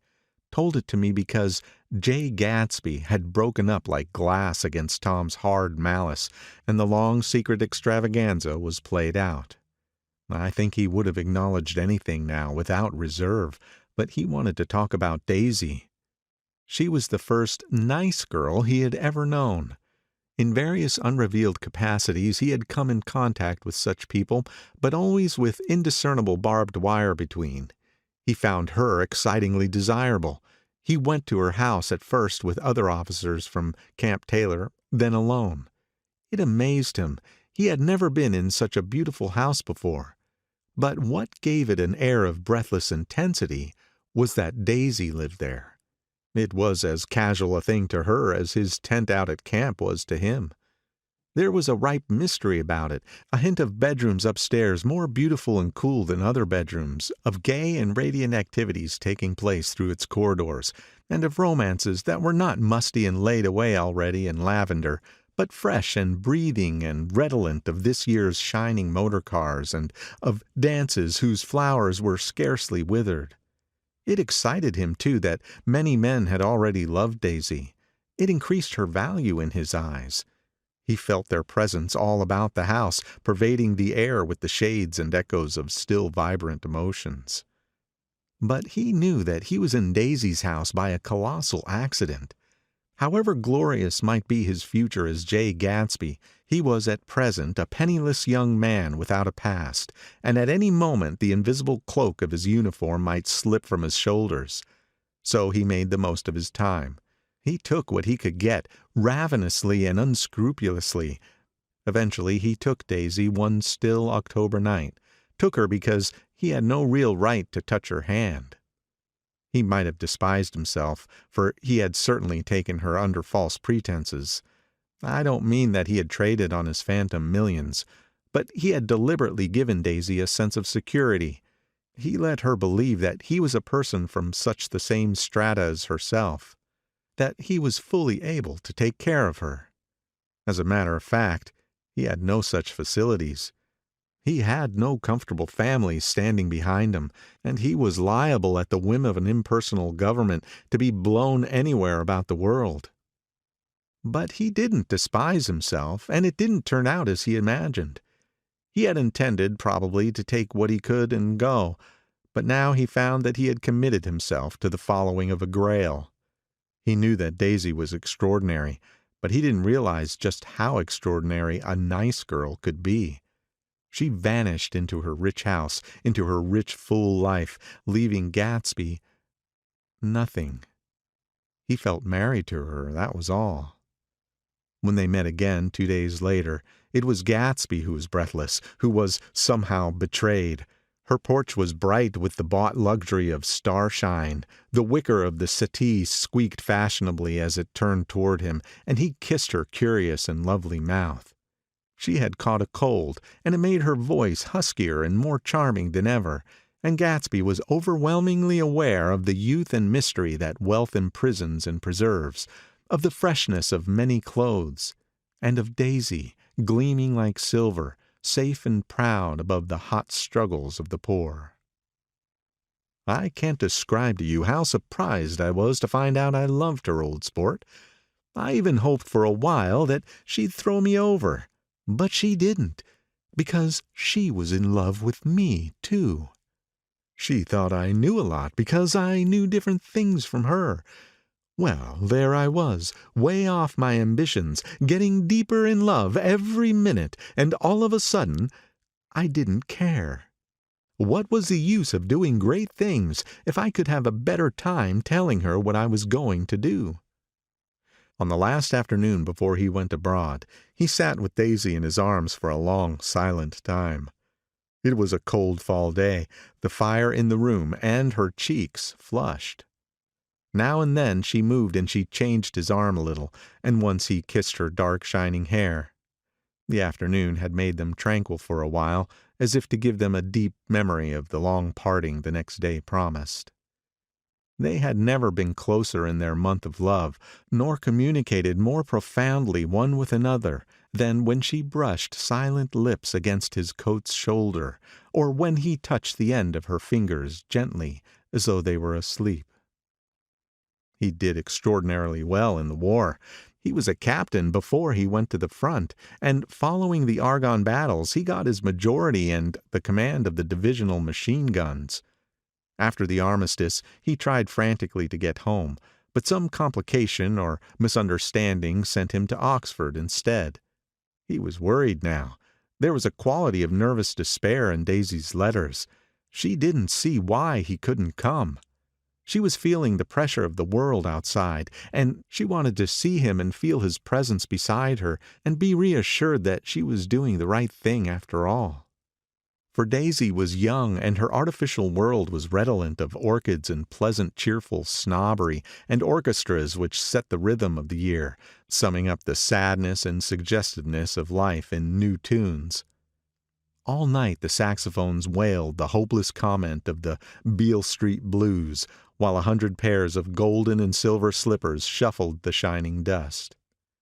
At the gray tea hour there were always rooms that throbbed incessantly with this low sweet fever, while fresh faces drifted here and there like rose petals blown by the sad horns around the floor.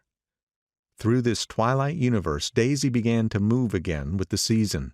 Suddenly she was again keeping 6 dates a day with 6 men, and drowsing asleep at dawn with the beads and chiffon of an evening dress tangled among dying orchids on the floor beside her bed. And all the time something within her was crying for a decision. She wanted her life shaped now, immediately, and the decision must be made by some force, of love, of money, of unquestionable practicality, that was close at hand. That force took shape in the middle of spring with the arrival of Tom Buchanan. There was a wholesome bulkiness about his person and his position, and Daisy was flattered. Doubtless there was a certain struggle and a certain relief. The letter reached Gatsby while he was still at Oxford. It was dawn now on Long Island, and we went about opening the rest of the windows downstairs, filling the house with gray-turning, gold-turning light. The shadow of a tree fell abruptly across the dew, and ghostly birds began to sing among the blue leaves. There was a slow, pleasant movement in the air, scarcely a wind, promising a cool, lovely day. I don't think she ever loved him.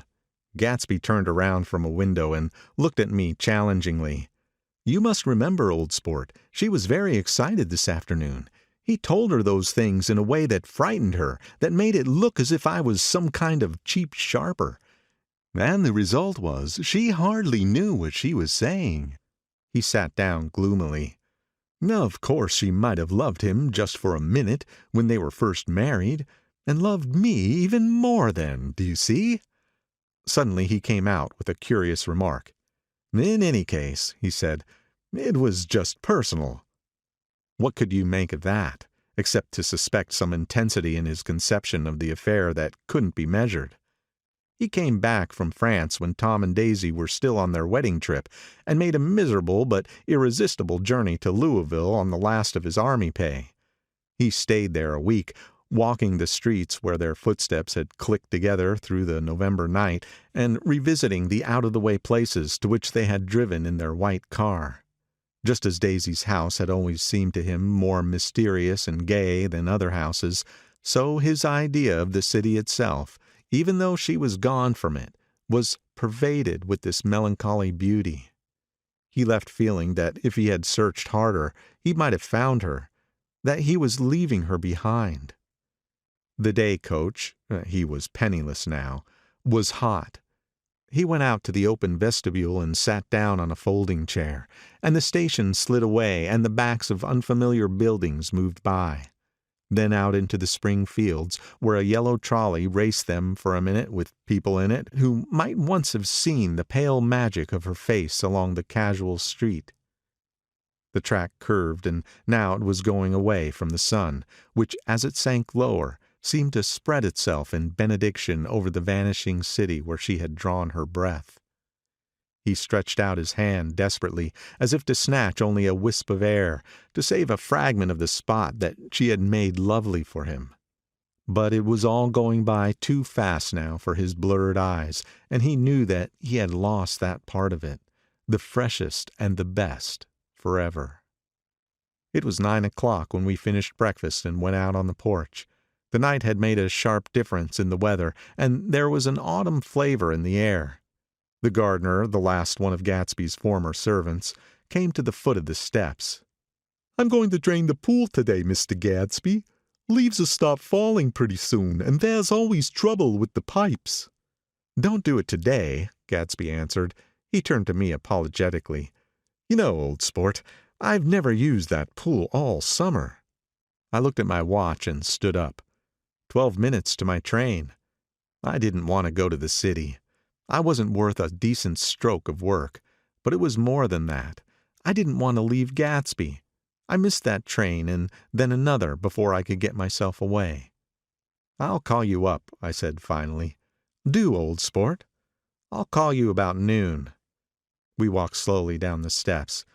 "I suppose Daisy'll call too." He looked at me anxiously as if he hoped I'd corroborate this. "I suppose so." "Well, goodbye." We shook hands and I started away. Just before I reached the hedge, I remembered something and turned around. "They're a rotten crowd," I shouted across the lawn. "You're worth the whole damn bunch put together." I've always been glad I said that. It was the only compliment I ever gave him, because I disapproved of him from beginning to end. First he nodded politely, and then his face broke into a radiant and understanding smile, as if we'd been in ecstatic cahoots on that fact all the time. His gorgeous pink rag of a suit made a bright spot of color against the white steps, and I thought of the night when I first came to his ancestral home 3 months before. The lawn and the drive had been crowded with the faces of those who had guessed at his corruption, and he had stood on those steps concealing his incorruptible dream as he waved them goodbye. I thanked him for his hospitality. We were always thanking him for that, I and the others. "Goodbye," I called. "I enjoyed breakfast, Gadsby."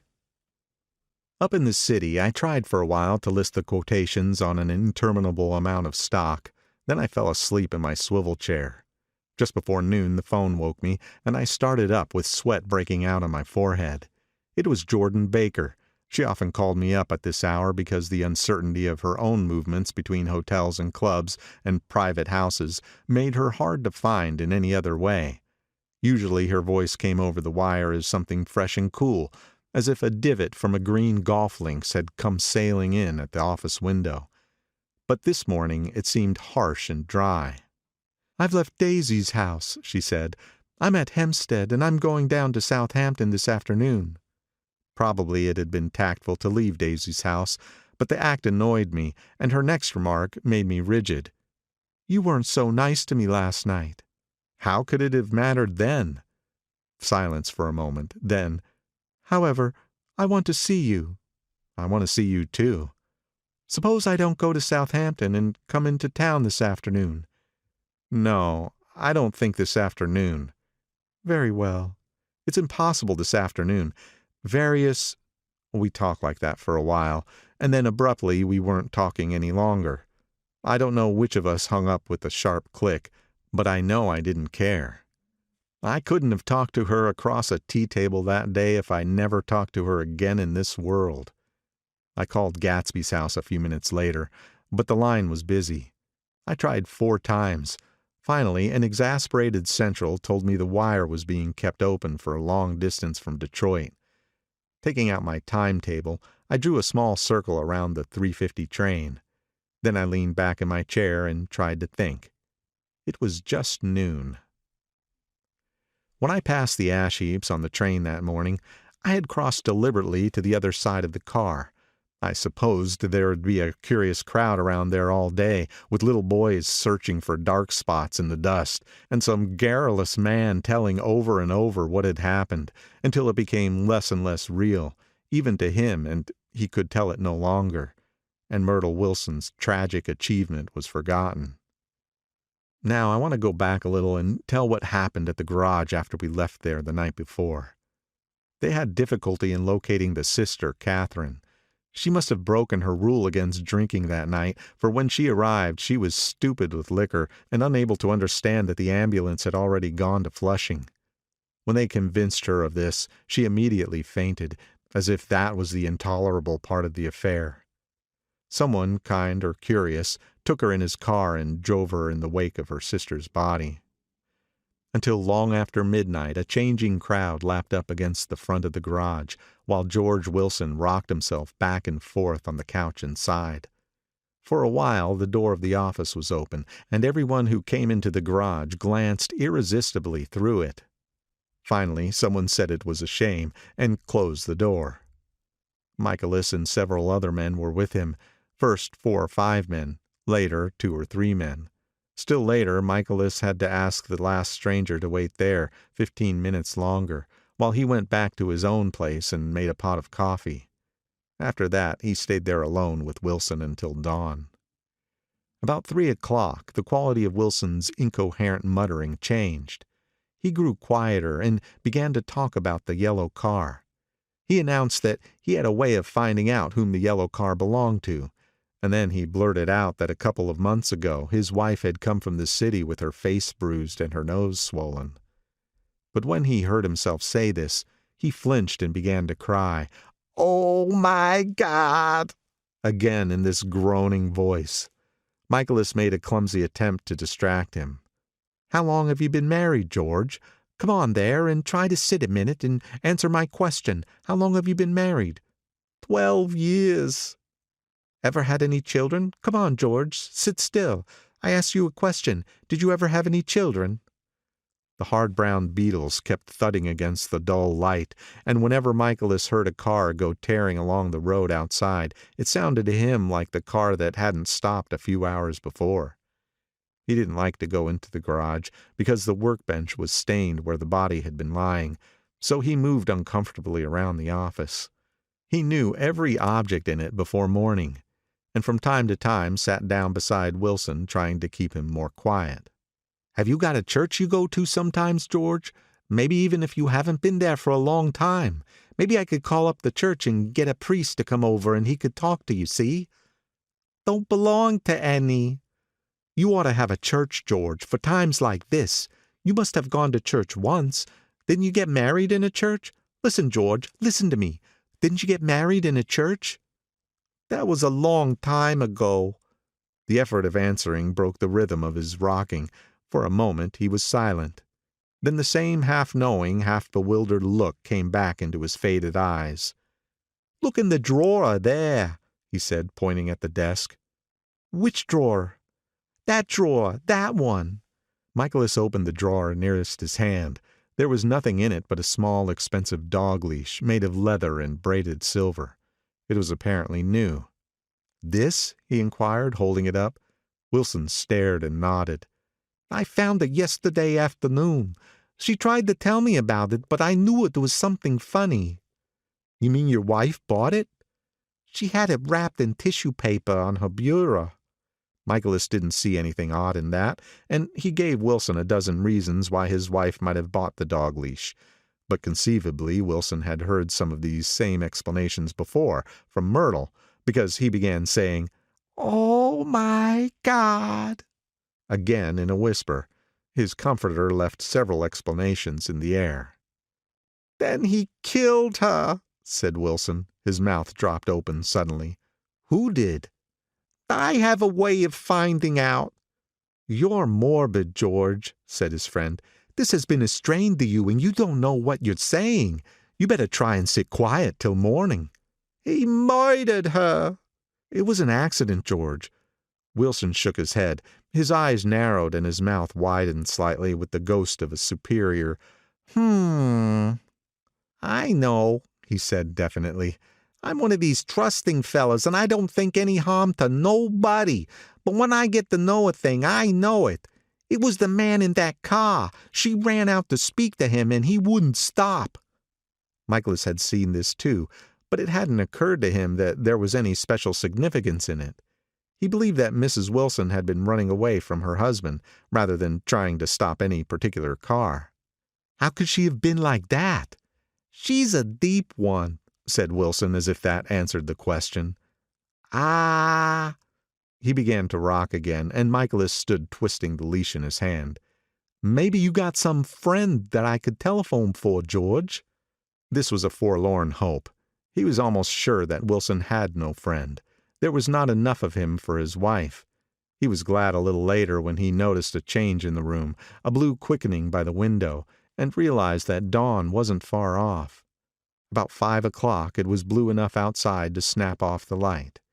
Wilson's glazed eyes turned out to the ash heaps, where small gray clouds took on fantastic shapes and scurried here and there in the faint dawn wind.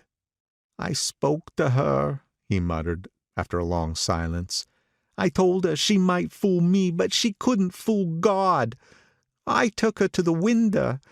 With an effort, he got up and walked to the rear window and leaned with his face pressed against it.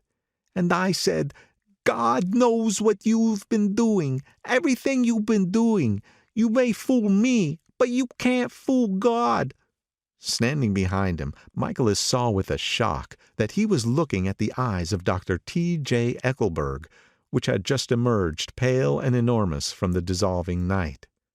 "God sees everything," repeated Wilson. "That's an advertisement," Michaelis assured him. Something made him turn away from the window and look back into the room. But Wilson stood there a long time, his face close to the window pane, nodding into the twilight. By 6 o'clock, Michaelis was worn out and grateful for the sound of a car stopping outside. It was one of the watchers of the night before who had promised to come back, so he cooked breakfast for 3, which he and the other man ate together. Wilson was quieter now, and Michaelis went home to sleep. When he awoke 4 hours later and hurried back to the garage, Wilson was gone. His movements, he was on foot all the time, were afterward traced to Port Roosevelt and then to Gad's Hill, where he bought a sandwich that he didn't eat and a cup of coffee. He must have been tired and walking slowly, for he didn't reach Gad's Hill until noon. Thus far, there was no difficulty in accounting for his time. There were boys who had seen a man acting sort of crazy, and motorists at whom he stared oddly from the side of the road. Then for 3 hours he disappeared from view. The police, on the strength of what he said to Michaelis, that he had a way of finding out, supposed that he spent that time going from garage to garage thereabout, inquiring for a yellow car. On the other hand, no garage man who had seen him ever came forward. And perhaps he had an easier, surer way of finding out what he wanted to know. By 2:30, he was in West Egg, where he asked someone the way to Gatsby's house. So by that time he knew Gatsby's name. At 2 o'clock, Gatsby put on his bathing suit and left word with the butler that if anyone phoned, word was to be brought to him at the pool.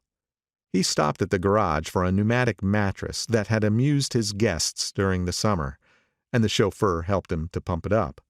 Then he gave instructions that the open car wasn't to be taken out under any circumstances, and this was strange because the front right fender needed repair. Gatsby shouldered the mattress and started for the pool. Once he stopped and shifted it a little, and the chauffeur asked him if he needed help, but he shook his head and in a moment disappeared among the yellowing trees. No telephone message arrived, but the butler went without his sleep and waited for it until 4 o'clock. Until long after there was anyone to give it to if it came. I have an idea that Gatsby himself didn't believe it would come, and perhaps he no longer cared. If that was true, he must have felt that he had lost the old world charm, and paid a high price for living too long with a single dream. He must have looked up at an unfamiliar sky through frightening leaves and shivered as he found what a grotesque thing a rose is and how raw the sunlight was upon the scarcely created grass. A new world, material without being real, where poor ghosts, breathing dreams like air, drifted fortuitously about, like that ashen, fantastic figure gliding toward him through the amorphous trees. The chauffeur, he was one of Wolfsheim's protégés, heard the shots. Afterwards, he could only say that he hadn't thought anything much about them. I drove from the station directly to Gatsby's house, and my rushing anxiously up the front steps was the first thing that alarmed anyone. But they knew then, I firmly believe. With scarcely a word said, 4 of us, the chauffeur, butler, gardener, and I, hurried down to the pool. There was a faint, barely perceptible movement of the water as the fresh flow from one end urged its way toward the drain at the other. With little ripples that were hardly the shadows of waves, the laden mattress moved irregularly down the pool. A small gust of wind that scarcely corrugated the surface was enough to disturb its accidental course with its accidental burden. The touch of a cluster of leaves revolved it slowly, tracing, like the leg of transit, a thin red circle in the water. It was after we started with Gatsby toward the house that the gardener saw Wilson's body a little way off in the grass, and the Holocaust was complete. End of Chapter 8. Chapter 9. After 2 years I remember the rest of that day, and that night, and the next day, only as an endless drill of police and photographers and newspapermen in and out of Gatsby's front door. A rope stretched across the main gate, and a policeman by it kept out the curious, but little boys soon discovered that they could enter through my yard, and there were always a few of them clustered open-mouthed about the pool. Someone with a positive manner, perhaps a detective, used the expression madman as he bent over Wilson's body that afternoon, and the adventitious authority of his voice set the key for the newspaper reports next morning. Most of those reports were a nightmare, grotesque, circumstantial, eager, and untrue. When Michaelis's testimony at the inquest brought to light Wilson's suspicions of his wife, I thought the whole tale would shortly be served up in racy pasquinade. But Catherine, who might have said anything, didn't say a word. She showed a surprising amount of character about it, too, looked at the coroner with determined eyes under that corrected brow of hers, and swore that her sister had never seen Gatsby, that her sister was completely happy with her husband, that her sister had been into no mischief whatever. She convinced herself of it and cried into her handkerchief, as if the very suggestion was more than she could endure. So Wilson was reduced to a man deranged by grief, in order that the case might remain in its simplest form. And it rested there. But all this part of it seemed remote and unessential. I found myself on Gatsby's side, and alone. From the moment I telephoned news of the catastrophe to West Egg Village, every surmise about him and every practical question was referred to me. At first I was surprised and confused. Then, as he lay in his house and didn't move or breathe or speak, hour upon hour, it grew upon me that I was responsible, because no one else was interested. Interested, I mean, with that intense personal interest to which everyone has some vague right at the end. I called up Daisy half an hour after we found him, called her instinctively and without hesitation, but she and Tom had gone away early that afternoon and taken baggage with them. Left no address? No. Say when they'd be back? No. Any idea where they are, how I could reach them? I don't know, can't say. I wanted to get somebody for him. I wanted to go into the room where he lay and reassure him. I'll get somebody for you, Gatsby. Don't worry. Just trust me and I'll get somebody for you. Meyer Wolfsheim's name wasn't in the phone book. The butler gave me his office address on Broadway, and I called information. But by the time I had the number, it was long after 5, and no one answered the phone. Will you ring again? I've rung 3 times. It's very important. Sorry, I'm afraid no one's there.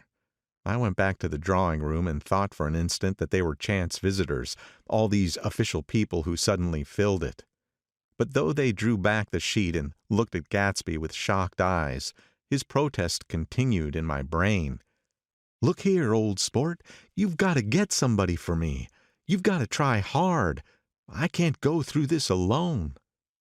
Somebody started to ask me questions, but I broke away and, going upstairs, looked hastily through the unlocked parts of his desk. He'd never told me definitely that his parents were dead, but there was nothing, only the picture of Dan Cody, a token of forgotten violence, staring down from the wall. Next morning I sent the butler to New York with a letter to Wolfsheim, which asked for information and urged him to come out on the next train. That request seemed superfluous when I wrote it. I was sure he'd start when he saw the newspapers, just as I was sure there'd be a wire from Daisy before noon. But neither a wire nor Wolfsheim arrived. No one arrived except more police and photographers and newspapermen. When the butler brought back Wolfsheim's answer, I began to have feelings of defiance, of scornful solidarity between Gatsby and me against them all. "Dear Mr. Carroway, this has been one of the most terrible shocks of my life. To me, I hardly can believe it that it is true at all. Such a mad act as that man did should make us all think. I cannot come down now, as I am tied up in some very important business, and cannot get mixed up in this thing now. If there's anything I can do a little later, let me know in a letter by Edgar. I hardly know where I am when I hear about a thing like this, and I am completely knocked down and out. Yours truly, Meyer Wolfsheim." And then hastily addenda beneath. "Let me know about the funeral, etc. Do not know his family at all." When the phone rang that afternoon and long distance said Chicago was calling, I thought this would be Daisy at last. But the connection came through as a man's voice, very thin and far away. "This is Slago speaking." "Yes?" The name was unfamiliar. "Head of a note, isn't it? Get my wire?" "There haven't been any wires." "Young Park's in trouble," he said rapidly. "They picked him up when he handed the bonds over the counter. They got a circular from New York giving him numbers just 5 minutes before. What do you know about that, eh? You never can tell in these hick towns." "Hello," I interrupted breathlessly. "Look here, this isn't Mr. Gatsby. Mr. Gatsby's dead." There was a long silence on the other end of the wire, followed by an exclamation, then a quick squawk as the connection was broken. I think it was on the third day that a telegram signed Henry C. Gatz arrived from a town in Minnesota. It said only that the sender was leaving immediately and to postpone the funeral until he came. It was Gatsby's father, a solemn old man, very helpless and dismayed, bundled up in a long, cheap ulster against the warm September day. His eyes leaked continuously with excitement, and when I took the bag and umbrella from his hands, he began to pull so incessantly at his sparse gray beard that I had difficulty in getting off his coat. He was on the point of collapse, so I took him into the music room and made him sit down while I sent for something to eat. But he wouldn't eat, and the glass of milk spilled from his trembling hand. "I saw it in the Chicago newspaper," he said. "It was all in the Chicago newspaper. I started right away." "I didn't know how to reach you." His eyes, seeing nothing, moved ceaselessly about the room. "It was a madman," he said. "He must have been mad." "Wouldn't you like some coffee?" I urged him. "I don't want anything. I'm all right now, Mr. Carroway." "Well, I'm all right now. Where have they got Jimmy?" I took him into the drawing room where his son lay, and left him there. Some little boys had come up on the steps and were looking into the hall. When I told them who had arrived, they went reluctantly away. After a little while, Mr. Gatz opened the door and came out, his mouth ajar, his face flushed slightly, his eyes leaking isolated and unpunctual tears. He had reached an age where death no longer has the quality of ghastly surprise, and when he looked around him now for the first time and saw the height and splendor of the hall and the great rooms opening out from it into other rooms, his grief began to be mixed with an awed pride. I helped him to a bedroom upstairs. While he took off his coat and vest, I told him that all arrangements had been deferred until he came. I didn't know what you'd want, Mr. Gatsby. Gats is my name. Mr. Gats, I thought you might want to take the body west. He shook his head. Jimmy always liked it better down east. He rose up to his position in the east. Were you a friend of my boy's, mister? We were close friends. He had a big future before him, you know. He was only a young man, but he had a lot of brain power here. He touched his head impressively, and I nodded. If he'd lived, he'd have been a great man, a man like James J. Hill. He'd have helped build up the country. That's true, I said uncomfortably. He fumbled at the embroidered coverlet, trying to take it from the bed, and lay down stiffly. Was instantly asleep. That night an obviously frightened person called up and demanded to know who I was before he would give his name. This is Mr. Carroway, I said. Oh, he sounded relieved. This is Kilpspringer. I was relieved too, for that seemed to promise another friend at Gatsby's grave. I didn't want it to be in the papers and draw a sightseeing crowd, so I'd been calling up a few people myself. They were hard to find. The funeral's tomorrow, I said. 3 o'clock here at the house. I wish you'd tell anybody who'd be interested. Oh, I will, he broke out hastily. Of course I'm not likely to see anybody, but if I do... His tone made me suspicious. Of course you'd be there yourself. Well, I'll certainly try. What I called up about is... Wait a minute, I interrupted. How about saying you'll come? Well, the fact is, the truth of the matter is, that I'm staying with some people up here in Greenwich, and they rather expect me to be with them tomorrow. In fact, there's a sort of picnic or something. Of course I'll do my best to get away. I ejaculated an unrestrained, huh, and he must have heard me, for he went on nervously. What I called up about was a pair of shoes I left there. I wonder if it'd be too much trouble to have the butler send 'em on. You see, they're tennis shoes, and I'm sort of helpless without 'em. My address is care of B.F. I didn't hear the rest of the name, because I hung up the receiver. After that, I felt a certain shame for Gatsby. One gentleman to whom I telephoned implied that he had got what he deserved.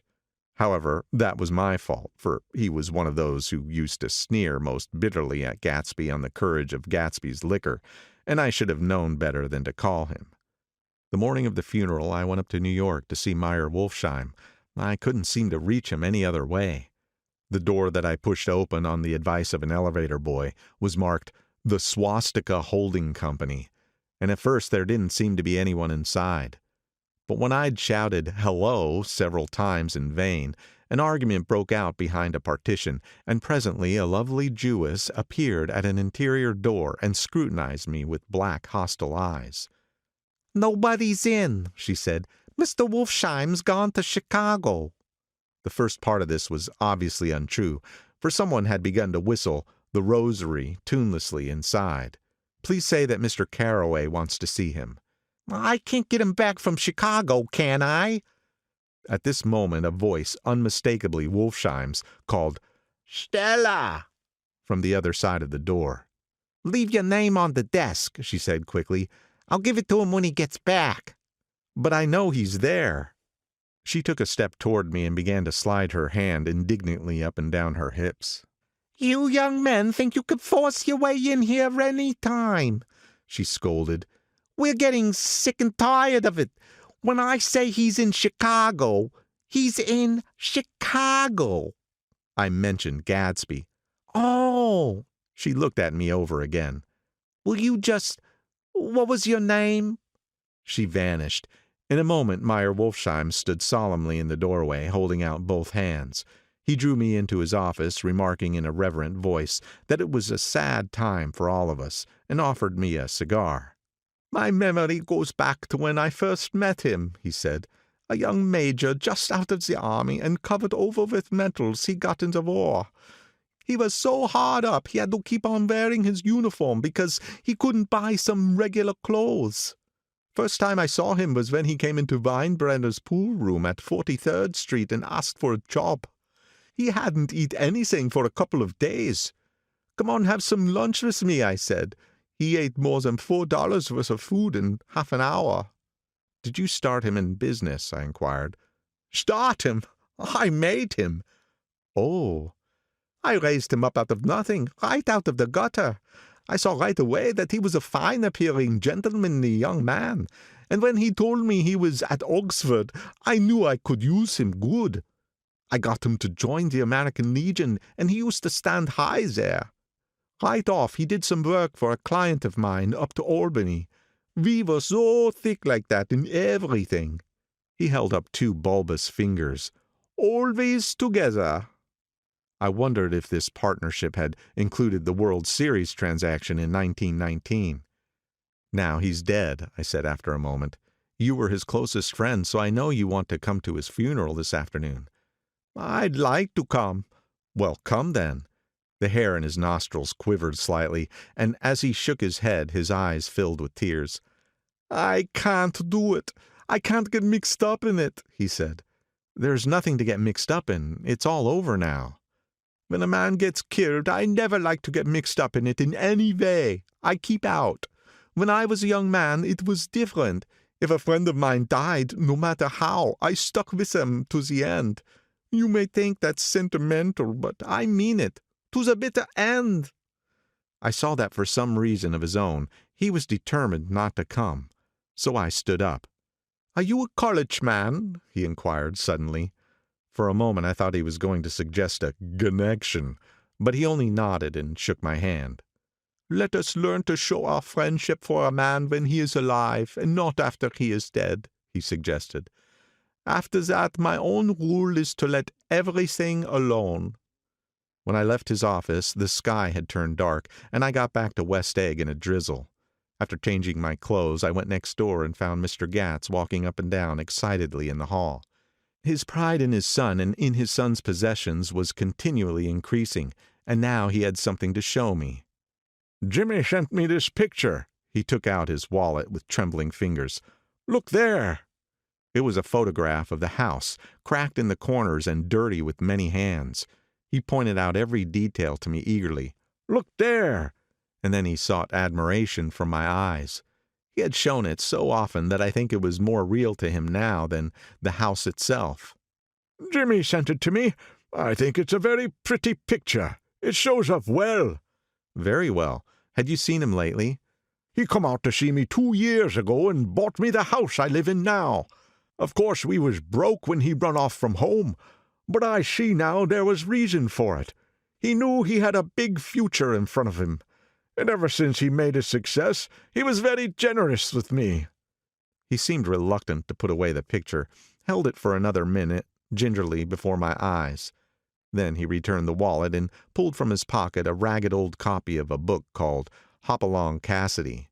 "Look there. This is a book he had when he was a boy. It just shows you." He opened it at the back cover and turned it around for me to see. On the last flyleaf was printed the word Schedule, and the date September 12th, 1906, and underneath, rise from bed 6 a.m., dumbbell exercise and wall scaling 6:15 to 6:30 a.m., study electricity 7:15 to 8:15 a.m., work 8:30 to 4:30 p.m., baseball and sports 4:30 to 5 p.m., practice elocution, poise, and how to attain it 5 to 6 p.m., study needed inventions 7 to 9 p.m. General resolves: no wasting time at Shafter's or a name indecipherable, no more smoking or chewing, bath every other day, read one improving book or magazine per week, save $5, crossed out, $3 per week. Be better to parents. "I came across this book by accident," said the old man. "It just shows you, don't it?" "It just shows you." "Jimmy was bound to get ahead. He always had some resolves like this or something. Do you notice what he's got about improving his mind? He was always great for that. He told me I ate like a hog once, and I beat him for it." He was reluctant to close the book, reading each item aloud and then looking eagerly at me. I think he rather expected me to copy down the list for my own use. A little before 3, the Lutheran minister arrived from Flushing, and I began to look involuntarily out the windows for other cars. So did Gatsby's father. And as the time passed and the servants came in and stood waiting in the hall, his eyes began to blink anxiously, and he spoke of the rain in a worried, uncertain way. The minister glanced several times at his watch, so I took him aside and asked him to wait for half an hour. But it wasn't any use. Nobody came. About 5 o'clock, our procession of 3 cars reached the cemetery and stopped in a thick drizzle beside the gate. First a motor hearse, horribly black and wet, then Mr. Gatz and the minister and me in the limousine, and a little later 4 or 5 servants and the postman from West Egg, in Gatsby's station wagon, all wet to the skin. As we started through the gate into the cemetery, I heard a car stop and then the sound of someone splashing after us over the soggy ground. I looked around. It was the man with owl-eyed glasses whom I had found marveling over Gatsby's books in the library one night 3 months before. I'd never seen him since then. I don't know how he knew about the funeral or even his name. The rain poured down his thick glasses, and he took them off and wiped them to see the protecting canvas unrolled from Gatsby's grave. I tried to think about Gatsby then for a moment, but he was already too far away, and I could only remember, without resentment, that Daisy hadn't sent a message or a flower. Dimly I heard someone murmur, "Blessed are the dead that the rain falls on," and then the owl-eyed man said, "Amen to that," in a brave voice. We straggled down quickly through the rain to the cars. Owl Eyes spoke to me by the gate. "I couldn't get to the house," he remarked. Neither could anybody else. "Go on," he started. "Why, my God, they used to go there by the hundreds." He took off his glasses and wiped them again, outside and in. "The poor son of a bitch," he said. One of my most vivid memories is of coming back west from prep school and later from college at Christmas time. Those who went farther than Chicago would gather in the old dim Union Station at 6 o'clock of a December evening, with a few Chicago friends already caught up into their own holiday gaieties, to bid them a hasty goodbye. I remember the fur coats of the girls returning from Miss This or That's, and the chatter of frozen breath, and the hands waving overhead as we caught sight of old acquaintances, and the matchings of invitations. "Are you going to the Ordways, the Hershey's, the Schultz's?" And the long green tickets clasped tight in our gloved hands. And last, the murky yellow cars of the Chicago, Milwaukee, and St. Paul Railroad, looking cheerful as Christmas itself on the tracks beside the gate. When we pulled out into the winter night and the real snow, our snow, began to stretch out beside us and twinkle against the windows, and the dim lights of small Wisconsin stations moved by, a sharp, wild brace came suddenly into the air. We drew in deep breaths of it as we walked back from dinner through the cold vestibules, unutterably aware of our identity with this country for one strange hour, before we melted indistinguishably into it again. That's my Middle West, not the wheat or the prairies or the lost Swede towns, but the thrilling returning trains of my youth, and the street lamps and sleigh bells in the frosty dark, and the shadows of holly wreaths thrown by lighted windows on the snow. I am part of that, a little solemn with the feel of those long winters, a little complacent from growing up in the Caraway house in a city where dwellings are still called through decades by a family name. I see now that this has been a story of the West, after all. Tom and Gatsby, Daisy and Jordan and I were all Westerners, and perhaps we possessed some deficiency in common which made us suddenly unadaptable to Eastern life. Even when the East excited the most, even when I was most keenly aware of its superiority to the bored, sprawling, swollen towns beyond the Ohio, with their interminable inquisitions which spared only the children and the very old, even then it had always for me a quality of distortion. West Egg especially still figures in my more fantastic dreams. I see it as a night scene by El Greco, 100 houses, at once conventional and grotesque, crouching under a sullen, overhanging sky, and a lusterless moon. In the foreground, 4 solemn men in dress suits are walking along the sidewalk with a stretcher on which lies a drunken woman in a white evening dress. Her hand, which dangles over the side, sparkles cold with jewels. Gravely the men turn in at a house, the wrong house. But no one knows the woman's name, and no one cares. After Gatsby's death, the East was haunted for me like that, distorted beyond my eyes' power of correction. So when the blue smoke of brittle leaves was in the air, and the wind blew the wet laundry stiff on the line, I decided to come back home. There was one thing to be done before I left, an awkward, unpleasant thing that perhaps had better have been let alone. But I wanted to leave things in order and not just trust that obliging and indifferent sea to sweep my refuse away. I saw Jordan Baker and talked over and around what had happened to us together, and what had happened afterward to me, and she lay perfectly still, listening, in a big chair. She was dressed to play golf, and I remember thinking she looked like a good illustration, her chin raised a little jauntily, her hair the color of an autumn leaf, her face the same brown tint as the fingerless glove on her knee. When I had finished, she told me without comment that she was engaged to another man. I doubted that, though there were several she could have married at the nod of her head, but I pretended to be surprised. For just a minute I wondered if I was making a mistake. Then I thought it all over again quickly and got up to say goodbye. "Nevertheless, you did throw me over," said Jordan suddenly. "You threw me over on the telephone. I don't give a damn about you now, but it was a new experience for me, and I felt a little dizzy for a while." We shook hands. "Oh, and do you remember," she added, "a conversation we had once about driving a car?" "Why, not exactly." "You said a bad driver was only safe until she met another bad driver. Well, I met another bad driver, didn't I? I mean, it was careless of me to make such a wrong guess. I thought you were rather an honest, straightforward person. I thought it was your secret pride." "I'm 30, I said. "I'm 5 years too old to lie to myself and call it honor." She didn't answer. Angry and half in love with her, and tremendously sorry, I turned away. One afternoon, late in October, I saw Tom Buchanan.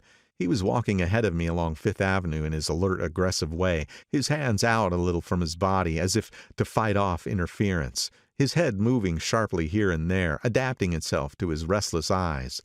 Just as I slowed up to avoid overtaking him, he stopped and began frowning into the windows of a jewelry store.